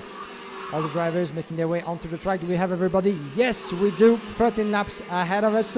B against F, and two winning drivers already. Alexander Schmidt and Giacomo Polini so far. Still no winning results for Lawrence Van Hopen. Leonardo Marseglia as well, searching for a good result here in Wackersdorf. So here we go. In just a couple of moments. Good to talk once again to Davide Forre. You saw that earlier. The legend of karting, one of the most successful drivers in the history of karting for the past 20 years, alongside other big names, of course, that we've seen throughout the years. Most of them having become either consultants, coach, or sometimes owners of their own team, like Mr. Danilo Rossi, for instance, at the helm of the DR kart brand. These are part of the legends of the sport, the biggest names that have written the history books in the sport that we love. Still a long way to go, of course, and certainly more than one driver is dreaming at some point maybe to keep on writing the history of the sport, especially in the gearbox, when you have the most experienced drivers gathering in KZ, and some of them make an entire career in the same class, gathering the awards, gathering the best results, and writing their own legend as well. So Laurens Van Open, the 360 from Leclerc by Lennox Racing. The 307 from Car Republic is Leonardo Marseglia by his side. The rest of the grid getting at the positions. This is where that the intensity gets at its highest certainly throughout the weekend. It will be even higher coming to the final tomorrow. The night will go on once they go off, and apparently not. We're going for another lap. Seems to be a bit of a problem in the formation of the grid. Yes, we go for one more lap. One more formation lap. You saw the yellow light being addressed to the drivers, with our race director deciding that the formation of the grid was not good enough indeed. I tried to watch on the grid through the window of my speaking booth. Actually, didn't catch what actually exactly had happened, but I guess this is due to the position of certain drivers that was not good enough in the starting positions. So anyway, we go for one more formation lap, and this time around let's try to get the procedure completed in order, but we haven't had that many second attempts of starting procedures so far. The first race, the first qualifying race of the Academy Trophy had 3 starting procedures, as it can happen, of course, when drivers are young. They don't have yet all the experience required in that kind of procedure, and sometimes it takes a bit of learning and more than one attempt to get the starting procedure right. Rolling start must be said instead of a standing start for the gearbox classes. Can Laurens Van Open convert his pole position into winning results? We've seen him struggling a little bit in his previous qualifying heat. Actually, he almost got stuck onto the track, not being able to gear up and really take advantage of his position. Watch out for what's going to happen now. Of course, very, very difficult starting procedure to manage, especially when you have 31 other drivers behind you. Here we go once again. Once the light go on, they go off. We're good to go for racing. Waiting for all the drivers to make their way onto the grid in their positions. Seems to be ready now. Here we go in just a few moments. We're racing. Yes, we are. Fantastic start this time again from Laurens Van Open. He didn't stay onto the grid. Here we go onto the braking zone of the hairpin number 2. Beautifully made, and no touching whatsoever. A bit of a tussle over there, so within the midfield between some of the drivers, but everybody gets away quite quickly and in safe hands. Laurens Van Open was a fantastic start indeed from the Dutchman, who really was prompt to start and really pulling away already. Oh, and one of the SP Motorsport drivers actually just went off a little bit outside of turn number 6 before the chicane. Kasper Nadolski, the 342, under investigation at the moment. Maybe it was him actually that wasn't in the right position before the second start. We'll try to get some more information about that, but that might be a reason why he's being investigated. So here we go, 1 lap completed already. Laurens Van Open pulling away 0.8 of a second after the first lap. Leonardo Marseglia in second, Alexander Schmitz in third, and then we have Giacomo Polini. The top 4 remained unchanged, and there's a bit of a contact over there outside of the hairpin. That was very, very close indeed. In the rest of the ranking, Jean Leyer is making his way up to 5th. Watch out for the battle here on your screen. That's one of the KSM drivers over there with the fully red livery. Outside of the turn number 6 into the chicane, right in the middle of the circuit. And there comes a move, the 312. This is Giacomo Polini on Alexander Schmidt. Battle for 3rd, and there's your switch. Polini up a place, and Alexander Schmidt's going to have to fight back. In the meantime, Laurens Van Open, the 360, is pulling away 1.1 second at the moment between himself and Leonardo Marseglia. Was searching for good results once again. The battle is on between the 309 for the back. Hubert Petit with the Sodicat colors of CPV trying to get ahead of Jean Leyer. Once again, we got this battle happening. But this time around, Jean Leyer is the one under pressure outside of the hairpin. The Tonica driver, the 320, Jean Leyer in 5th place. Hubert Petit making up 2 positions within the top 6, and even more seems to be on a very, very good pace outside of the chicane. Maybe one first attempt coming into the braking zone of the hairpin. He's trying to go around the outside a little bit to have a better exit, a better momentum on his way to the second hairpin. Always easier said than done, of course, in theory. Martin van Leeuwen from Energy is getting close as well in a 7th place. He might want to take the advantage of the situation, because at the moment it seems to me that Hubert Petit is being really blocked by Jean Leyer. At least he wasn't able to get past. And look what's happening. Martin Leuven is doing it, and now it makes it click. Beautifully made. Martin Leuven is getting a place ahead in the 6th place. Hubert Petit actually didn't find the open door that he needed to get past Jean Leuillet, and he made him lose momentum in the process, and as a result is the penalty for him with Martin van Leeuwen getting ahead. Watch out, Hubert Petit is still very much on the pace. Can he actually fight back as Martin van Leeuwen is being stuck between Hubert Petit and Jean Leuillet at the moment. This is the battles for 5, 6 and 7 respectively, as Laurens van Open is still very much ahead of Marsiglia, 1.1 second, unreachable at the moment, the Dutch driver. The 372 on your screen, Martin van Leeuwen ahead of Petit, Andrea Dale, Nikita Artamanov and Chris Annen. That's your top 10. And as we said, on this very track of Wackersdorf, very, very fast slowing, but technical at the same time. Not quite easy to find the right space for overtakings. We got a couple of spots, especially in the third sector, in those hairpins. The chicane, crucial as well in the middle of the track to get the momentum that you need to dive around the inside of your opponent. But at the moment, Martin van Leeuwen is not quite close enough from Jean Leuillet to launch an attack. But we're still only getting started into this qualifying heat, the second of the afternoon for the KZ2 class. Oh, it was beautiful from the inside from one of the BRLR drivers for the back. Or was it DR? We tried to identify who that was in just a moment. As I think it was Matej Kazowski who got ahead of Chris Annen for 10th place. Happened in the turn number 11, the last one before the start finish straight. Alexander Schmitz once again the fastest on track in 4th place, 48.2. But still 1.6 seconds down the lead, just 0.3 behind Giacomo Polini in 3rd. So nothing is done yet for the finishing order within the top 3, as we have just 1 little tenth of a second. These are the drivers we're talking about, with the 312 of Giacomo Polini, Marsiglia just in front of him, Alexander Schmitz just behind, and further back is the 320 of Jean Leuillet in 5th, Martin van Leeuwen is 6th. So it's very much like an observation round at the moment, as we're getting past the halfway mark of this qualifying heat.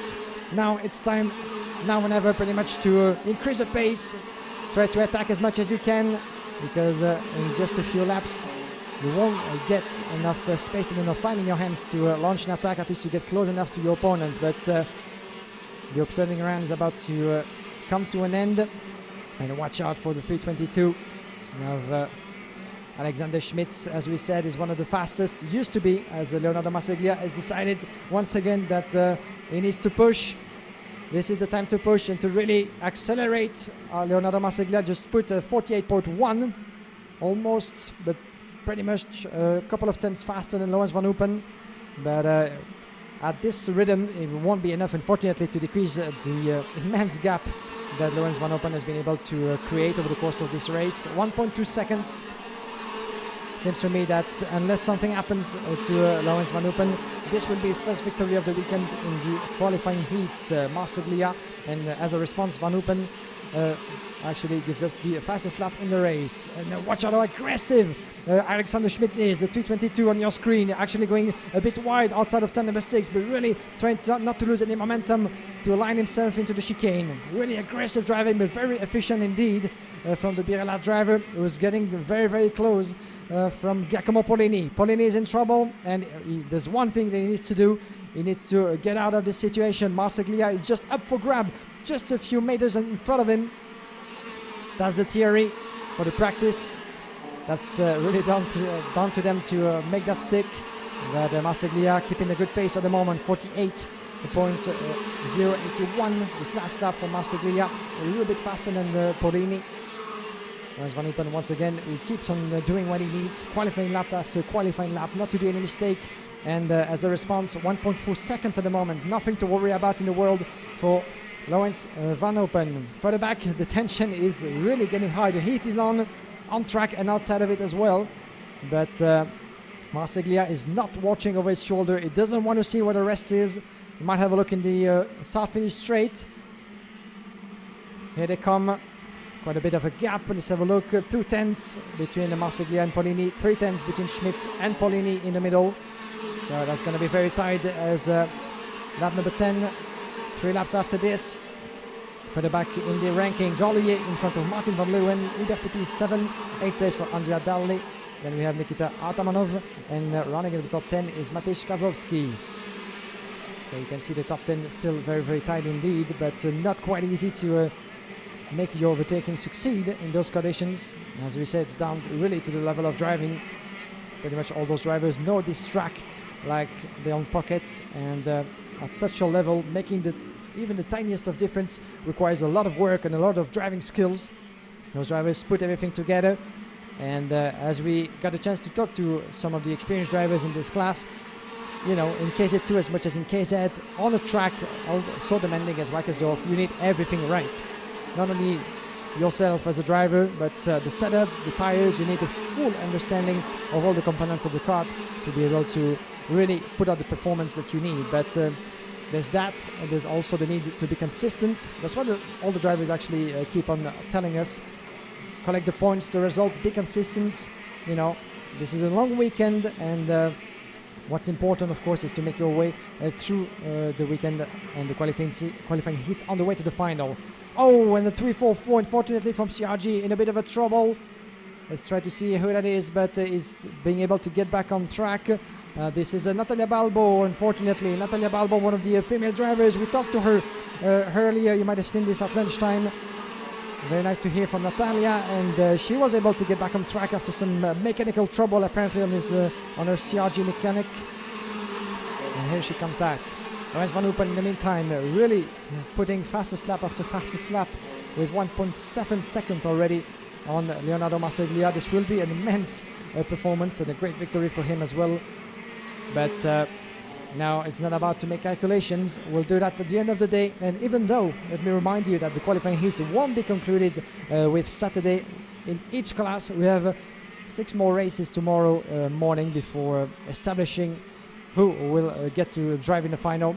For the KZ, we'll get everybody, but it's not much the same as in KZ2. And the Academy Trophy, only the best 36 drivers make it to the last race, the most important of all. Final lap for Lorenz Van Hoopen. Marseglia in second, Giacomo Polini in third. 3 tenths is still between the two Italians in second and third, but I don't think that Giacomo Polini, unless he goes for a very, very last move, which actually can go either way. Either you succeed, either there could be some incident or some wheel touching in the process, and that could be actually costly in terms of results. So at this point, experience must prevail, and they have to keep the results alive until the end.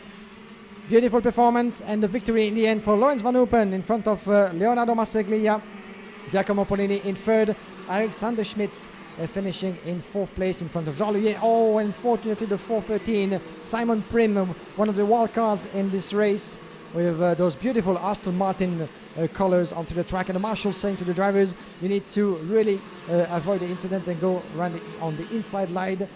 But that's part of the job indeed. Thanks very much once again to all the people on the track involved into the running of the race. In the rest of the ranking, Martin van Leeuwen is 6th in front of Adrian Dale. Hubert Petit crossed the line in 8th, followed by Nikita Atamanov, Matej Kazowski, Chris Anand, and the 402 as well in trouble. What's been happening? Carol Simon actually having to push his kart on the way to the pit lane. I wonder, must be a mechanical trouble, or did he run out of fuel? Quite interesting to see. But quickly, in the rest of the ranking, Chris Anand is 11 in front of Travis Zanotto, Ronnie Tabakovic, Jesper Westerholm, Lorenzo D'Alosio in front of Matteo Zanchi, Jo Valtanen, José Knopf, Luigi Di Lorenzo, and Gilles Stadsbader. Quite an interesting result, Jake. Lorenz Van Hoopen untouchable once again, but a strong race as well from the CRG teammates, Marseglia and Polini. Yeah, very interesting end to the race there for Corral Simon. It certainly looked as though he had a problem crossing the finishing line. His finishing speed was nowhere near that compared to anybody else's. Lorenz Van Hoopen, though, an important victory for him. Leonardo Marseglia and Giacomo Polini in behind from Alex Schmitz, who picks up a P4. Jean-Louis and Martin Leuven, then Dale, Petit, Artemanov and Kakowski. Harnan and Travis Zanuto, Tabakovic and Westerholm from Rosico and Zanchi, Valtanen and Knop, then De Lorenzo and Gilles Stadsbader, Roman Sharapov and Jan Raquet. Ben Dor and Danapong Bang Satumnu, Hannah Lang and Nela Mechenkova, Carol Simon, Oliver Gemmel, Kasper Nadolski, and after her spin earlier in the race, Natalia Balbo only able to make it back to 30th position. The one retirement from the race where you can see his car in the background, Simon Prim, who ended up being out of the race on the final lap of the race. A very difficult situation for the Valia motorsport racer, but they don't always end in good style. There are sometimes races that come to a premature end, and for Simon Prim, he's definitely got a much more difficult day at the office than when he started. That's the thing. We keep mentioning this at Wackersdorf. In the KZ2 field in particular, you cannot afford a single DNF because there are so many drivers that will snatch away your result from you. So you just cannot afford to get yourself into that situation. So the delay to the start and the delay to the cleanup job means that we should be able to get down into the pits with our man on the spot, Guillaume Alvarez, who I'm hoping should have been able to find former world champion in both the OK and the Gearbox world, Pedro Hilbrand. Yes, indeed. Welcome back with Pedro Hilbrand, as you said, Jake, one of the former world champions in the field here. Good to see you, Pedro. So a strong field indeed in KZ2 here in Wackersdorf. Can you talk us through the start of your weekend in those pretty hot conditions, must be said? Yeah, we start really good, pretty good on Thursday. We struggled from Friday morning, but we think we were really okay for the qualifying. Maybe not for make pole position because let's say Denner is really fast, but for make top 5. But we struggle on the qualifying. We don't know why, but at the end that's racing. No, that's part of this sport. We struggle on the qualifying, but first hit was really good on the first 5 laps. We were from P13 to P7, but then we have a problem with the radiator. But let's say we are on the way. We work hard, and I think we will be better for tomorrow. Talking to some of your colleagues, they tell me that the level is so high that you really need to put everything together. Not just about yourself in confidence in terms of driving, but the setup, the tires, everything must be aligned to be competitive. Yeah, for sure. We are speaking about KZ1, so I think it's not only me. It's like many of me, no?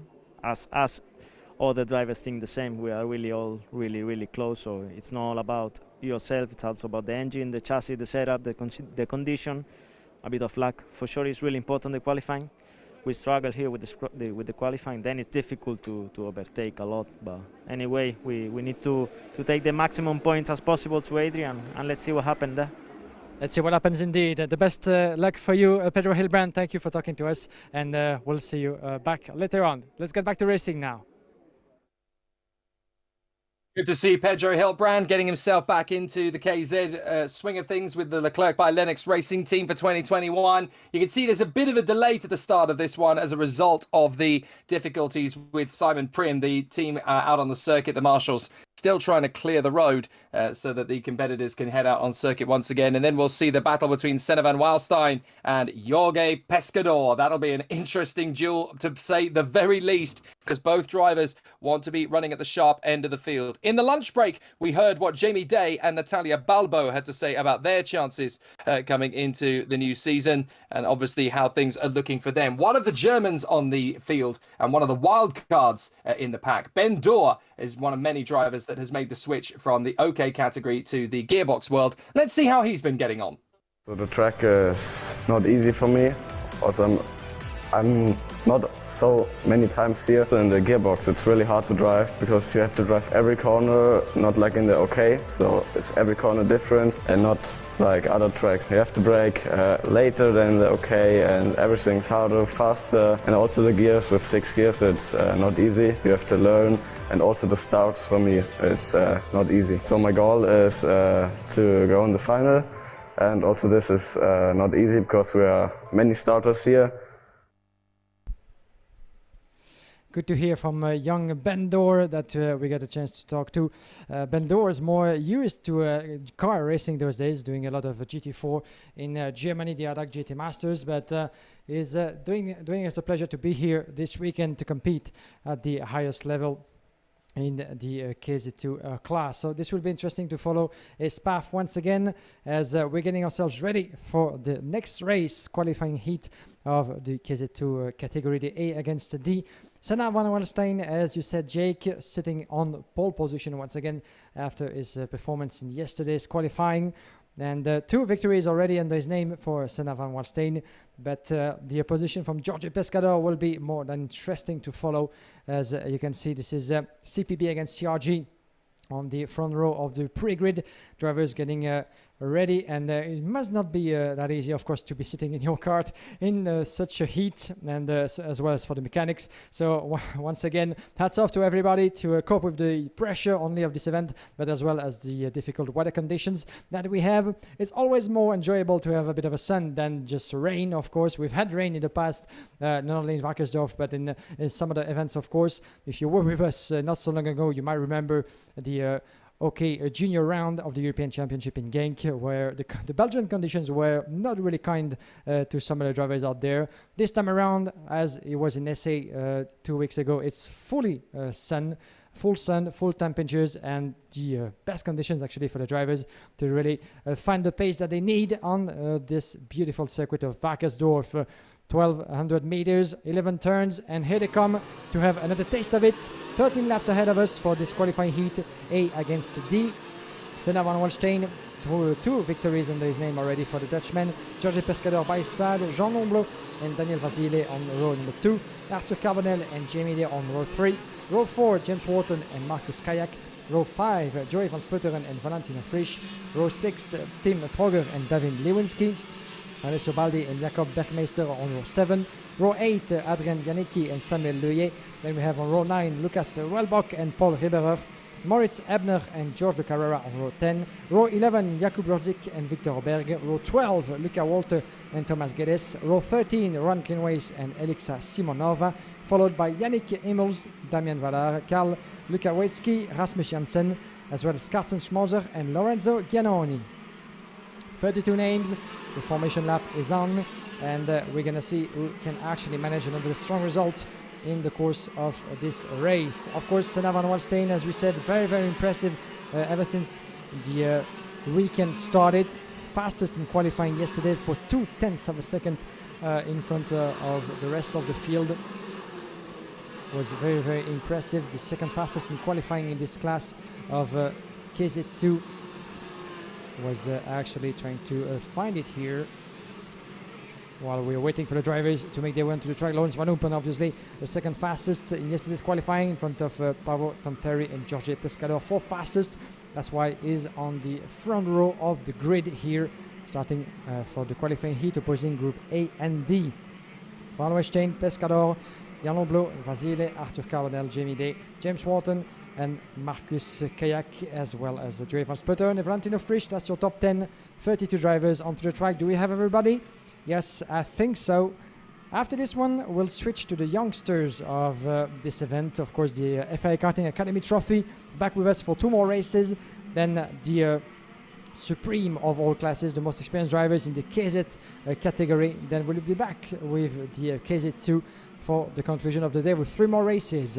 Then don't forget, of course, that tonight will be published on the social network of the FIA Karting Championships the reactions, of course, of the past few hours as well. A few more content will be published with videos and stuff, and more interviews tomorrow as well, and inside to give you the proper feel, the proper look of what's been happening here in Wackersdorf.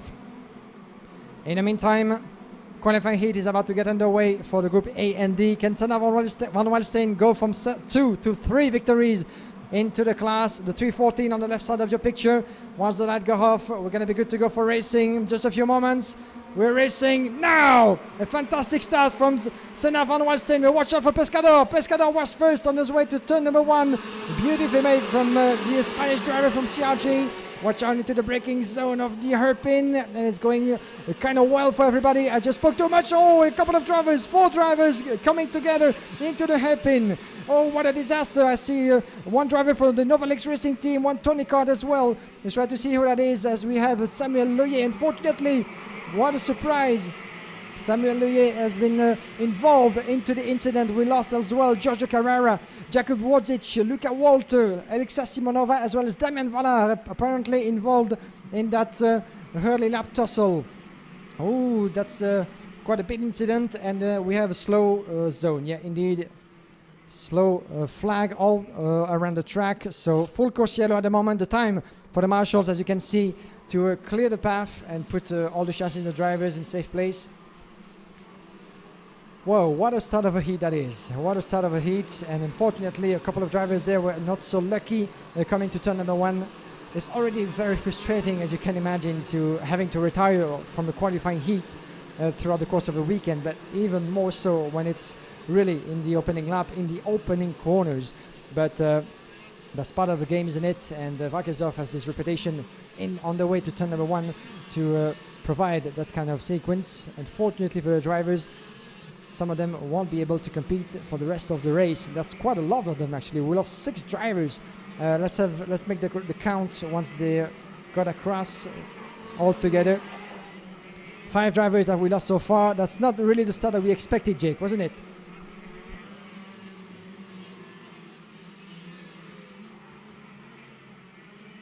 Wow, fascinating situation for the drivers there. It looked as though Jorge Pescador hadn't noticed initially that the race had been put under yellow flags. He actually hesitated, made the overtaking move on Senna van Waalstein, and Senna was waving to him. Look, we're under yellow flags. You can't overtake me. And Jorge suddenly realised, went, fair enough, mate, you can have it back again. But a slightly hiccupy moment there between the 2 leaders. I don't think anything will come of that, because they have obviously given each other the space they needed to make.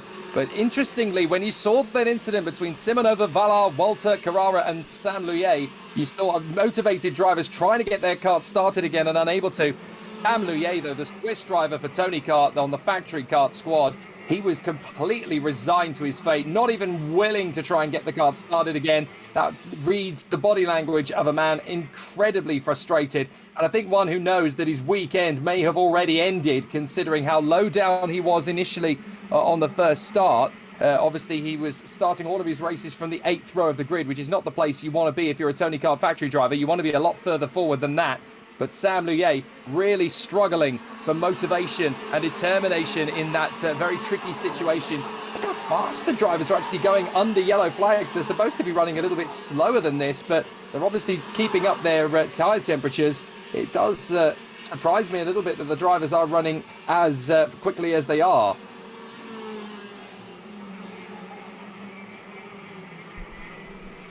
All right, thank you, Jake. As green flag is on as we get back to racing. Here we go.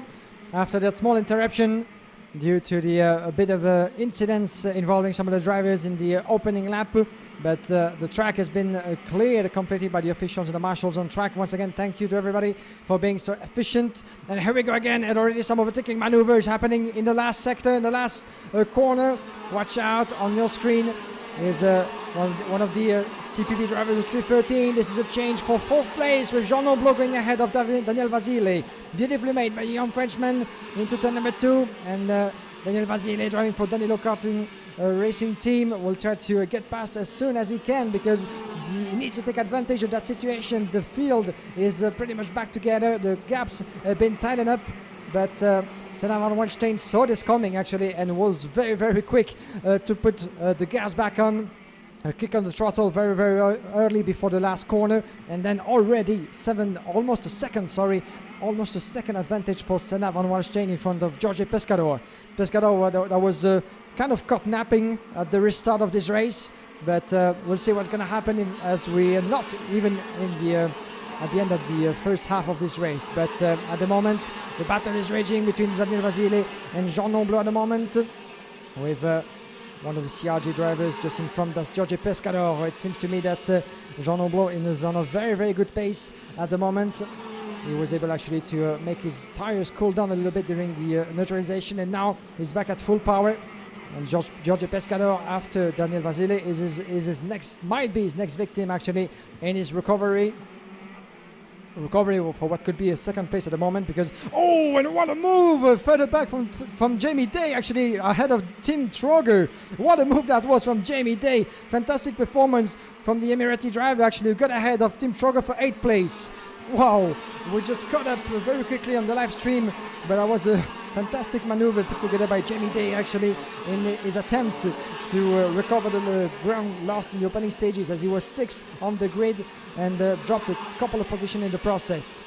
In the meantime, we're back here with the 374 George Pescador. Jean Nomblot just got ahead actually. In the meantime, as we were following Jamie Day, there was a switch for second position with Jean Nomblot ahead of Pescador, and Pescador himself now under threat from David Vasile as well as Arthur Carbonel. So you can see really the French drivers from CPB well in the mix into this qualifying heat, as well as Senna van Walstein ahead. 3 drivers in the top 5. The Sodicart chassis working very, very well onto this Wackersdorf layout. Senna van Walstein 1.4 second advantage on Jean Nomblot, 1-2 from the same team. Pescador in third, Daniel Vasile in fourth. Arthur Carbonel, of course, he would like to join his teammate up in the field, but he's got 2 drivers in front, first to go through. Valentino Fresh in 6. Then we have further back Marcus Kajak in 7th place in front of Jamie Day, Tim Troger, James Wharton closing at the top 10. We got a chance to talk to both Jamie Day and of course James Wharton, 2 drivers that we've seen competing in the past few seasons in the direct drive classes, so that's their first season, their first proper event behind the wheel of gearbox chassis. And so far those 2 of course are trying to find their pace in that very, very competitive field. 95 drivers, can you imagine, actually in just one class for this event. It's always been the most crowded of all classes in gearbox, of course, while the KZ is a rather more exclusive kind of class, of course, with a maximum. This time around we have 25 drivers. We can go to more, of course. We've had more. We've had more sometimes than 30 drivers registered for KZ events, but it's not an easy field to tackle, that's for sure, as much as the KZ2. But we did ask the question actually to some of the drivers early on, what's actually more difficult, to be part of a huge field with all sorts of driving skills, or to be part of a small field, and what's the hardest part actually? So actually with the opinions about this might differ between one driver to the other, but what's for sure is that in KZ the level has never been so high as much as KZ2. It's very hard to point out who actually can end up at the podium at the end of the weekend. We have favorites, of course, and we might see, and we will see, some names popping up already in that class. The first one being Senna van Walstein, who's been really on the charge ever since the weekend got going. And James Wharton is finding his pace throughout this qualifying heat as we're getting near the conclusion already. The power lane driver, 48.1 at the moment, still stuck in the 8th place behind Marcus Kajak. Quite a long way, 0.4 of a second between Kayak, Jamie Day, trying to get as close as possible. There he was. As you can see, the bump, the little radion at the on the other side of the track, just in front of the cabine, at the end of the track. It's always nice actually to have a bit of level differences on karting circuits. It's more common in car racing circuits, but in karting we got a couple of those layouts where it's not actually completely flat, even though that's something that you get to see, you don't get to see quite easily on TV, but those karting tracks are never completely flat. There's always some little differences that make them even more interesting. Jean Nomblot is the fastest on track. The 313 is second place, 1 second between himself and Senna van Walstein. On the picture is Jorge Pescador, the CRG driver, in 3rd position, and so far he's been able to keep Daniel Vasile at bay in 4th position, just 0.4 of a second between 3rd and 4th. Arthur Carbonel trying to get as close as he can as well. 0.6 now of a second is the difference between Vasile and Carbonel in 4th and 5th place. But can Jean Nomblot try to get close to Senna van Walstein? This is the penultimate lap of this qualifying heat, and it's unlikely, of course, with so few laps remaining and some, not much time in the hands of Jean Nomblot to decrease the gap enough and to try to threat his teammate. But that's not the point. What's important is to go through the qualifying heat unhurt, shall I say, collect the points, the results, and second place will be more than satisfying for Jean Nomblot behind Senna van Walstein, that has been absolutely untouchable so far in each of the heats that he's been through. It's partially thanks to, of course, a good pace, but also a fantastic start from van Walstein, even though Jorge Pescador was very good at it as well, 13 laps earlier. This is the last round of Wackersdorf here for those drivers before we take a break with KZ2, and then we'll see them back at 4:25. That's Senna van Walstein on his way to what will be his 3rd qualifying heat victory of the day. Jean Nomblot in 2nd. This will be a 1-2 from CPB this time around, as Pescador will cross the line as a deserving third man at the end of this qualifying heat. But this young man from the Netherlands certainly and is already a name to keep an eye on. Definitely for the rest of the field. He's been putting the effort, he has the pace, and that's another victory for Senna van Wallstein with that tribute crash helmet to the late and great Ayrton Senna. Senna van Wallstein victorious of his third qualifying heat in front of Giorno Blum, Jorge Pescador, Daniel Vasile, Arthur Carbonell, Valentino Fritsch, and Marcus Kayak, Jamie Day, Tim Trogger, James Wharton, Moritz Ebner in 11th place, followed by Joey van Splutteren, Lorenzo Giannoni, David Lewinski, Paul Ribberer, Alessio Baldi, Adrian Janicki, Lucas Relbach, Victor Oberg, and Rasmus Jansson in 20th place. At the back end of the classification, we have Thomas Gendes in 21st, followed by Jakob Bergemeister, Yannick Elements, and Jartzen Schronzer, as well as Jakub Jonssi. A lot of drivers, unfortunately, who didn't see it through. Damien Valeur, Alexa Simonova, Luca Walter, Giorgio Carrera, and Samuel Loyer, as well as Karl Luchawski and Roland Greenways. Quite an eventful race it was, Jake, but once again, a fantastic demonstration from Senna van Wallstein.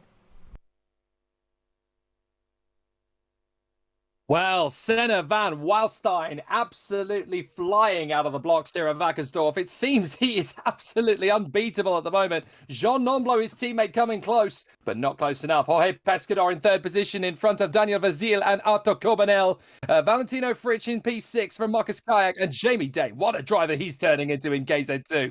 Tim Troga and James Wharton from Moritz Ebner and Joey van Splunteren. Lorenzo Giannoni and David Lewinsky from Paul Ribera and Alessio Baldi, Adrian Janicki and Lucas Reibach from Victor Oberg and Rasmus Janssen, Thomas Guides and Jacob Bergmeister. Then it is Yannick Himmels, Carsten Schmalzer, Jacob Wachik, and then the retirements, and there were plenty of them. Rowan Grinvis, and then of course all the drivers we lost within the first lap incident, Karl Lukashevsky, and then Sam Luyer, Giorgio Carrara, Luca Walter, Eliska Simonova, and Damian Valar, who all had problems throughout the course of the early couple of corners of the race. Very disappointing indeed for Sam Luyer. The Tony Kart factory driver would have wanted a lot more from this race, and obviously losing out there is absolutely critical in terms of his race preparation ongoing. So we're going to turn our attentions from the KZ2 drivers now to the Academy drivers once again, and they will get out onto the circuit very shortly indeed for qualifying heat B versus D. You're going to hear from some of the stars that make this sport what it is, and for a lot of the drivers, this is their first time, of course, out of their native lands to go racing on the international stage. So it's a lot of very interesting stories down there. One of the drivers that we are going to talk to is a man who has formerly won this event back in the day, to give you a little bit of an insight into how things are going since his time in the Academy Trophy. Guillaume Alvarez should be down there now with former FIA Karting Academy Trophy winner Kaius Siksnelis of Lithuania. Kaius Siksnelis indeed has been 2 years only that you won the FIA Karting Academy Trophy, and now you're all grown up and in KZ2. That's quite a fast as a career. Yeah, I mean, last year we did okay senior, and this year we thought, maybe we should try KZ2, and it's going pretty well so far. Yeah, absolutely. You've had a second place already so far. Can you talk us through your weekend, because you seem to be getting on pace quite quickly? So the first day was not that good. It was learning day, everything, new tires, MG, never tried them before. And Friday was pretty good, actually. Okay in qualifying and did few mistakes. I could have been a little higher. But for sure, I'm really happy with my KZ2 debut in FIA European Championship. Going from Academy and then the OK drive class and now Gearbox, what's your comparison? What do you think about the level of driving that you experience in now? Oh, in Academy it was much easier, like physical and everything. But now it's getting harder and harder. And if you compare like seniors and KZ2, is just completely different planet, we can say like that. All right, good comparison indeed. Thank you very much for talking to us, Kaius Siksnelis, and we'll see you back later, of course. Get back to racing, and the best of luck to you. Thank you. What does it take to be a Formula One driver?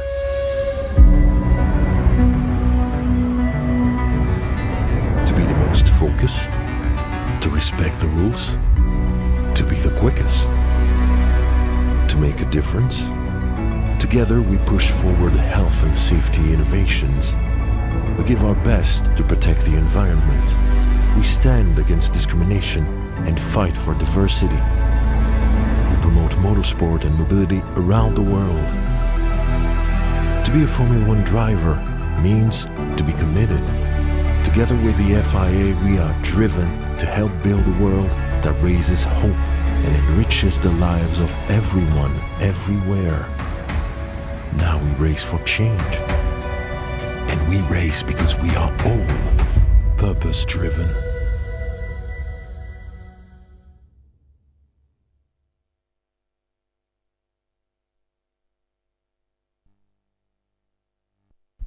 And here we go, back to karting already with the FIA Karting Academy Trophy. One of his latest winners, actually, we just talked to Caius Signelis, only 2 seasons since his win in 2019. The OK Junior category in between, and then already KZ2 OK category, my apologies, with the XP Racing team, and already trying his hand at KZ2.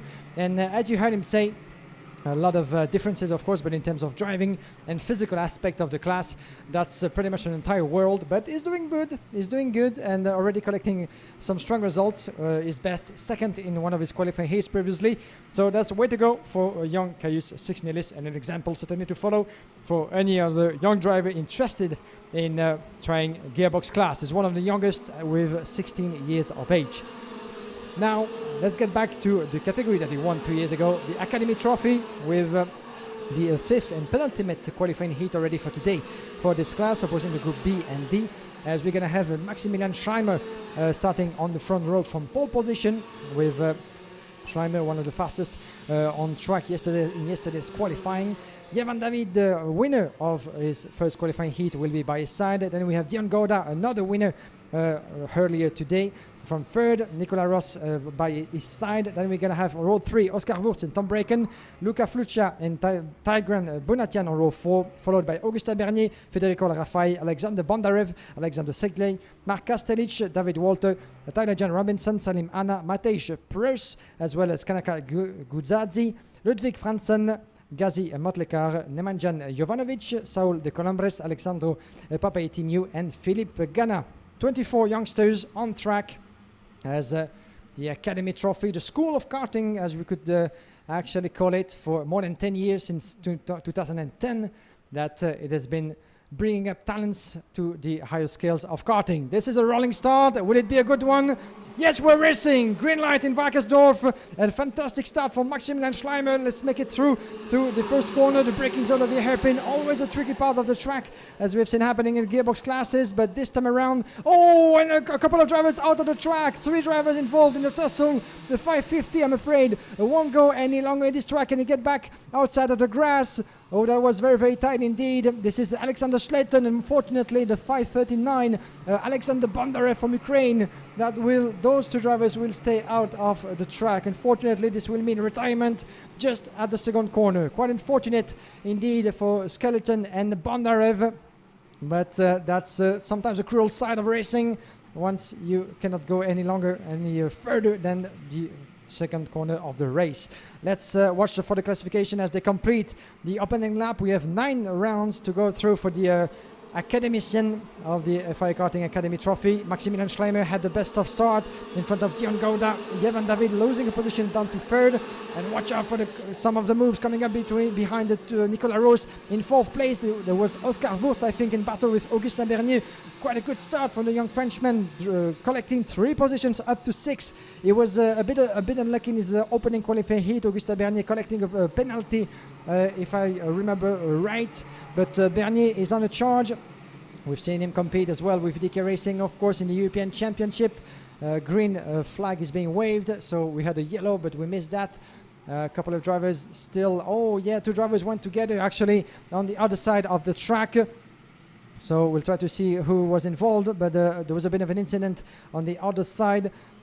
Bondarev Skelton already lost in this race. Try to identify who are the drivers unfortunately involved in that incident. But in the meantime, Maximilian Schleimer, 0.6 of a second. There they are, the 531. And the 536 wasn't it? The 531 involved. This is Mark Kastelic, unfortunately, and there's confirmation of the incident involving Mark Kastelic, and I think the other one was Nemanja Jovanovic, the 548. As it's quite unfortunate, as we've lost 4 drivers so far into this early stages of the race.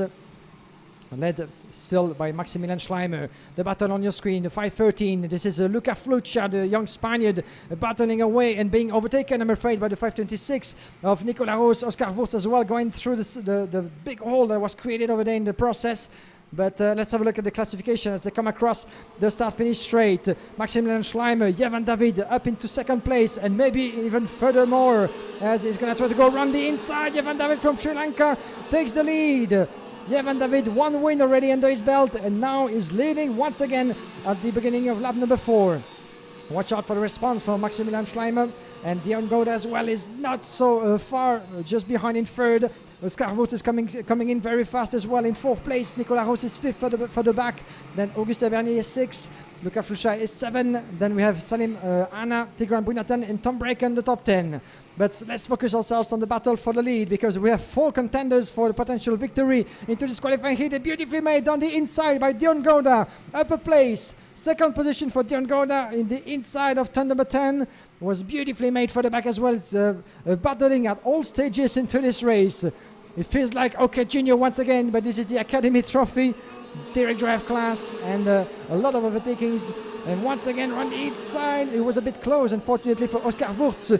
Tried to go around the inside of Dion Gauda, but Maximilian Schleimer as well is in the middle in 3rd position, the 5:18 that you can see on screen. Lucas Fluccia, the fastest on track, the Spaniard, 52.034, as Fluccia is running currently in 6th place, having passed Augustin Bernier. The young Frenchman dropping a place in 7th position. Here they come, making their way into turn number 9. One of the hairpins that feels like a bit of Gauda in terms of layout, and there goes through the 5:10. Is happening for the back of Tigran Bunatian. Beautifully made by Tigran Bunatian, who goes past Salim Hanna for 8th place. A good recovery effort as well for Salim Hanna, who recovered 8 positions since the start of this race. Lap 6 underway, around the inside almost. A beautiful overtaking spot for those youngsters into turn number 2. Jevan David, once in the lead, has kept increasing his gap, 0.6 of a second already, and confirmation that he has a clear view just in front of him, and he keeps on aligning the pace in the qualifying laps. 51.8, fastest lap on track for Jevan David in front of Dion Gauda. Oscar Wurz, the 5:18, is Maximilian Schleimer just behind in 4th place, but he's gonna have a lot of trouble because he's having to defend against Luca Fluccia. Maximilian Schleimer, Fluccia 4th and 5th respectively. Nicolas Rose is not far behind, the young driver from South African, trying to keep up with the rest of the field. There's opportunities here to grab. There's a lot of door that can be open actually into this qualifying heat of the Academy Trophy. And nothing is done yet. Watch out for the move coming up to the hairpin. But actually, Nicolas Rose, just behind the 5:13 of Luca Fluccia, was just a little bit too far to try to make his overtaking stick. Tom Braken, the young Belgian, is the fastest on track at the moment. Tom Braken, who lost 5 positions, unfortunately, in the opening stages of the race, maybe involved in some of the incidents that we saw. He might have lost a bit of momentum in that process.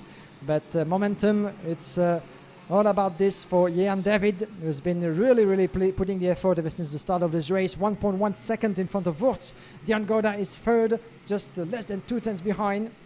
Then Luca Fluccia making his way up to 4th place in front of Schleimer. So change for 4th place with Fluccia confirmation ahead of the young German. Then we have Nicolas Rose for the back. 7th place, Salim Hanna. Tigran Bunatan is 8th in front of Bernier. And 10th place for David Walter, who got ahead of Tom Braken. Tom Braken in 10th place, my apologies, in front of Walter David. So here we go, keep on focusing ourselves. The 5:06 under pressure. Dion Gauda really stuck between his rivals over there. What he needs to do is getting ahead of Oscar Wurz, as he doesn't have a lot of time remaining. This is the penultimate lap of this qualifying heat.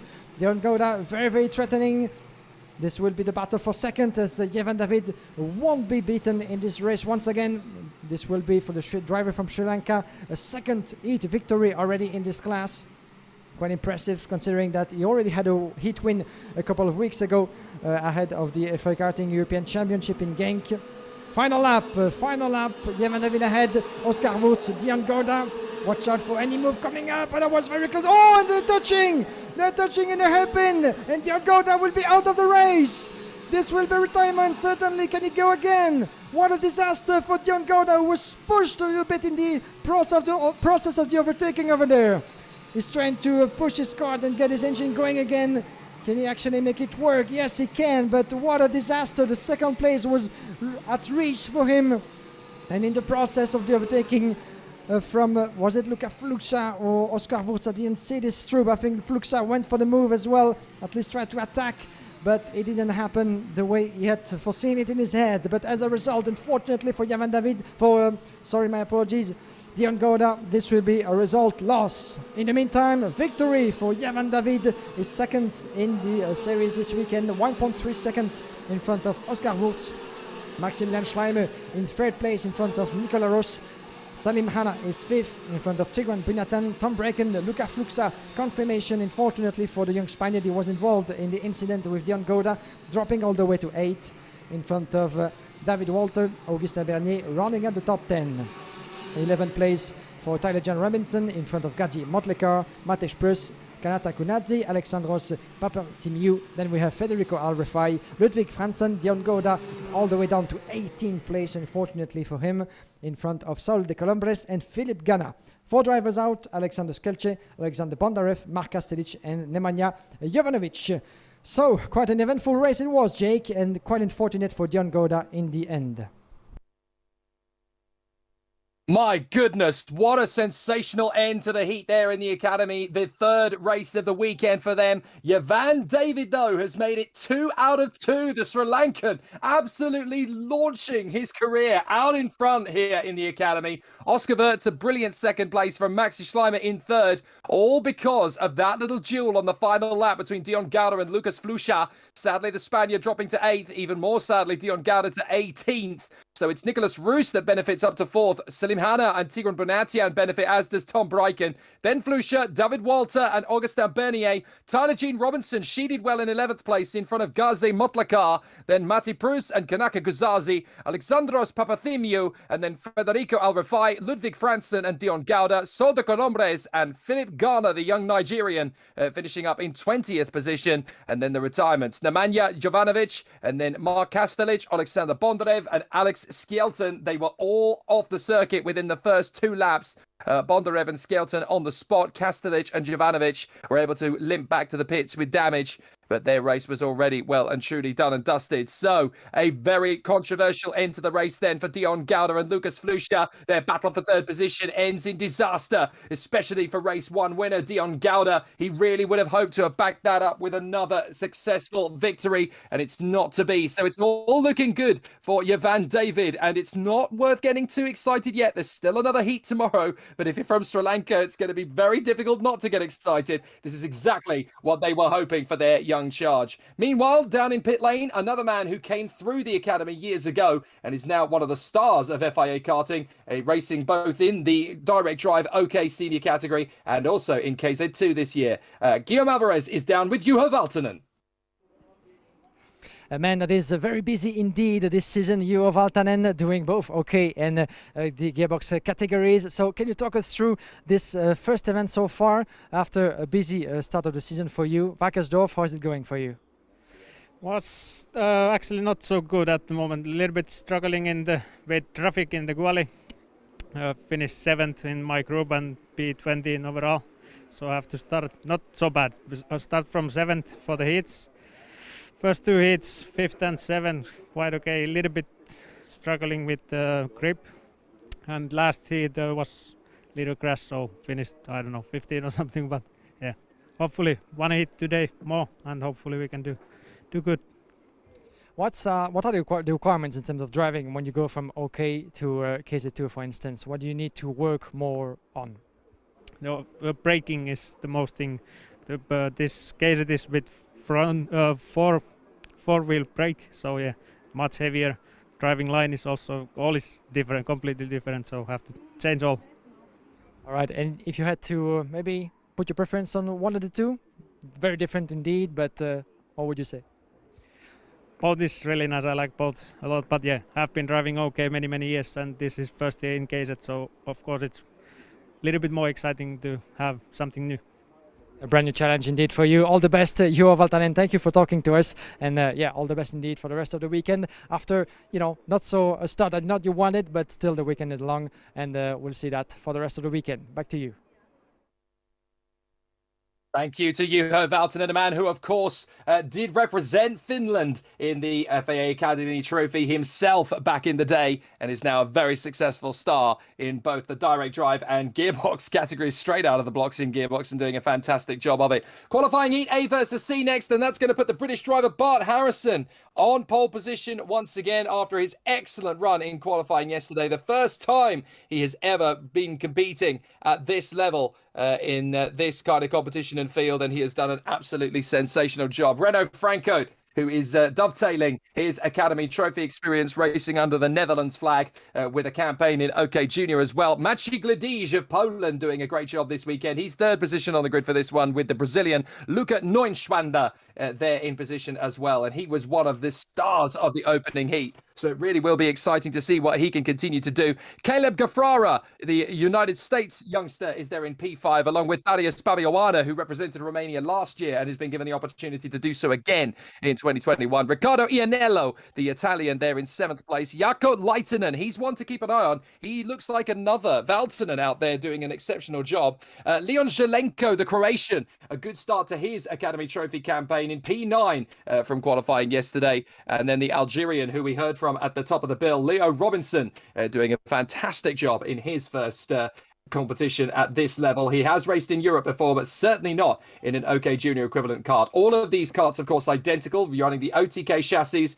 Everything on these karts is absolutely identical to everyone else. All the driver gets is the same kart, the same chassis, the same tyres, the same engine, which is actually pooled over the course of the weekend, so they don't get to choose their engines. They're given what engines they're given, and then they have one mechanic. That's it. There are no teams, and it's purely about racing for your country, the pride of your nation, and giving yourself the best chance to succeed. It really is a sensational category of racing. It's one of my personal favourites in motorsport, never mind in karting. And for me, this is the Junior Olympic Games of motorsport. I absolutely adore it. And we've seen some incredible racing drivers come out of this category over the years, including Formula One racers George Russell and Charles Leclerc. So it really does breed incredible talent. And it'll be very exciting indeed to see what these youngsters can do as they continue their march through the world of motor racing. Many of these guys and girls actually racing outside their home country for the very first time by racing in this category. So it really is an exceptional discipline. Qualifying Heat A versus C about to get underway, and we are guaranteed a different race winner in this one because Dion Gouda and Yvan David are not in this heat. So whatever happens in this one, Guillaume, we're going to get a third different winner from the Academy. Thank you very much, Jake, as we're getting ready for the last qualifying heat of the day for the Academy Trophy, the group opposing E, A and C, with at the moment the drivers, as you can see in the pre-grid, they're waiting for the green light being given by the officials, while we're waiting at the moment. I just saw actually the recovery truck of the Pro Kart Raceland of Wackersdorf coming back to his position outside of the circuit, so it means that the path is clear. So they're going to be given green light in any moment, and they will make their way onto the track. Good to talk to Juho Valtanen indeed, one of the new faces in the gearbox class, the KZ2 category this season, that he does in parallel with his full program with in the OK class, European and World Championship. So a full season for Juho Valtanen, and interesting to follow his path through this new challenge, as he said. Of course, completely different. Not so much of a good start this weekend, but I'm sure he will keep on improving, as we still have a lot of a path to go through until the end of the weekend. So at the moment, Bart Harrison, the 502, will be starting from pole position. Another rundown of the grid in just a few moments. Bart Harrison from Britain, his best result, a third place. Renaud Francot by his side, his best result, a second position, as they make their way onto the track. Behind the front row, we're going to have Maciej Gledij from Poland, 10th position in his first qualifying heat. Unfortunately for Maciej, starting from third, dropped a lot of positions down to 10. Luca Neuschander, actually from Brazil, finished third of his first qualifying heat. Further back, we have Caleb Gafrahar from the United States with Darius Babayona from Romania by his side. Then we have the Italian Riccardo Iannoli and Finnish Jaakko Lehtinen. Then further back in the rest of the ranking, Leon Zelenko and Leo Robinson on row 5. Row number 6, we'll see Stefano Cagnolo and Aaron Crepsey. Then we have Nicola Ambiado and Noah Montero, row 7. Row 8, we'll see Leon Ochai and Mark Dubinsky start alongside each other, followed on row 9 by Nando Wexelbaumer, Matej Konik, and then in the last few rows of the grid, Joachim, Daniel Moalem, Lenny Kiefer, Emil Gedrum, Sebastian Quapeng, and Servidas Simkus. Another batch of 24 drivers in the FIA Karting Academy Trophy, as we got a chance to talk to some of the precedent and previous winners and contenders. Gio Valtanen was one of them, of course, representing his country, Finland, in the Academy Trophy not so long ago, after a couple of years in OK. Now he's doing a gearbox, as we had also Kay Sixnelis behind our mic. Even more impressive path for young Sixnelis from Lithuania, as 2 years ago he was winning this very competition in Lonato. And this time around, after a year in OK, is in KZ2. So talking about a fast career, a fast start of a career. So let's see any of the drivers here that can actually make a similar path. It's remain to be seen, but some of the names already quite impressive. Bart Harrison, René Frankot, Jevan David, certainly one of the revelations of this weekend with 2 wins already. Who's going to be able to take the win in this race? Will it be a good start? Yes, it is. Green light. Here we go. 9 laps as Bart Harrison is having a good start. Watch out on the way to turn number 2 with the fast right-hander breaking point. Everybody needs to go through safely. We had a bit of a trouble early on, and we have another driver going off on the inside, but able actually to keep going, I think it is. Yes, indeed, a bit of a trouble further back in the field, but everybody seems to be on track at the moment. So let's have a close look at the battle at all stages, as you can see, trying to find your best way, trying to find your space into that very, very hectic field. But by the look of it, it seems that Bart Harrison was able to keep his advantage, so to identify second place, 5:02. I've spoken too soon. Bart Harrison just lost first place, is running in second in front of Masses Gladys. It means that Renaud Frankot might have been able to get ahead himself in the lead. Let's wait for them to cross the line, completing lap number 1 confirmation of the good start of Renaud Frankot. Indeed, a second place for him early on, and on his way to what could be victory. He wants that win, and he did what he needed to. Further back, the good battle is on, as Bart Harrison has lost another position to Masses Gladys. Gladys up in second, I think it was. The battle is very, very tight indeed. Gladys in second, confirmation on your screen. Bart Harrison down in third. Then we have further back Lucas Neuenskander in fourth in front of Ricardo Ianiello. Caleb Garafar down to 6. Leo Robinson is 7 with 3 position gain in the first lap in front of Darius Babayona, Leon Zelenko, and Stefano Cagnolo. That's what. Oh, and a bit of a trouble over there for, I think. Was it for Bart Harrison further back? No, for Bart Harrison still very much in third place. I didn't see this precisely, but let's wait to see if there's any change in classification. But that was very tight indeed. And Bart Harrison, yes, third place still. It was further back actually. That was for Darius Babanova, the 522, who got a bit of in the tussle over there. And look at the battle that we have between those 4 drivers. The 511, this is Luka Neuskander, followed in its shadow. Oh, and there's a bit of a contact in the hairpin. That was impressive, but actually the driver managed to stay on track. The 2 went together further back. I think it was Leo Robinson and Leo Zelenko. Darius Babanova, as a result of what happened early on, warning flag as well for Caleb Gaffar. So 2 warning flag for Caleb that was involved maybe in the incident that we just saw previously. But it's battling at all stages at the moment, as those drivers are hungry for results, that's for sure. But watch out not to have any front-firing penalties in the end, because if the penalty gets declipped, that will mean a 5-second penalty once the race is done. But we're still a couple of laps away from the checkered flag. Renaud Frankot, 0.2 of a second, just ahead of the 517 on your screen. Maciej Gladys from Poland, who's really pushing everything that he has. He sees his victim, he sees his prey up for grab. He's going to try to make the overtaking maneuver succeed. Maciej Gladys, as a result, fastest on track. He was able to decrease the gap from 2 to 1/10 of a second. Luka Neuenskander is in third place. Already let himself be distanced, I'm afraid. The young Brazilian driver, 1.1 second down from the Renaud Frankot in the lead. So we're going to leave those 2 battling for the win. with Neo Skander, who keeps observing actually what's happening in front of him. He knows that as long as those two keep on battling and Maciej Gladys doesn't take the advantage and the upper hand on René Francot, he might have a chance actually to decrease the gap and get close and maybe fight for the win.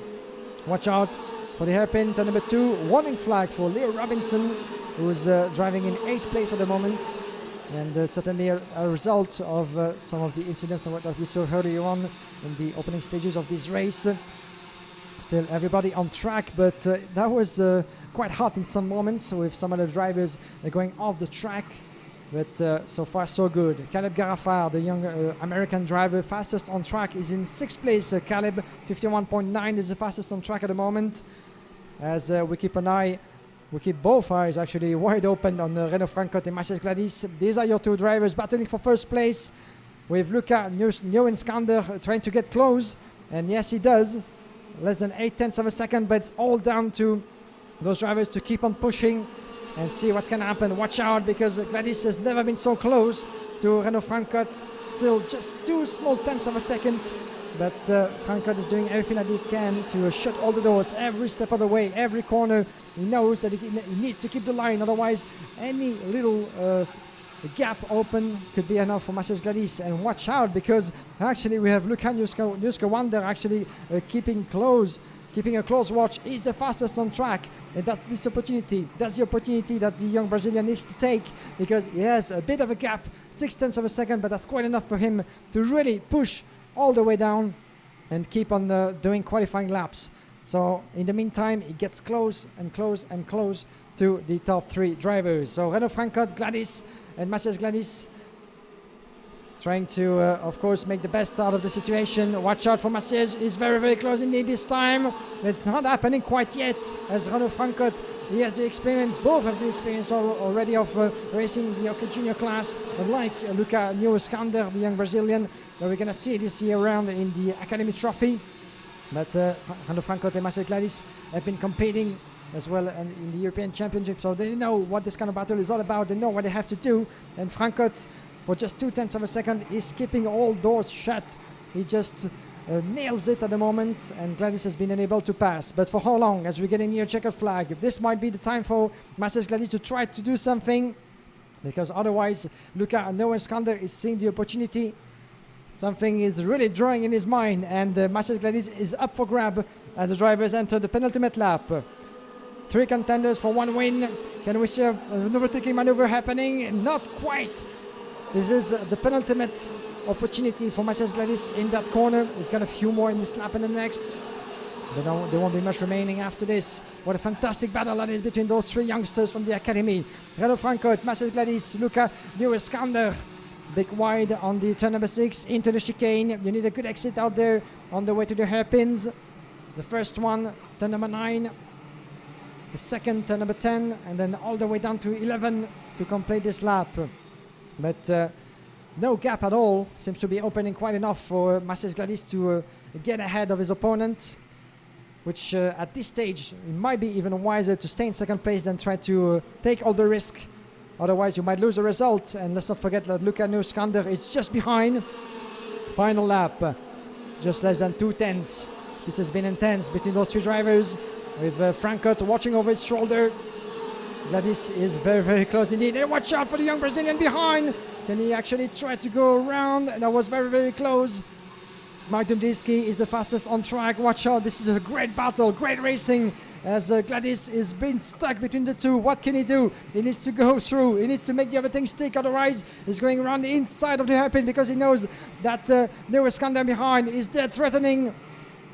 One last corner before the turn 11. Oh, he's getting around the inside. Fantastic. Wheel to wheel almost. And Lucas Nieuwenskander goes through in turn 11. What a fantastic finish that will be.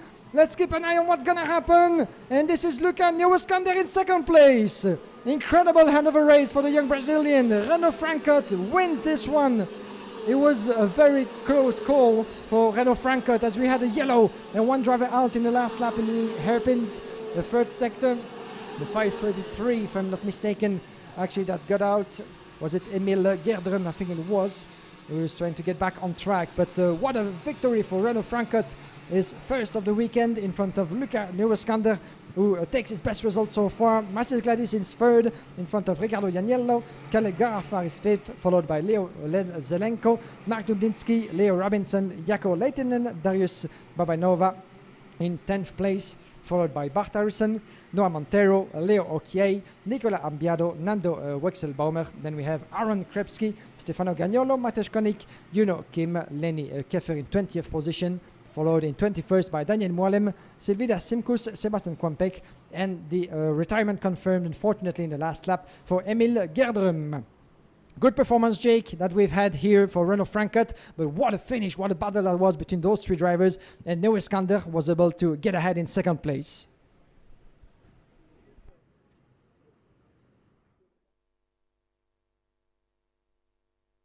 Renault Franco then with the victory, and that's the most critical time in the weekend to get it done, because he goes into the evening knowing that he is unbeaten for the moment. Luca Neuenschlander and Maciej Gladys from Ricardo Janiello, although he, of course, had the technical flag, so that could come back to bite him. Caleb Gafrara, Leon Zelenko, Mark Rudnitsky, and Leo Robinson, a great fighting drive from him. Jaakko Leitinen and Darius Babiawana. Bart Harrison struggling to sustain things and keep it in the top 10. He eventually emerges 11th from Noah Montero and Leon Okai, and then Nicolas Ambiado, Nando Weixelbaumer, Aaron Krepchik, and Stefano Cagnolo, Matti Koenig, Junio Kim, Lenny Kiefer, Daniel Moalem, Severa Simkus, and Sebastian Kaupeng. And unfortunately, yet again, more difficulties for Emil Gerdrum.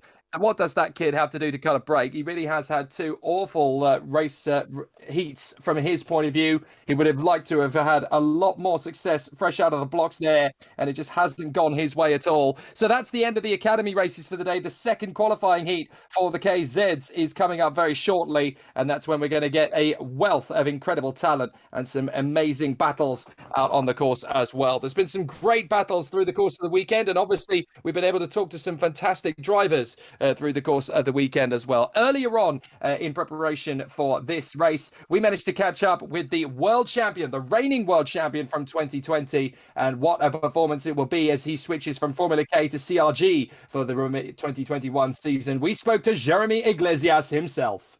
After the title, I feel like free, you know. Okay, I had that I want till I'm a kid, so now I enjoy it during a couple of time, and now I turn the page, and I'm looking for, let's say, another title or something more. Relationship with EPK was still good, but they changed organization. They didn't want to do again KZ. That's why I changed. So I said, okay, if I stay with them, I cannot fight again for the title. I will only make maybe 2 or 3 races during the years. I speak with CRG, and we have the same goal, so that's why I'm with them today. In CRG we are now 3 KZ drivers and 3 fast drivers. This is good for every driver, you know, when you have a teammate faster, that gives you even more experience, more information for your material development. You know, when you change team, you have to start from zero, even if CRG is one of the biggest team on the world, you know. Even if they went a world champion, you have to start from zero. And for me, it's a new experience, new people around me. We improve every races, and I hope for the world championship I will be strong enough for the title. Also in KZ2 category, we see a lot of younger drivers really fast. You can see that the BRL professional drivers or Tonica professional drivers are younger. Even if I'm old, I can learn something from the younger drivers. So that's helped me also for me to improve every weekend. In KZ you need all the package really competitive. So if you are missing something with the chassis or with the engine or carburation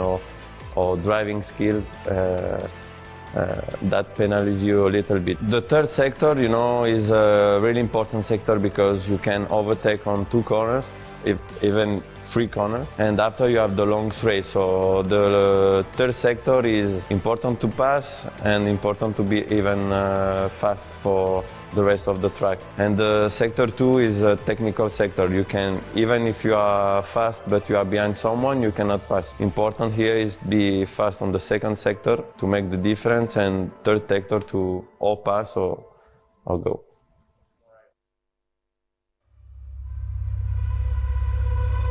What does it take to be a Formula One driver?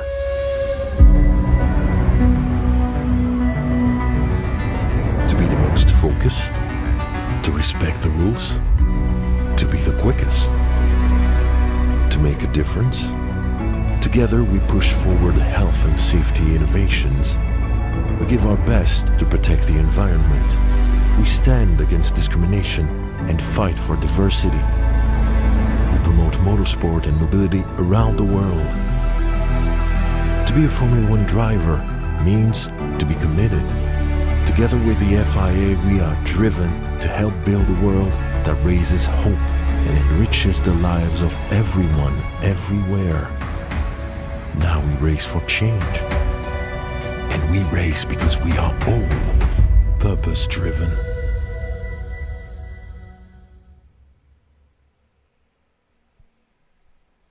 And we're back on track with another category, the KZ class, of course, and the 25 drivers.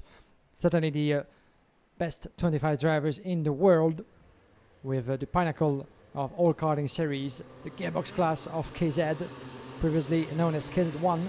Most of the drivers actually still refer to it as KZ1. We'll call it KZ officially in front of KZ2 as they make their way onto the track for the last qualifying heat of the day. This is qualifying heat number 2. 1 to go tomorrow, of course, after this one.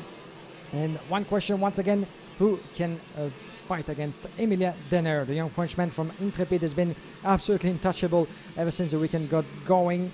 He's going to start once again from pole, and Noah Milel will try to give him a hard time as much as he can. Riccardo Longhi will be starting from the second row of the grid in third place, with Simo Pohaka by his side. Marian Kremers and Jeremy Iglesias will be together on row 3. Row 4 will see Francesco Salenta and Douglas Lundberg. Row 5, Matteo Vigano and Alex Irlando. And row 6, Adrien Renaudin and Fabian Federer. Row 7 will see Pedro Hilbrand and Johan Segel. Row 8, Jori Pex and Paolo Ippolito. Row 9, Mirko Torsenini and Matteo Massitani. Davide Forre and Victor Gustafsson will be on row 10. Then we have row 11 with Stan Spex, Gust Specken, followed by Lorenzo Camplese, Luis Speck and Simone Bayer. The full grid is on. Everybody seems to be on track for what it will be the last of 2 warm-up laps. This is the formation lap as we refer to it. At the moment, Emilia Denner very much the leader of this classification. Noah Milel was second, Riccardo Longhi third, in front of Marian Kremers and Douglas Lundberg in the opening qualifying heat. Let's see what's going to happen here. 13 laps on schedule for the KZ class, and the best karting drivers in the world getting ready for the last race of the day. Just 2 races to go through, 3 in total before the big final of the category. Quite impressive to see, I must say, the level of driving put together by Intrepid, and the new recruit Emilia Denner has been putting some strong results in preparation to this race, but it's been a year pretty much that he didn't sit in a kart going to single-seater, and is back like he had just left yesterday. So very, very impressive indeed, as much as the level of the field behind him. There's certainly more than one driver to keep an eye on throughout the course of the weekend. But once again, the start of this race, each race, the start is so crucial. You just need to nail that sort of moment at the precise millisecond. You need to go through the gear, action the first gear, and then get going. Fantastic kind of driving skills that those drivers have to put together to make that standing start work. In just a few moments, are we going to go race? Yes, we are racing. Emilian Denner, great start as well, but not as much as Noah Milal. Can he actually protect his position? Emilian Denner goes through in first in the right-hander into the braking zone of the hairpin. Emilian Denner still first. Watch out for the back, a bit of a tussle between some of the drivers in the field, but everybody going through on the way to sector number 2. Denner in first. Watch out, Riccardo Longhi just went ahead Noah Milal for second place. Milal dropping to third. Let's watch out. Oh, and a bit of a tussle between two drivers for the back. And one driver going around the wrong way outside of the grass. Incredible cascade, actually. It was quite impressive from the driver further back, who trying to identify who that was. But I think it might have been Simon Bayer, actually, who went sideways on the upper part side of the track. He went a bit banking on that one in that particular sequence, but back onto the track. Let's try to see who that was. But Emilian Denner kept going in first position after the first lap, with Riccardo Longhi just in second place, Noah Milal in third, Iglesias in fourth, with Francesco Salenta in front of Alex Orlando. Simo Puaca dropping all the way to 8th place. 4 positions dropped, unfortunately, for the Finnish driver. Watch out for how close that is, run into the battle.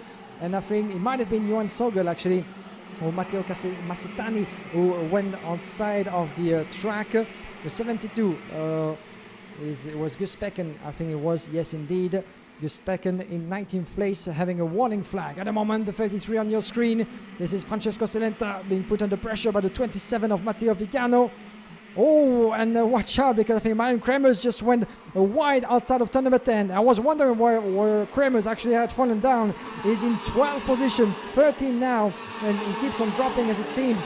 15th place for Marion Kremers as a result of his incident in turn number 10. What happened to Marion Kremers over there in the process of the first 2 laps?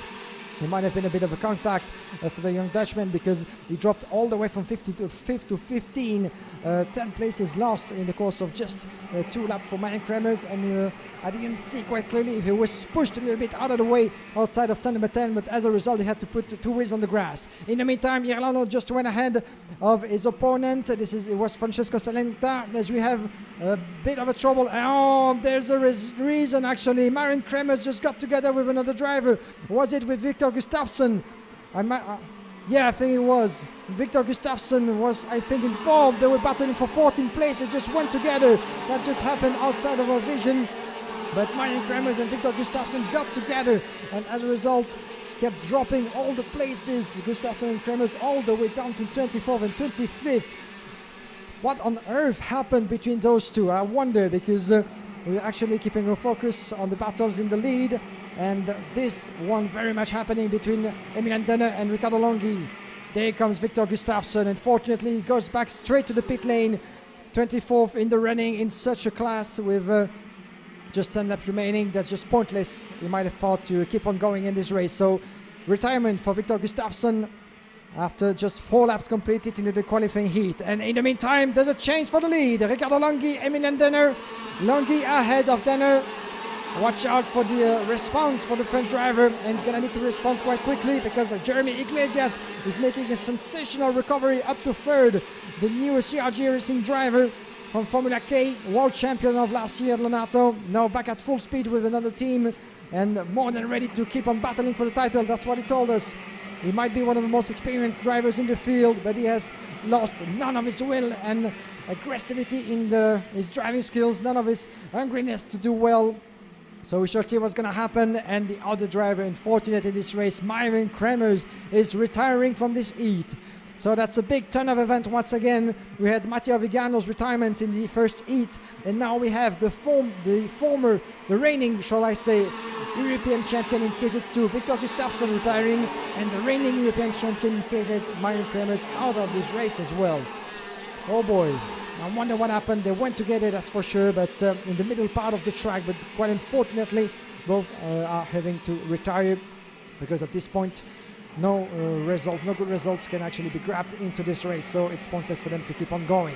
So let's focus ourselves back on the battle for the lead. Riccardo Longhi, Emilian Denner split by just 0.2 of a second. Further back, Jeremy Iglesias, as well as Noah Milal battling away as Matteo Vigano is on form. Vigano gives us a revenge. He owns us a revenge after what happened in the opening heat of the class.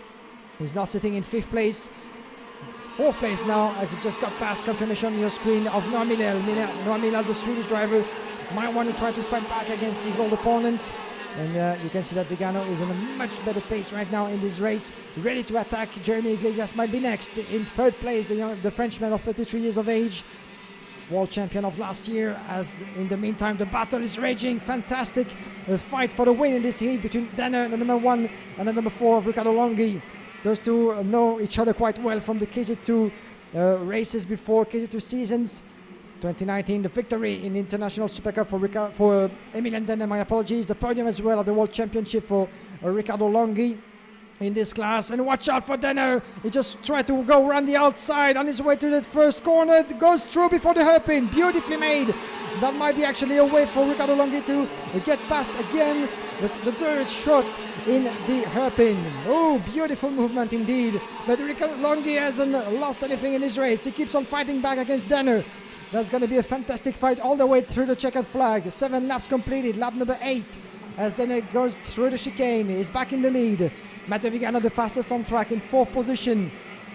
As Jeremy Iglesias looks over his shoulder on his way to the hairpin number 9. Watch out for Vigano. Vigano is fast and he goes through Iglesias. Matteo Vigano up into 3rd position. Oh, and a bit of a push from Iglesias on his way to turn number 11. Hopefully no contact at all or no trouble when it comes to the front fairing. But what a fantastic qualifying heat that is. The drivers know already that the time they're running, the driving time is very limited. Of course, this weekend in Wackersdorf, every race counts and every point needs to be fought for. So here they come. You can see actually the gaps are very thin. The field is very tight with each other. But in the meantime, Emilian Danner, once back in the lead, has been able to pull away just a little bit. 0.6 of a second already though on Riccardo Longhi in 2nd place. Then we have another 0.6, and Matteo Vigano is 3rd, just getting ahead of Noah Milel. Milel under the pressure of Jeremy Iglesias. Then we have Salenta, Alex Irlando, all those drivers in the mix. With the top 10 still very tight to each other. Simo Puaca down in 8th in front of Stanpex, and Pedro Hilbrand making his way up to 10th. Fantastic race for Stanpex, who keeps on recovering up to 8th. 13 places gained for Stanpex. Incredible pace that the Dutch driver is being able to show so far in this race. Can he actually make it stick all the way to the checkered flag? Maybe a couple more positions. He's 8th at the moment. Emilian Danner the fastest on track. 47.8 for the Frenchman from the Alsace region. His father, of course, Eric Danner, is here watching, keeping a close watch on the performance of his protege. Let's see what's going to happen. But 0.8 of a second is quite a massive advantage for Danner. And I don't think that Longhi will be able to not only have enough time to catch up, but he needs to protect himself from the return of Matteo Vigano. He's just 0.4 behind Vigano from his fellow countrymen. Let's see what's going to happen. Those two know each other very well. Vigano needs the results. What he can do is stays in 3rd, but if he sees that Longhi is up for grab and he has a better pace, which he has at the moment, for just 0.1 of a second faster lap after lap, Vigano could see the opportunity for 2nd place. At the moment, the 31 on your screen, Noah Milel from Tony Kart under the pressure of Jeremy Iglesias. Can Iglesias, with his new CRG machinery, try to defeat the Swedish driver for 3rd?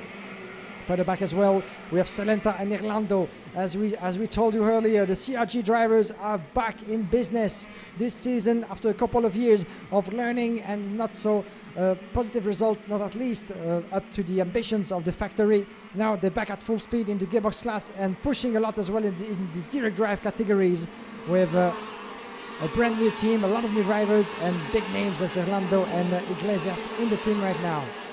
So you can see already that makes a difference. Irlando on your screen being put under pressure at the moment, but Stanpex is on the charge as well, number 13. And fantastic race as well, 13, like the number of positions that he has recovered so far in this race, Stanpex.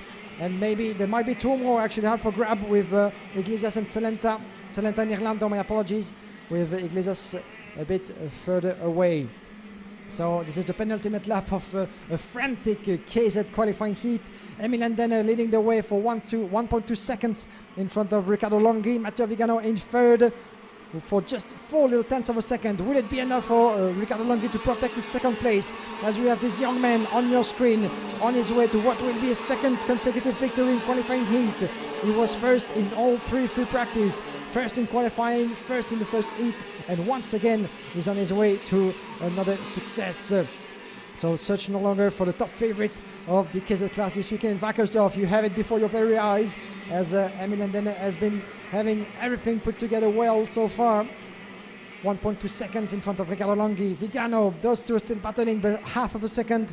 This will be plenty of enough for Riccardo Longhi to secure second place. One last corner, one last kick of the throttle, and another victory, the second in a row for Emilian Denner, winner in front of Riccardo Longhi. Matteo Vigano securing a very good result after his disappointment in the opening heat. Longhi being consistent once again as he needs to be. Noah Miller in fourth, Jeremy Iglesias in fifth place in front of Francesco Salenta, Alex Orlando making up positions up to 7. Stan Peck's incredible recovery, 13 places gained up to 8 in front of Simo Puaka, and Adrien Renaudin in 10th place.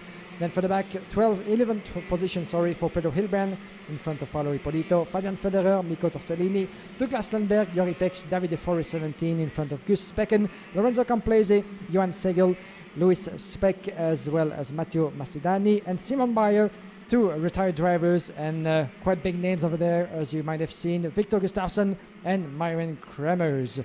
So what a fantastic race, Jake. Hectic all throughout the course of the 13 laps, and another strong victory for Emilian Denner. My goodness me, Emilian Denner's looking absolutely invincible at the moment, just charging away from Riccardo Longhi and Matteo Vigano. Noah Milel in 4th place. Good run from the reigning world champion Jeremy Iglesias in P5 from Francesco Salenta and Alex Orlando. Stan Pex in P8 from Simo Puaka and Adrien Renaudin. Then it is Pedro Hilbrand in 11th place from Paolo Ippolito, Fabian Federer and Mirko Tozzolini. Douglas Lundberg 15th from Jorit Pex in P16. Davide Fore 17th position in front of Gust Specken. Then Lorenzo Camplese in 19th place from Johan Sogel and Luis Speck, Matteo Massatani and Simon Bayer. This time the big name to fall is the former world champion Marijn Kremers, who won the title in 2019. Now he is down and out of it with Victor Gustafsson, the reigning European champion in KZ2, also in dire straits. That means that for the moment at least, Emilian Denner is leading the way and looking good for pole position in tomorrow's final from Riccardo Longhi and Noah Milel. Jeremy Iglesias up to 4th in the rankings now. This is the preliminary qualifying heats, of course, from Orlando, Puaka, Salenta and Lundberg. A very interesting grid shaping up in KZ. But that doesn't mean we're done for the day. We've still got some great races to come in KZ2. There's still plenty to do and plenty to say, because we have 3 races left on the bill here this afternoon. In qualifying heat B versus E, we're going to get plenty of drama and incredible action from the KZ2 categories. Guillaume Alvarez is down on the microphone and he's down in the pit lane. We still got a bit of time before the next KZ2 races indeed, and that's a good chance to talk to one of the youngsters of the Academy Trophy, Federico Arifai. Good to see you here in Wackersdorf. That's your first ever race in the Academy Trophy. How has it been so far? Can you tell us a bit about your experience as well, not on track and off as well? Well, it's been a very nice experience so far. First time driving OKJ. I did the DKM here last time, but this is my first Academy race. Really nice experience, to be honest. The way it's run, we get loads of track time as well. Very nice. And what do you think about the level of driving against the other competitors? It's definitely, for me, like one of the highest levels of motorsport, and looking forward to racing on Sunday. Yeah, we've seen some acting racing that you guys have given us on the track. What do you think of the layout in general, and what are the spots that you prefer to go for an overtaking, for example? I really enjoy the circuit, definitely different than what you get over in the UAE. It's probably one of the hairpins, easy moves, but yeah, overall really enjoy the track and it's really fun to drive. All right, good stuff. Thanks for talking to us and best of luck for the rest of the weekend. Thank you very much. What does it take to be a Formula One driver?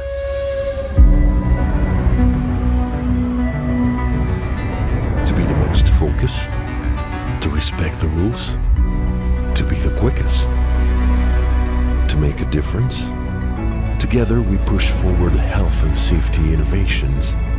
We give our best to protect the environment. We stand against discrimination and fight for diversity. We promote motorsport and mobility around the world. To be a Formula One driver means to be committed. Together with the FIA, we are driven to help build a world that raises hope and enriches the lives of everyone, everywhere. Now we race for change. And we race because we are all purpose-driven.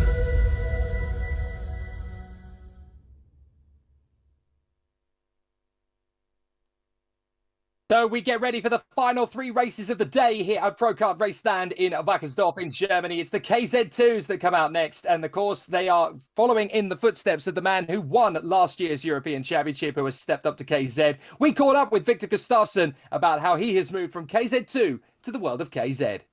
New challenge, but I think I've shown that I can be the top in KZ1 as well. So it's just a point of getting everything right as we did last year. This year, new tires, so a bit different program during the week, but we will see what we can do. It's mostly about experience. I'm for sure the one of the youngest in the field. There are drivers. I think the speed is there, and that's not the biggest difference. It's more the experience of the drivers in the field. For sure, KZ1 is more competitive. The drivers are all at the highest level. But as you say, it's a smaller field, so a mistake doesn't cost as much as in KZ2. But to win in KZ1 is for sure a bit harder. No, for sure the heat is a big element this week. I think to be able to manage the kart over the final 26 laps will be extremely difficult. But I think for sure, I've done it before, so I can do it again. Good to hear from Victor Gustafsson. That wasn't so lucky, unfortunately, in the race that we just had together in Wackersdorf. Contact, by the look of it, with Marijn Kremers forced his retirement, as well as the retirement for the Dutch driver. So quite unfortunate for the reigning KZ2 European champion that's tackling the new challenge of KZ this 2021 season. Now, let's get back to KZ2, shall we? For 3 more races together, then it will be already about time to conclude today's program. But don't go anywhere. We'll see you tomorrow for plenty of more action. In the meantime, the qualifying heat opposing Group B and E, 13 laps once again on schedule, as Laurens Van Open will be starting from pole position. 1 win under his name, 2 wins for the driver by his side, Giuseppe Palomba. 1 win for Alexander Schmitz as well, starting from 3rd. As Caius Sixnelis, we talked to him as well earlier, very strong as he goes through the weekend in 4th. Then we have Martin van Leeuwen and Fabrizio Rosati from row 3. Row 4, Joor Valtanen and Danilo Albanese. Row 5, we'll see Lorenzo Trovesanuto and Christian Abulin, as well as Matteo Zanchi and Robert Kindervater on row 6. Row 7, Nikita Artamanov and Maximilian Paul, followed by Jesper Wolsterholm and Alessio Piccini, Lorenzo D'Alosio and Andre Walter, Bendor and Jesper Sjoberg, Luigi Di Lorenzo and Vacislav Putarin on row 11. Row 12, Tanapan Gansomunto and Marco Valenti. Then we have Simon Prims and Francesco Mariglione. Row 14, Gilles Stasbader and Antti Ramo. Row 15, Anna Lang and Rick Hartmann. Then we have in 16th place Oliver Gemil and Horst Felix Felbermeier. 32 drivers, once again the KZ2 class back at full force, as we're starting to see obviously some of the contenders emerging. Senna van Welsteen, the young Dutchman from CPB, 3 victories so far, 2 victories for the Birelart representant Giuseppe Palomba. Then we got a couple of other success for Alexander Schmitz, Laurens Van Open as well. Let's not forget about Giacomo Polini from CRG as well, and Tom Terry, his teammate, that were able to snatch victory so far through the course of the qualifying heat in KZ2. But we're far from done. 3 races today, as we're gonna have 3 more tomorrow morning as well. 1 more heat of KZ tomorrow, 2 more for the Academy. That's the program for the morning on Sunday, and then the big finals in the afternoon. So make sure to tune in tomorrow as well for the last and most important day for the European Championship opener here in Wackersdorf. But at the moment, all that counts for those drivers is to see it through the heats, the last heat for those drivers today, with Van Open more than willing to catch another victory that could secure him an even stronger starting position heading to the finals, even though they're all going to have 1 more qualifying heat tomorrow to go through. But let's conclude today on a good note, shall we? That's certainly what Laurens Van Open and Giuseppe Palomba side by side might be thinking. The red flag is out. The time for the drivers to gather onto the starting grid and align themselves on the positions that they had as a result of the qualifying yesterday. The engines are hot, so are the tires, so are the drivers, and so are we. In front of so much excitement. The lights are about to go on. Once they go off, you know the drill. We'll be good to go for racing. Very much like a Formula 1 kind of start here in the FIA Karting European Championship. That's what we like. Do that go on? Are we racing? Yes, we are. Here we go. Cracking start on the left from Laurens van Open, but Giuseppe Palomba has been even better as we have a bit of a trouble further back from one of the drivers. As we'll get back to him in a minute, but let's follow the field into the first corners. It's going well for everybody in there. No wheel touching at all, no tussle. Beautiful start of the qualifying heat for everybody, and what a start it was as well for Giuseppe Palomba ahead of Laurens van Open. Here we go into the first sections. Second sector of the track, and going a bit wide. Jesper Solberg, the 317, under investigation already, as we have the battle raging already. The 304 of Giuseppe Palomba ahead of Laurens van Open, already back in the lead. And the 373, unfortunately from Leclerc by Lennox, out of the race. The 373, that's Jesper Wallsterholm from Sweden. And we have Anna Lang also, the 363 from Britain. Anna Lang, she might have been the driver in trouble. Unfortunately for her, she had a bit of a trouble starting in this race, and she dropped all the way down to the back end of the grid. I even wonder if she's still with us, Anna Lang. Let's keep an eye on that. But Jesper Wallsterholm in a bit of a trouble. Was it a mechanical issue over there? At least he won't be able to complete this race. So, in the meantime, the switch for position has been made once again by Giuseppe Palomba. Laurens van Open in front. Fantastic battle between the two. Palomba, Van Open, Birel against Birel. Oh, and a bit of a touch over there. And the 346 from Car Republic in trouble. Oh, that was Fabrizio Rosati. Actually, who went together. Was it with KU6 Nellis or Alexander Schmitz that he was pursuing just behind? Quite unfortunate for Fabrizio Rosati. Once again, he drops all the way down to 17th position as he was 4th in the ranking. Such a disaster for him as KU6 Nellis makes his way to second positions in front of Laurens van Open, and Palomba dropping to third. What a battle that is inside the field of this KZ2 class. Incredible. You can feel that already the day has been passed, and those drivers, some of them need the results, so they won't let anything for granted. Here they go.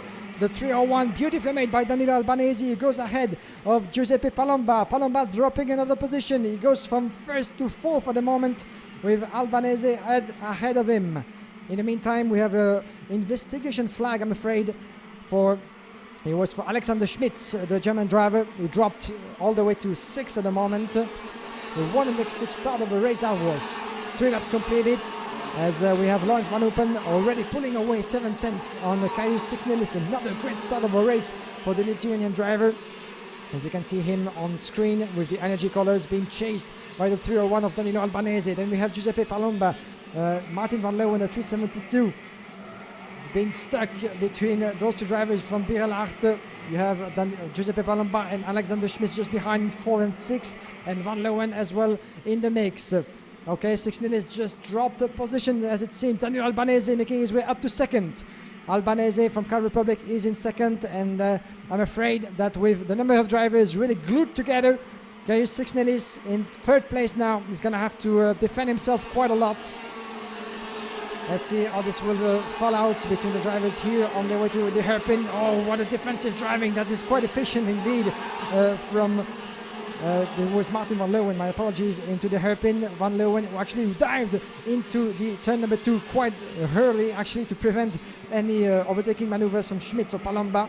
Alexander Schmitz, who actually took the opportunity to get past his teammate up to 5th.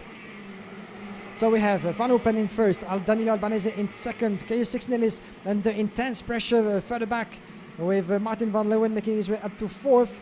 And Schmitz in front of Palomba. This is your top 6 at the moment. Jo Valtanen still in 7th, as he just got ahead of Christian Aburin in the lap before. Robert Kinderwater is 8th in front of Matteo Zacchi, was in the Trans Nutterdon in 10th, as we have Robert Kinderwater indeed in 9th place. In the meantime, Christian Abedin is 8th. And that's for the provisional top 10. What a battle that is, a 306 on your screen. Christian Abedin being put under intense pressure further back by Kinderwater. Travis Zanuto as well from Parolin. Let's see what the two-time world champion can do in the chicane. The 322.32 on your picture.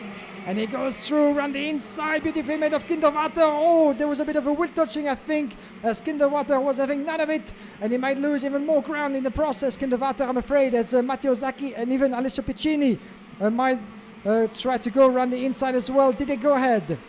Let's wait for confirmation in the classification. But was a very, very good move put together by Travis Zanuto in turn number 9. From our perspective, by the look of it, it seemed that Kinderwater was very, very tight on the exit and tried to shut the door. But we might have seen a bit of a wheel touching, but great racing indeed from the young Italian from the OK class. First season in KZ2 for Travis Zanuto. In the meantime, watch out for the battle in the lead, because Danilo Albanese is pulling on the pace. As we said, we're getting through halfway into this race. 6 laps completed out of 13, and now it's time to push. It's time to push for Danilo Albanese. He got the message. He knows where we are, at what stage we are in the race, and it's now or never. 0.4 of a second. Laurens Van Hoopen might start wondering what to do next. He might start worrying as well, because the gap has decreased quite a lot. And actually, you can see on Lorenzo Travazanuto, the 332 of Parolin on your screen. Look at the front fairing of Travazanuto. Actually, there was a bit of a mark left by someone else's cart. And there's goes another change of position. Another move for Travazanuto, going ahead of Christian Habelin. 8th place for Travazanuto, who maybe in the end found the pace that he needed. He got the tires at temperatures. It seems to be more comfortable in this race. 2 moves in 2 laps for Travazanuto. As I was saying, one of the previous maneuvers might have been quite aggressive indeed, because apparently there was a bit of a contact in his front fairing with a mark left over there by one of the tires. Certainly was the result of the maneuvers put together before. Oh, and one front fairing, unfortunately, that's no longer in a good place. That's the 412, unfortunately, from Ben Dorr. Ben Dorr from the TB Racing Kart, with the easily recognizable papaya colors of McLaren due to the program in car racing with McLaren GT that Ben Dorr has. But this time around, I don't think that Ben Dorr will see this race through. It just dropped all the way down to 29 after what has been. We didn't see actually what happened. Unfortunately, it was out of a screen. But seems like Ben Dorr had a bit of a push by the look of his front fairing, completely destroyed. This will mean penalty, I'm afraid, and certainly not a good balance for his machine. Let's get back in the lead with Laurens Van Hoopen still half of a second in front of Danilo Albanese. The gap just increased a little bit, not quite enough for Laurens Van Hoopen to really rest on his position, as we are following the battle on your screen. Beautiful between the 329. This is Juha Valtanen and Giuseppe Palomba indeed in 6th and 7th place. Valtanen, you heard him talking to us early on, his first ever season in KZ2 in parallel with OK, so quite a new challenge for him, but seems to be on a good pace, being stuck between Palomba and Travazanuto. Travazanuto, another new face in the category. This is going to be interesting, as we have right now on our screen the 372. This is Martin van Leeuwen in the 4th place with Alexander Schmitz just behind. We haven't seen everything yet, and there comes confirmation, unfortunately for Ben Dorr, that will have to retire. Look at the front fairing, it was completely destroyed. A bit of a big push actually on the front fairing that was completely unclipped as a result. So, lap number 11, as the battle is raging, the 360 of Laurens Van Hoopen. Look at the gap, just 4/10. It's not very much, just a couple of meters, as Danilo Albanese, and a bit of a waving from Albanese on the way to the chicane. But there's still a bit less than 2 laps remaining now before the checkered flag, and Laurens Van Hoopen has been putting the effort, and confirmation of retirement, unfortunately, for Oost Felix Felbermeier, who goes back to the pit. Van Hoopen, Albanese, this is your battle for first. Here they come, 4/10. Then we have KZ2 Nilis in 3rd place, all the way down 2.7 seconds, but it doesn't matter no longer for KZ2 Nilis. Now what he has to do is defending and keeping his own teammate from Energy Course, Martin van Leeuwen, just behind him in 4th place. That'll be interesting as well. Alexander Schmitz in 5th, Giuseppe Palomba is 6th, in front of Valtanen, Travazanuto, Abolin and Kinderwater. That's the top 10. We're not having much time left on our hands, and Van Hoepen is still leading away for Albanese, but Albanese is very much there in the gap, but not quite able to really put that bit of a push that might make him get close to Van Hoepen. As we're getting to the last lap of this qualifying heat, a small look over his shoulder for Laurens Van Hoepen to see where his opponent is. Just 4 tenths. The gap has been remaining the same for the past few laps, so no trouble at all, as it seems, in terms of pace lap after lap for Van Hoepen. But Albanese has been doing what he needs to do. He's very, very close, the young Italian. Confirmation that he's the fastest on track at the moment, 47.7. It was qualifying a kind of session for him in the end of the race, trying to get as close as possible to Laurens Van Hoepen. KZ2 Signelis bringing home another strong results for the young Lithuanian. A couple of corners left. The jump, one last kick on the throttle, getting the gears into action, and this will be victory, the second one for Laurens Van Hoepen in this last qualifying heat for himself and his group. Strong result for Van Hoepen, his second win today in the qualifying races of the KZ2 class. Daniel Albanese ended up with another fastest lap in this race, but for just 3 tenths he missed the spot. Third place for KZ2 Signelis in front of Martin van Leeuwen, Alexander Schmitz, Giuseppe Palomba, Juho Valtanen, Lorenzo Travasanuto, Christian Habelin and Robert Kinderwater. Outside of the top 10, Alessio Piccini in front of Matteo Zanchi, Maximilian Paul, Andre Walter, Nikita Atamarov, Fabrizio Rosati, Luigi Di Lorenzo, Jasper Sjöberg, Vaclaslav Putatin. 20th place for Tanapongan Sumanto, followed by Marco Valenti, Lorenzo D'Alosio, Simon Prin, Antti Ramo, Jill Starsbader, Francesco Leone, Rick Outman and Oliver Jamil. 4 drivers out, Anna Leng, Jasper Westerholm Bendor and Horst Felix Falbermeier. So, my dear Jake, another strong result for Laurens Van Hoepen, even though Daniel Albanese came quite close in the later stages of this race.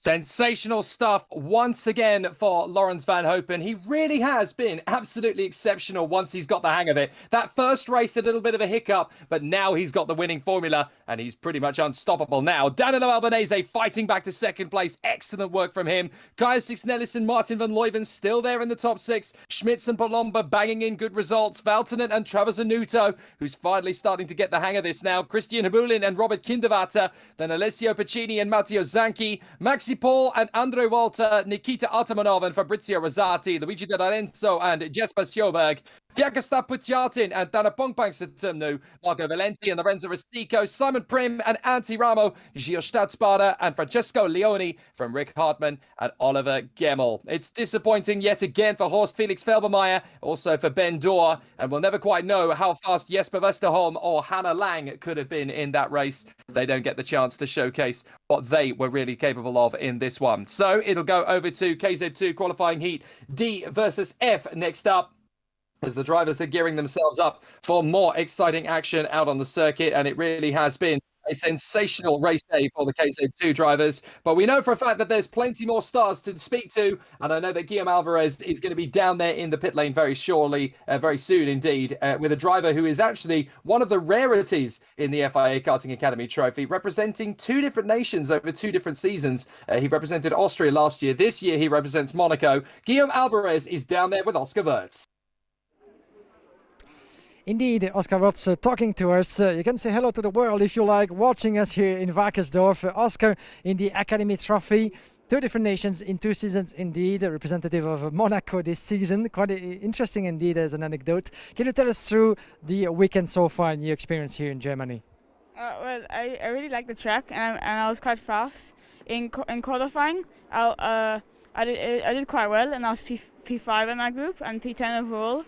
So I would start, which meant I would start my heats in P5 and once P6. And so far I finished P6 and P2, which is very good. So I'm excited for tomorrow's heats and final. You can be exciting indeed. And you're competing as well in the European Championship. Compared to the Academy Trophy, what kind of difference does it make to have everybody on the same level? What does it bring more that you need to do? Well, it's really exciting for the academy because everyone has the same materials and the engines are really similar, which is really good. So it really proves like if you're fast, it means like you're a very skilled driver, and it's purely based on skill, which is really good. So. It is indeed good. Thank you very much for talking to us, Oscar Wurz. And back to you, Jake, in just a couple of moments. 2 last race for the KZ2 class, and then it will be time already to wrap things up. Thank you very much, Oscar. The best of luck for tomorrow as well. Thank you. 2 races to go here this afternoon at Wackersdorf. One of the drivers who, of course, has been working his craft in this sport for a long time now, and who many of the drivers on the KZ2 grid want to emulate, is obviously at the sharp end of KZ. Earlier on in the weekend, we spoke to a European and world champion in the world of gearbox karting, and one of the newest and highest regarded faces in the sport. Marijn Kremers of the Netherlands told us about his 2021 upcoming campaign. Motivation is still strong as ever. The World Championship is obviously very tough. It's over 1 weekend. The European Championship has its own difficulties, as it's 2 weekends where you have to be strong. So it's not just the 1 weekend where you go all out. You have to be a little bit smart and manage the races as well. Each have their own difficulties, but yeah, both are very hard to win. Some young drivers coming up, and still some of the old guys that are very well known and respected. So it's very tough. Toughest of the best drivers are here. So. It's going to be fun to race with. It's a 6-speed gearbox, so it means that compared to OK category, we've got a lot more horsepower underneath us, which we can use coming off the corners. It's very difficult for the drivers. It's more hard, I think, physically for the drivers compared to OK. And you see a lot of OK drivers, when they try to come up to the KZ category, struggle a little bit, especially the first laps. A lot of stuff is happening all at once. It's tough. It's very demanding physically, demanding mentally as well, but it's fun to do. The Biroac package is one of the strongest. We've shown how strong we are. The TM engine is very much the strongest in KZ. Got all the material to win. I just need to do it myself now. It's a good track, I think, for KZ especially. There's a lot of overtaking opportunities, high speed, some low speed. It's technical, and it's going to be fun to race on for sure. Back on track, and good talk from Marijn Kremers, indeed, the 2019 world champion of KZ, reigning European champion in the same class. KZ2 once again ahead with the penultimate race of today, as well as for this class, opposing Group D and F, as drivers make their way onto the track. Still very much hot in Wackersdorf. If you're not with us, this has been so for the entirety of the day, and since the week actually got started with an average temperature of 30 degrees. So very heavy conditions for both machines and humans here in the beautiful region of Bavaria. But that's part of the deal, that's part of the challenge for the drivers. And we're almost through, at least for Saturday's program. Even more coming tomorrow as well. Jorge Pescador will be starting from pole position, as you've seen the starting grid, with Leonardo Marsiglia by his side. Daniel Vasile and Giacomo Polini will be alongside each other on row number 2. Row number 3 will see Jamie Day and Jean Louillet alongside each other. Row number 4, Marcus Kayak and Hubert Petit. Row number 5, Valentino Fritsch and Andrea Dalle. Row number 6, David Lewinsky and Chris Hannon. Row number 7, Jakob Bergemeister and Matej Kazowski. Row number 8, Samuel Ley and Natalia Balbo, followed by on row number 9 by Paul Riberer, Ronnie Tavakovic. Row number 10, Giorgio Emiliano Carrera. Joseph Knopp on row alongside him. Row 11, Victor Roberg and Kasper Nadolski, followed on row 12 by Thomas Guedes, Jan Rake, as well as on row 13, Alexa Simonova, Roman Sharapov, followed by Damian Vala from Karel Simon, Rasmus Janssen, Nela Mikankova and Lorenzo Giannoni. Once again, a total of 31 drivers here in this KZ2 class, as we're about to get another 13 race going here, the penultimate of all qualifying races today. We're going to have 6 more qualifying races tomorrow in the morning. As a reminder, can Jorge Pescador convert his pole position into a victory? It's going to be interesting to follow, that's for sure. Giacomo Polini, a victory as well for him. Let's watch out what's going to happen at the moment in the KZ2 class. Things are getting, of course, more and more interesting, and as far as we're concerned, as we're getting through the weekend, of course, things will be even tighter than before in terms of points, with less and less room for mistakes. So here we go, the drivers making their way onto the starting grid. Once everybody is gathered on the starting position, we had actually another attempt of starting early on, because one of the drivers wasn't on his position, or at least not in the position that was required for him to be. But at the moment, everybody coming back onto the track. In just a few moments, the light will go on. Once they go off, we'll be good to go for some more action here in the KZ2 class. Watch out, Jorge Pescador with CRG on the left, Leonardo Marseglia on the right. The light go off, the engineer screaming, and we're racing! Great start from Jorge Pescador. Watch out for Daniel Vasile, Giacomo Polini as well, side by side. A bit of wheel touching on the way to turn number 1. Oh, that was, and one driver out already back in the wall. That was impressive. The 342 it is. Unfortunately, further back in the field. Oh, that was a heavy hit over there for the 342. That's Kasper Nadolski. Unfortunately, yellow flag being waved into the first corner. And as a sequence, as a result of the start, he got pushed, as it seems, out of the way. Yellow flag is being waved in the first sector. The time, unfortunately, for Kasper Nadolski to be taken care of and his chassis to be recovered safely. Paul Ribberer, unfortunately, 382, wasn't with us on track, as it seems, and this is a full course yellow once again. Of course, at such a speed, everything's going so fast onto the track here at Wackersdorf. You need to give time to the officials and the marshals to intervene in order for the safety of the drivers, of course, that the full course yellow is being applied with such a speed, as we said. Those machines close to 50 horsepower of power, actually, those engines in the KZ2 as well as in the KZ class. They're able actually to go all the way up to 140 km/h in the straight here in Wackersdorf. So quite impressive performance here in this beautiful German track. But full course yellow at the moment. The time for the unfortunate driver Kasper Nadolski to be removed from his dangerous position. I think it won't take too much time and will be very soon good to go, with the green light being given any moment and the drivers being really freed once again. But Pescador was able to get a good getaway in front of Giacomo Polini, David Vasile in third, Hubert Petit in fourth, in front of Leonardo Marseglia, Jan Leyer, Marcus Kayak, Chris Hannen, Andrea Daly and Valentino Frisch. That's for the top 10 at the moment, as the drivers go around the track one more time under the yellow flag conditions. Quite an interesting start of a race indeed, as we're going to give a bit of word to So Jake, what did you make of this early part of the race? Quite unfortunate incident, but still a strong start for Jorge Pescador. Yeah, Kasper Nadolski basically getting spat out of the queue there. One of those similar situations that we've seen throughout the weekend, where too many cars are trying to get into too small a space. There was no option in that particular incident to throw the yellow flags around the course because the barriers were dislodged. The driver itself and the debris from the crash, not really that big a factor. Not a massive incident. It could have been cleared quite quickly, and probably was. But unfortunately, because the barrier was dislodged in the position, that is why we had to go to yellow flag procedure.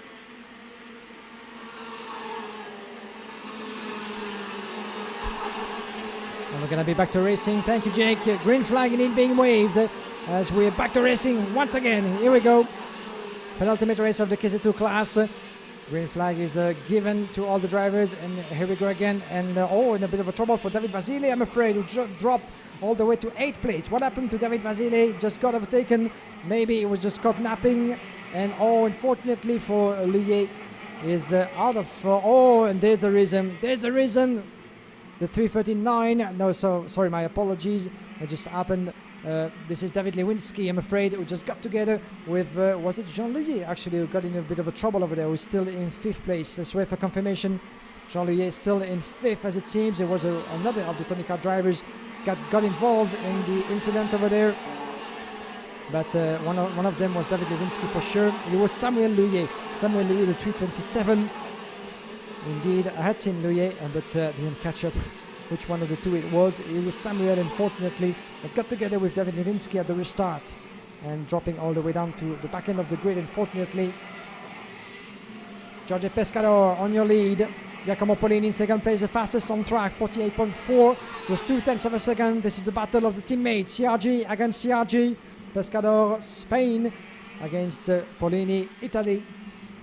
Then we're friends as the referee in this battle, shall we say. In third place, Hubert Petit, but all the way down 1.9 seconds in third. So this will be all about CRG teammates in this race, that's for sure. With Hubert Petit down with 2 second gap as a result of the restart. Maybe it was caught napping over there, but impressive gap put together by the CRG drivers as it seems. Hubert Petit in third, battling away with Leonardo Marseglia, who must not be happy at all not to be in contention for the win, but he's sitting in 4th place at the moment. Watch out for the battle. The 371, this is further back. Chris Hannon battling with Valentino Frisch as well as Jamie Day.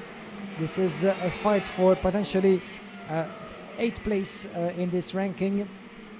The two leaders on your screen. Up the hill, the little hill at the end of the track. Pescador, Polini. If those two are going to have to drive with their heads as well, not to take any risk, not to jeopardize what could be a very strong result for CRG 1 and 2 in this qualifying heat. But in which order? That's, of course, the big question. In that case, I always wonder what's being told inside the tents of the teams when there's a lot of points, a lot of results at stake, and as well as the good result at the end of the weekend. You need to, treat those things carefully. But in that very case, we have such a big gap, 2.1 seconds on Leonardo Marseglia, who just overtook Hubert Petit for 3rd place. With such a gap happening and just a victory potentially between the two drivers of the same team. Something must be considered in that kind of situation. You don't want to attack your teammate just too much and jeopardize what could be a strong result. But at the same time, you don't want to lose time and lose momentum while not fighting with each other, because the rest of the field, as you can see, might try to catch up with you. Even though we have less than 6 laps before the checkered flag. David Lewinsky is the fastest on track at the moment. Lewinsky is dropping all the way. Actually, David Lewinsky was unfortunately the driver involved with that incident with Samuel Leyer. Both are still on track, and David Lewinsky, as a response to this unfortunate situation, just set the fastest lap, 48.0.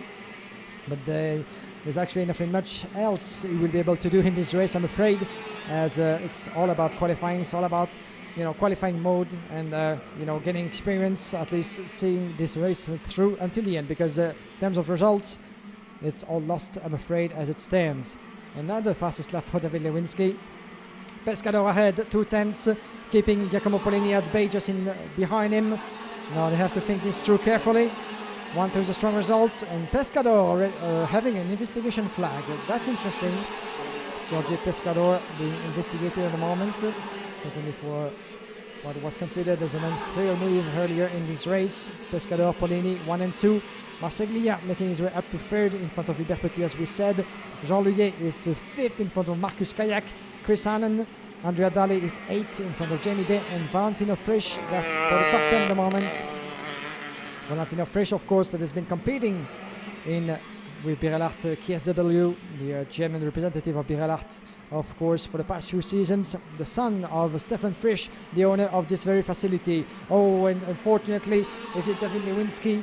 No, that's the 358, my apologies.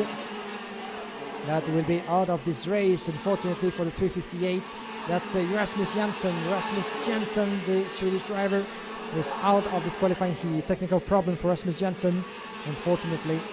As we keep an eye as well, once again, on the battle in the lead, because 3/10 is not a lot. Lap 10 is about to be completed. 3 after that until a checkered flag. And Giacomo Polini might think under his helmet. 2nd place is strong, it's a good result, but not quite enough. If I can actually catch my teammate and get out of this race with a win, I will. He has already a win under his name. But what can be done in that situation? Not to take too many risks and not to put a strong 1-2 result for the team into the bin. We're getting here a checkered flag, and you can see that Giacomo Polini keeps on increasing the pressure. He shows his teammate that he's very much there.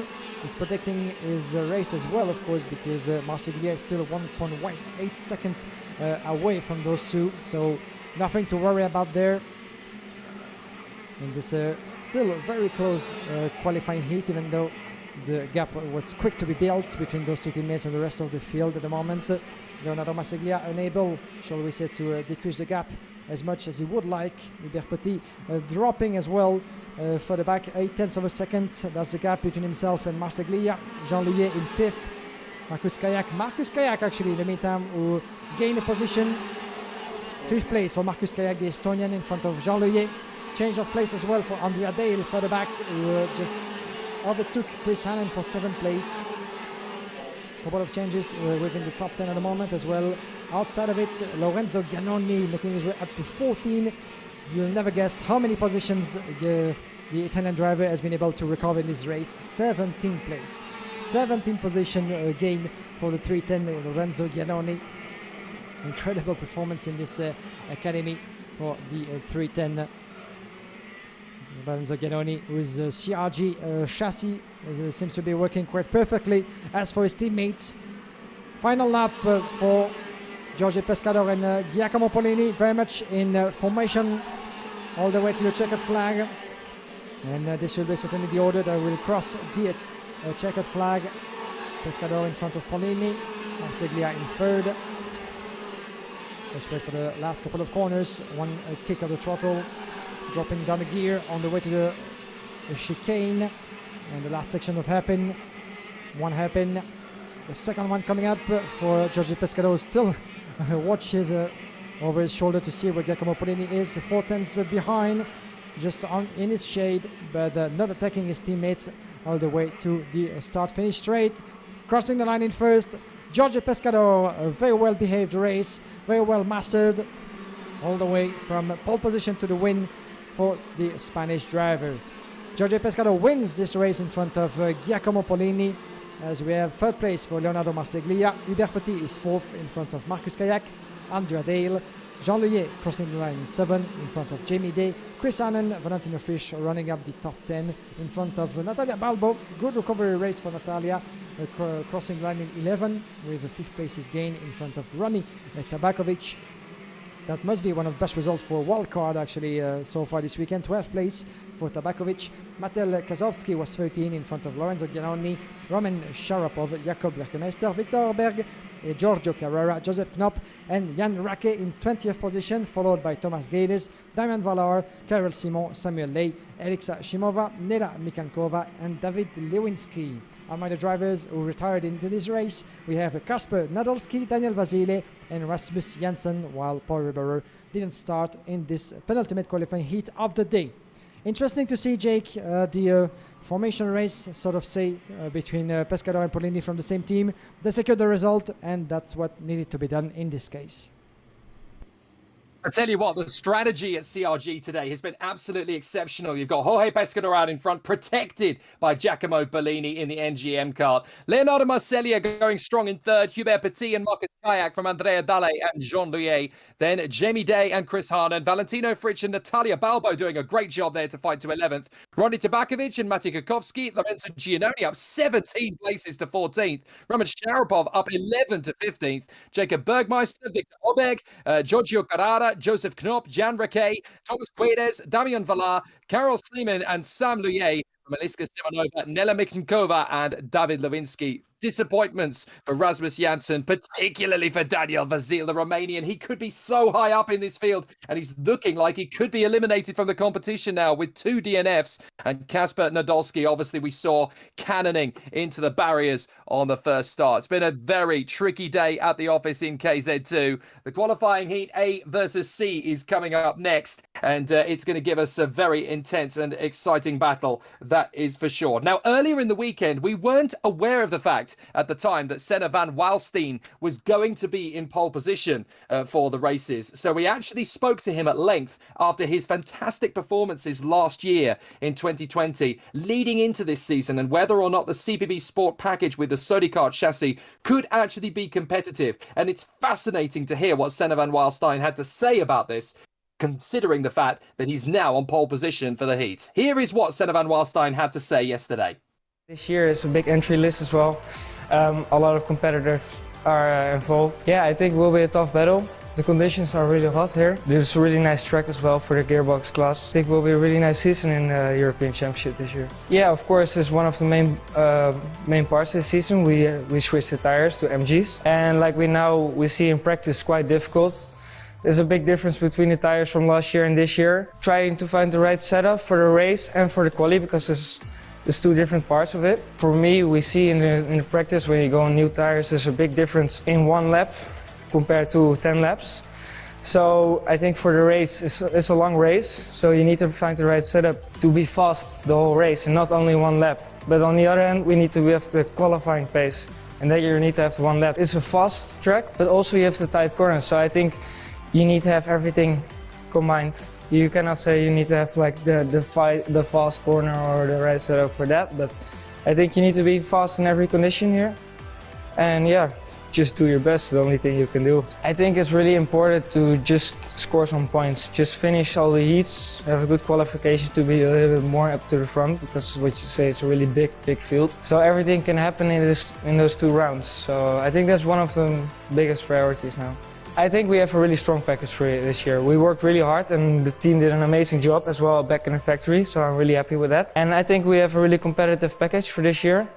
So yeah, we're aiming for the best, hopefully. So yeah. I don't know whether it was the interview or whether they always had that fantastic pace underneath them, but it's certainly given Senna van Waalstein plenty of confidence coming into the weekend. And so far, he has been unbeaten, which is such an incredible achievement in the KZ2 category. And you can see there that they've had all sorts to deal with today. The air temperature, 31 degrees Celsius, a few broken clouds coming in over the circuit now, which means that by the time we disappear at the end of the final race today, we could leave the circuit with a little bit of a rain shower, and that could be very interesting in terms of what that does to the rubber on the circuit, whether it washes away some of the marbles on the circuit. So that could be interesting as we come to tomorrow. However, it's been very hot and very intense for the drivers out there today. They have been working increasingly hard. It's always a very difficult circuit and a very difficult class of kart anyway, the KZ2. As we keep saying, gearbox racing in KZ and KZ2, they're only really separated by weight division because they are exactly the same machinery. They are exactly the same competitive drivers. It's only the weight that differs between KZ and KZ2 with 5 kilos, a little bit more leniency in KZ2, which is why you get a few more drivers in that category than you do in KZ. But this is the pinnacle of the sport as far as we're concerned. That's why there are hundreds and thousands of you watching along on the streams at home. Thank you so much indeed for tuning into us. We're going to finish off on an absolute belter as Senna van Waalstein and Paavo Tonteri, 2 serial winners today, are going to go to battle. We'll end on a flourish and see what these guys have got. Here's Guillaume Alvarez with the final starting grid of the day. Thank you very much, Jake, as we're getting back on track just right in time for the start of the last race of today. Qualifying heat opposing Group A and C of the KZ2. We've been through almost 18 races today. A big schedule, a big program. Once again, thank you to everybody and fantastic, exciting action on track. One last to go before, of course, the cream of the cream and the top of the program tomorrow with the final. On track, Senna van Waalstein, the Dutchman, starting from pole position once again.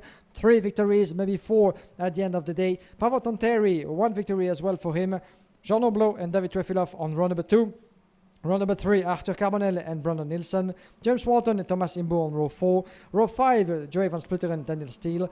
Then we have in row 6, Tim Tröger and Marco Tormen. Row 7, Alessio Baldi and Giuseppe Fresco. Followed by Adrian Janicki, Maxim Soldatov, Lucas Reybok, Axel Beckson, Maurice Hebner, Lucas Schader, Jakub Jovic, Jasper Kalasma, Luca Walter, Charlie Anderson, followed on row number 13 by Rowan Grenois, Yannick Jules Benart, Yannick Hemels, Rodrigo Ferreira, Karl Lukawelski, Nicola Bartolini, Carsten Schauser and Tim Steinbreger. 32 names on track into the formation lap, the last one of the day. As Thomas Imbo, unfortunately the young Frenchman, the 454, won't be taking part in this race once again. So certainly a technical problem, unfortunately, for Thomas Imbo that prevented him from taking part in the last 2 qualifying heats.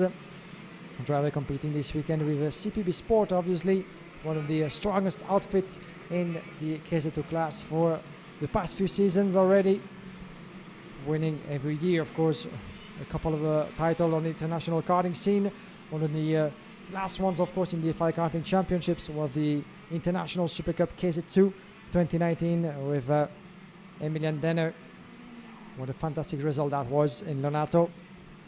But CPB Sport, once again, the kind of team that everybody needs to keep watching every season and wait around the corner, as Senna van Waalstein has been demonstrating all throughout the weekend so far. 3 wins for himself.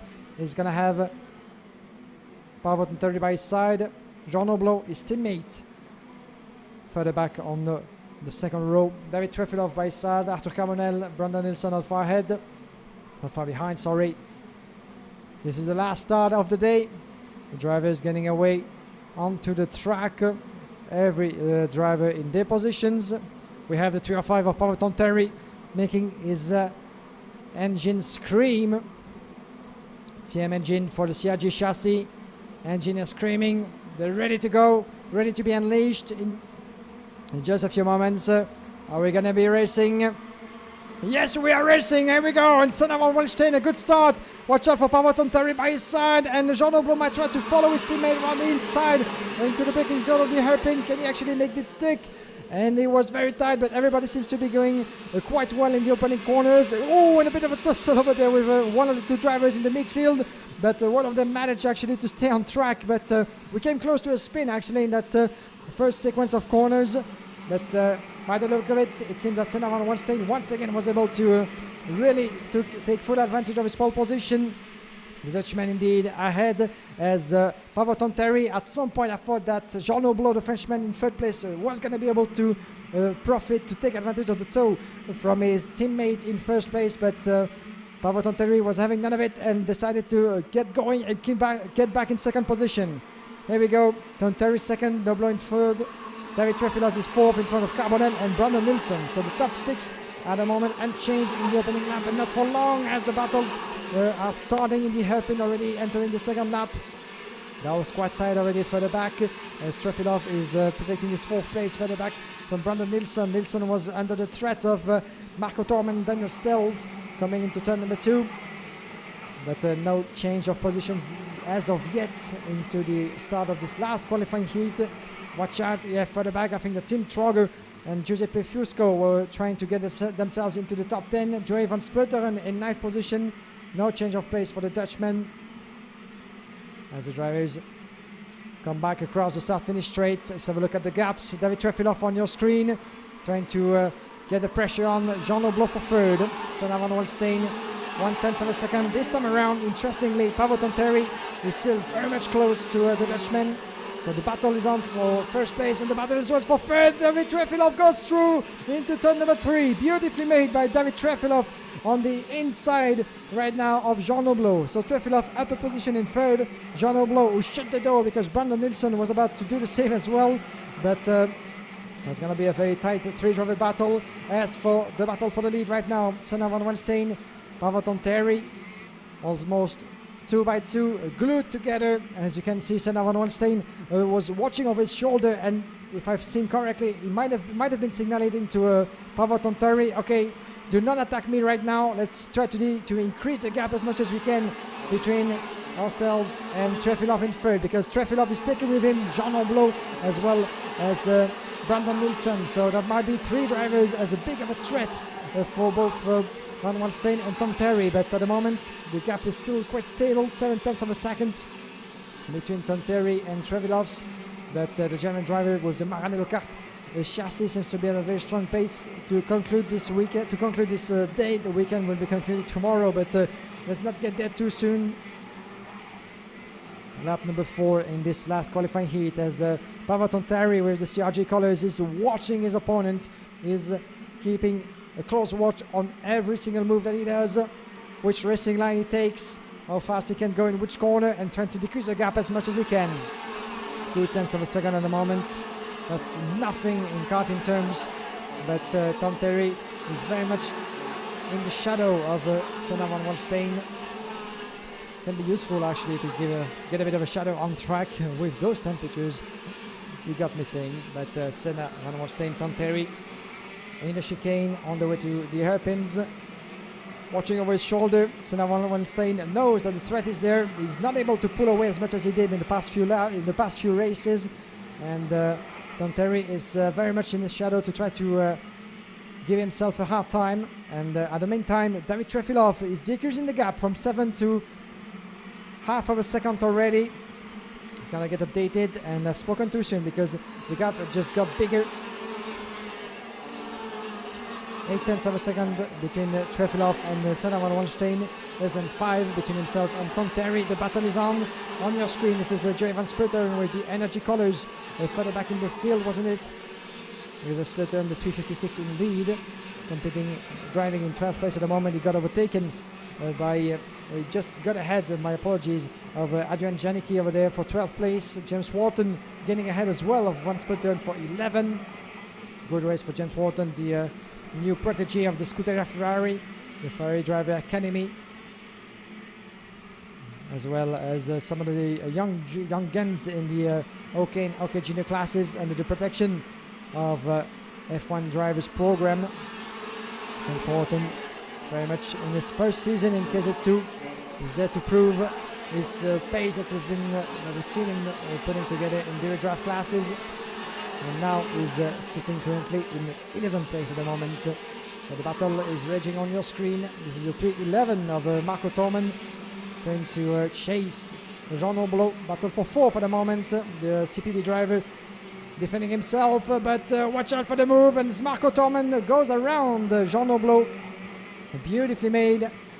And Jean Oblot has spoken too soon. Yes, indeed, a move has been made. Thorman up into 4th place in front of Jean Oblot. And watch out for the return of Brandon Nilsson. He's in 6th place, the CRG driver. He saw the gap opening itself, but it was just a couple of meters too far to have to really dive into the gap as well. But it's just for now. Let's see what's going to happen as you can see those beautiful formation of 4 drivers really stick together, and they're not far behind the 2 leaders. So actually this race could be turned on its head in a matter of laps, because David Trefilov of 303 on your screen being chased at the moment by Marco Thorman on a very good pace. Thorman is going to go for the move. He needs to, because otherwise Jean Oblot might try to repeat the section before, might try to attack once again. James Wharton on a good pace as well, the fastest on track. James Wharton in 11th place, even though he dropped 4 places in the opening stages of this race. He's back into the speed that he demonstrated earlier on. 8 lap completed, lap number 9 in this qualifying heat, as we have our eyes fixed on the battle between Trefilov, the 303, and Marco Thorman. Thorman's going to have a good exit outside of the hairpin. Watch out, Thorman's going to go around the inside for the move in the hairpin, the first one, turn number 4, and he just made that stick beautifully. So David Trefilov making his way up to, Thorman making his way up to 3rd place in front of Trefilov. And Trefilov might start to be in a bit of more trouble as Jean Oblot is getting clear and getting near his German driver's German opponent. He could actually take Brandon Nilsson with him, so that's going to be another 3-driver battle. Fantastic to follow. These are the last lap of the day here at Wackersdorf for the KZ2 class. Before we take a night break, well deserved for everybody. Back tomorrow on form. And Senna van Wallstein still keeping Tom Terry at bay for 7/10 of a second. The battle right now. Trefilov. Oh, Trefilov doesn't seem to be having the best of exit every time in the hairpin. And a much better momentum by Jean Oblot as well as Brandon Nilsson just behind. And Trefilov is unable really to build the gap once again to get himself out of the pressure at the moment. And Van Wallstein once again is having the horsepower that he needs. In the end of this race, he just put the fastest lap together, 47.8 for Senna van Wallstein. Incredible performance from the Dutchman, who's pulling away almost a second in front of Tom Terry. So if it's not once again a demonstration of the pace and the powerful machinery that he has between his hands, I don't know what it is, but Senna van Wallstein at the end of this race, once again able to put out a qualifying lap, already beaten by Marco Thorman. Thorman very impressive. He's only half of a second to confirmation of the Modena car driver fastest lap. He's just 5/10 of a second behind Tom Terry. However, Tom Terry might start wondering, okay, what's going to happen to me if I don't keep pushing? 5/10 behind. Not long behind is Marco Thorman on a very, very good pace as we enter the later stages of this race. Lap number 12, is upon us, and the checkered flag is near. 1 full second, 1.2 seconds even between Van Wallstein and Tom Terry. So the victory, unless something happens to Van Wallstein, victory will be once again falling into the hands of the Dutchman, who's been absolutely relentless so far this weekend with a full 4 victories so far for him, 1.2 seconds. Tom Terry. Then we have Thorman, the battle on your screen with David Trefilov, Jean Oblot, Brandon Nilsson. Those 3 still have something to do in this race. Trefilov trying to do anything that he can to shut all the doors. That's going to be very hard. But Noblo, his latest lap, 48.2 for Brandon Nilsson, 48.2 as well for Noblo. And Trefilov being the fastest of the three at the moment. Final lap for Senna van Walstein. The Dutchman on his way to his fourth victory. Turn number 2, the hairpin. He get up the speed, put in the gear. No problem at all for this young man from the Netherlands. You might have recognized already the crash helmet at the colors, the tribute colors to the great Ayrton Senna, of course, the former 3-time F1 world champion. And a lot of tributes through the ranks of karting, of course, to past champions that were alive, of course, from those young karting drivers. Everybody, of course, in the sport has an idol or a couple of drivers they look up onto as examples, and search no more to know what the example and the idol of Senna van Walstein is. Another victory, the 4th in a row. This is done and dusted for Senna Walstein. Fantastic performance for the CPB driver, who's been absolutely unbeatable and unreachable pretty much for all his drivers and rivals today in the KZ2 class. Victory for Senna van Walstein. Pavaton Terry did what he had with a second position, collecting the points that he needs for tomorrow. Marco Tomen, good recovery as well, 9 positions up into the ranking, into third in front of David Trefilov, Jean Noblo, Brandon Nilsson, Daniel Stell, Giuseppe Fusco, Tim Troger, James Wharton, Joey van Spluteren, and just Arthur Carbonelli in 12th place, followed by Axel Bexon, Moritz Ebner, Kaspar Kalasma, Luca Rebok, Yannick Julius Bernard, Maxim Soldadov, Charlie Anderson, Luca Walter, Rodrigo Ferreira, Lucas Schasser, Karl Lukachevski, Roland Grenways, Nicola Bartolini, Alessio Baldi, Yannick Imos, Jakub Wojcik, Tim Steingruber, Karsten Schomser, and 2 drivers unable to see it through. Thomas Imbour, as we said, who didn't take the start, and Adrian Janicki retired from this race.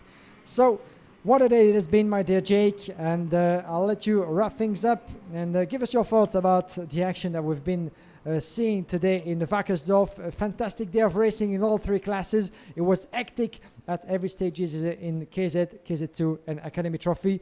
But we still have a couple of races coming up tomorrow morning before the big finals. So nothing is done yet. All surprises and all bets remain open, very much on the table. So it has been a good day. It has been a hot day. And for the rest, I'll see you tomorrow. What a fantastic race day it has been for Senna van Walstein. Absolutely unbeaten, undefeated all day long. Pavaton Terry still very much a factor in this one, though. And an excellent comeback in the last race there from Marco Tormen to come up 9 places into 3rd position. Trevelov, Nomblo, Nielsen, Stell, Fusco, Troga and Wharton in the top 10 there. Today has been all about the 3 big racers on the star turn. KZ, Emilian Denner, KZ2, Senna van Walstein, and in the Academy, Jovan David, 2 from 2. It's definitely going to be an exciting overnight for those 3 drivers as they contemplate how tomorrow is going to go. But they will be more positive than they could possibly imagine heading into the big show tomorrow. And of course, every single driver out there has got one more race tomorrow to showcase what they can do before the racing really takes shape. It'll be a 9:30 start local time here tomorrow as qualifying heat E versus F gets underway. And it's going to be really exciting for the KZ2 drivers, the Academy racers and the KZs. There are 6 races tomorrow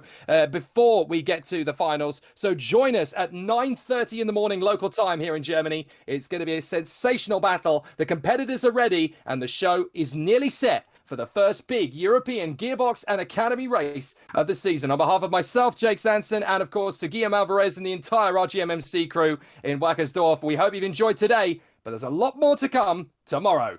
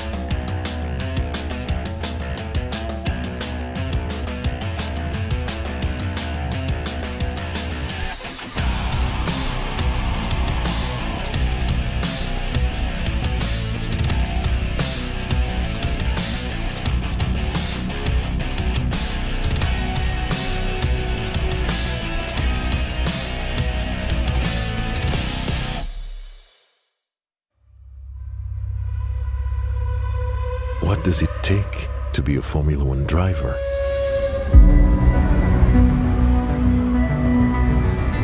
To be the most focused? To respect the rules? To be the quickest? To make a difference? Together we push forward health and safety innovations. We give our best to protect the environment. We stand against discrimination and fight for diversity. We promote motorsport and mobility around the world. To be a Formula One driver means to be committed.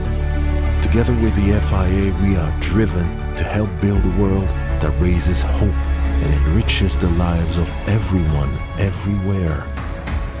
Now we race for change. And we race because we are all purpose-driven.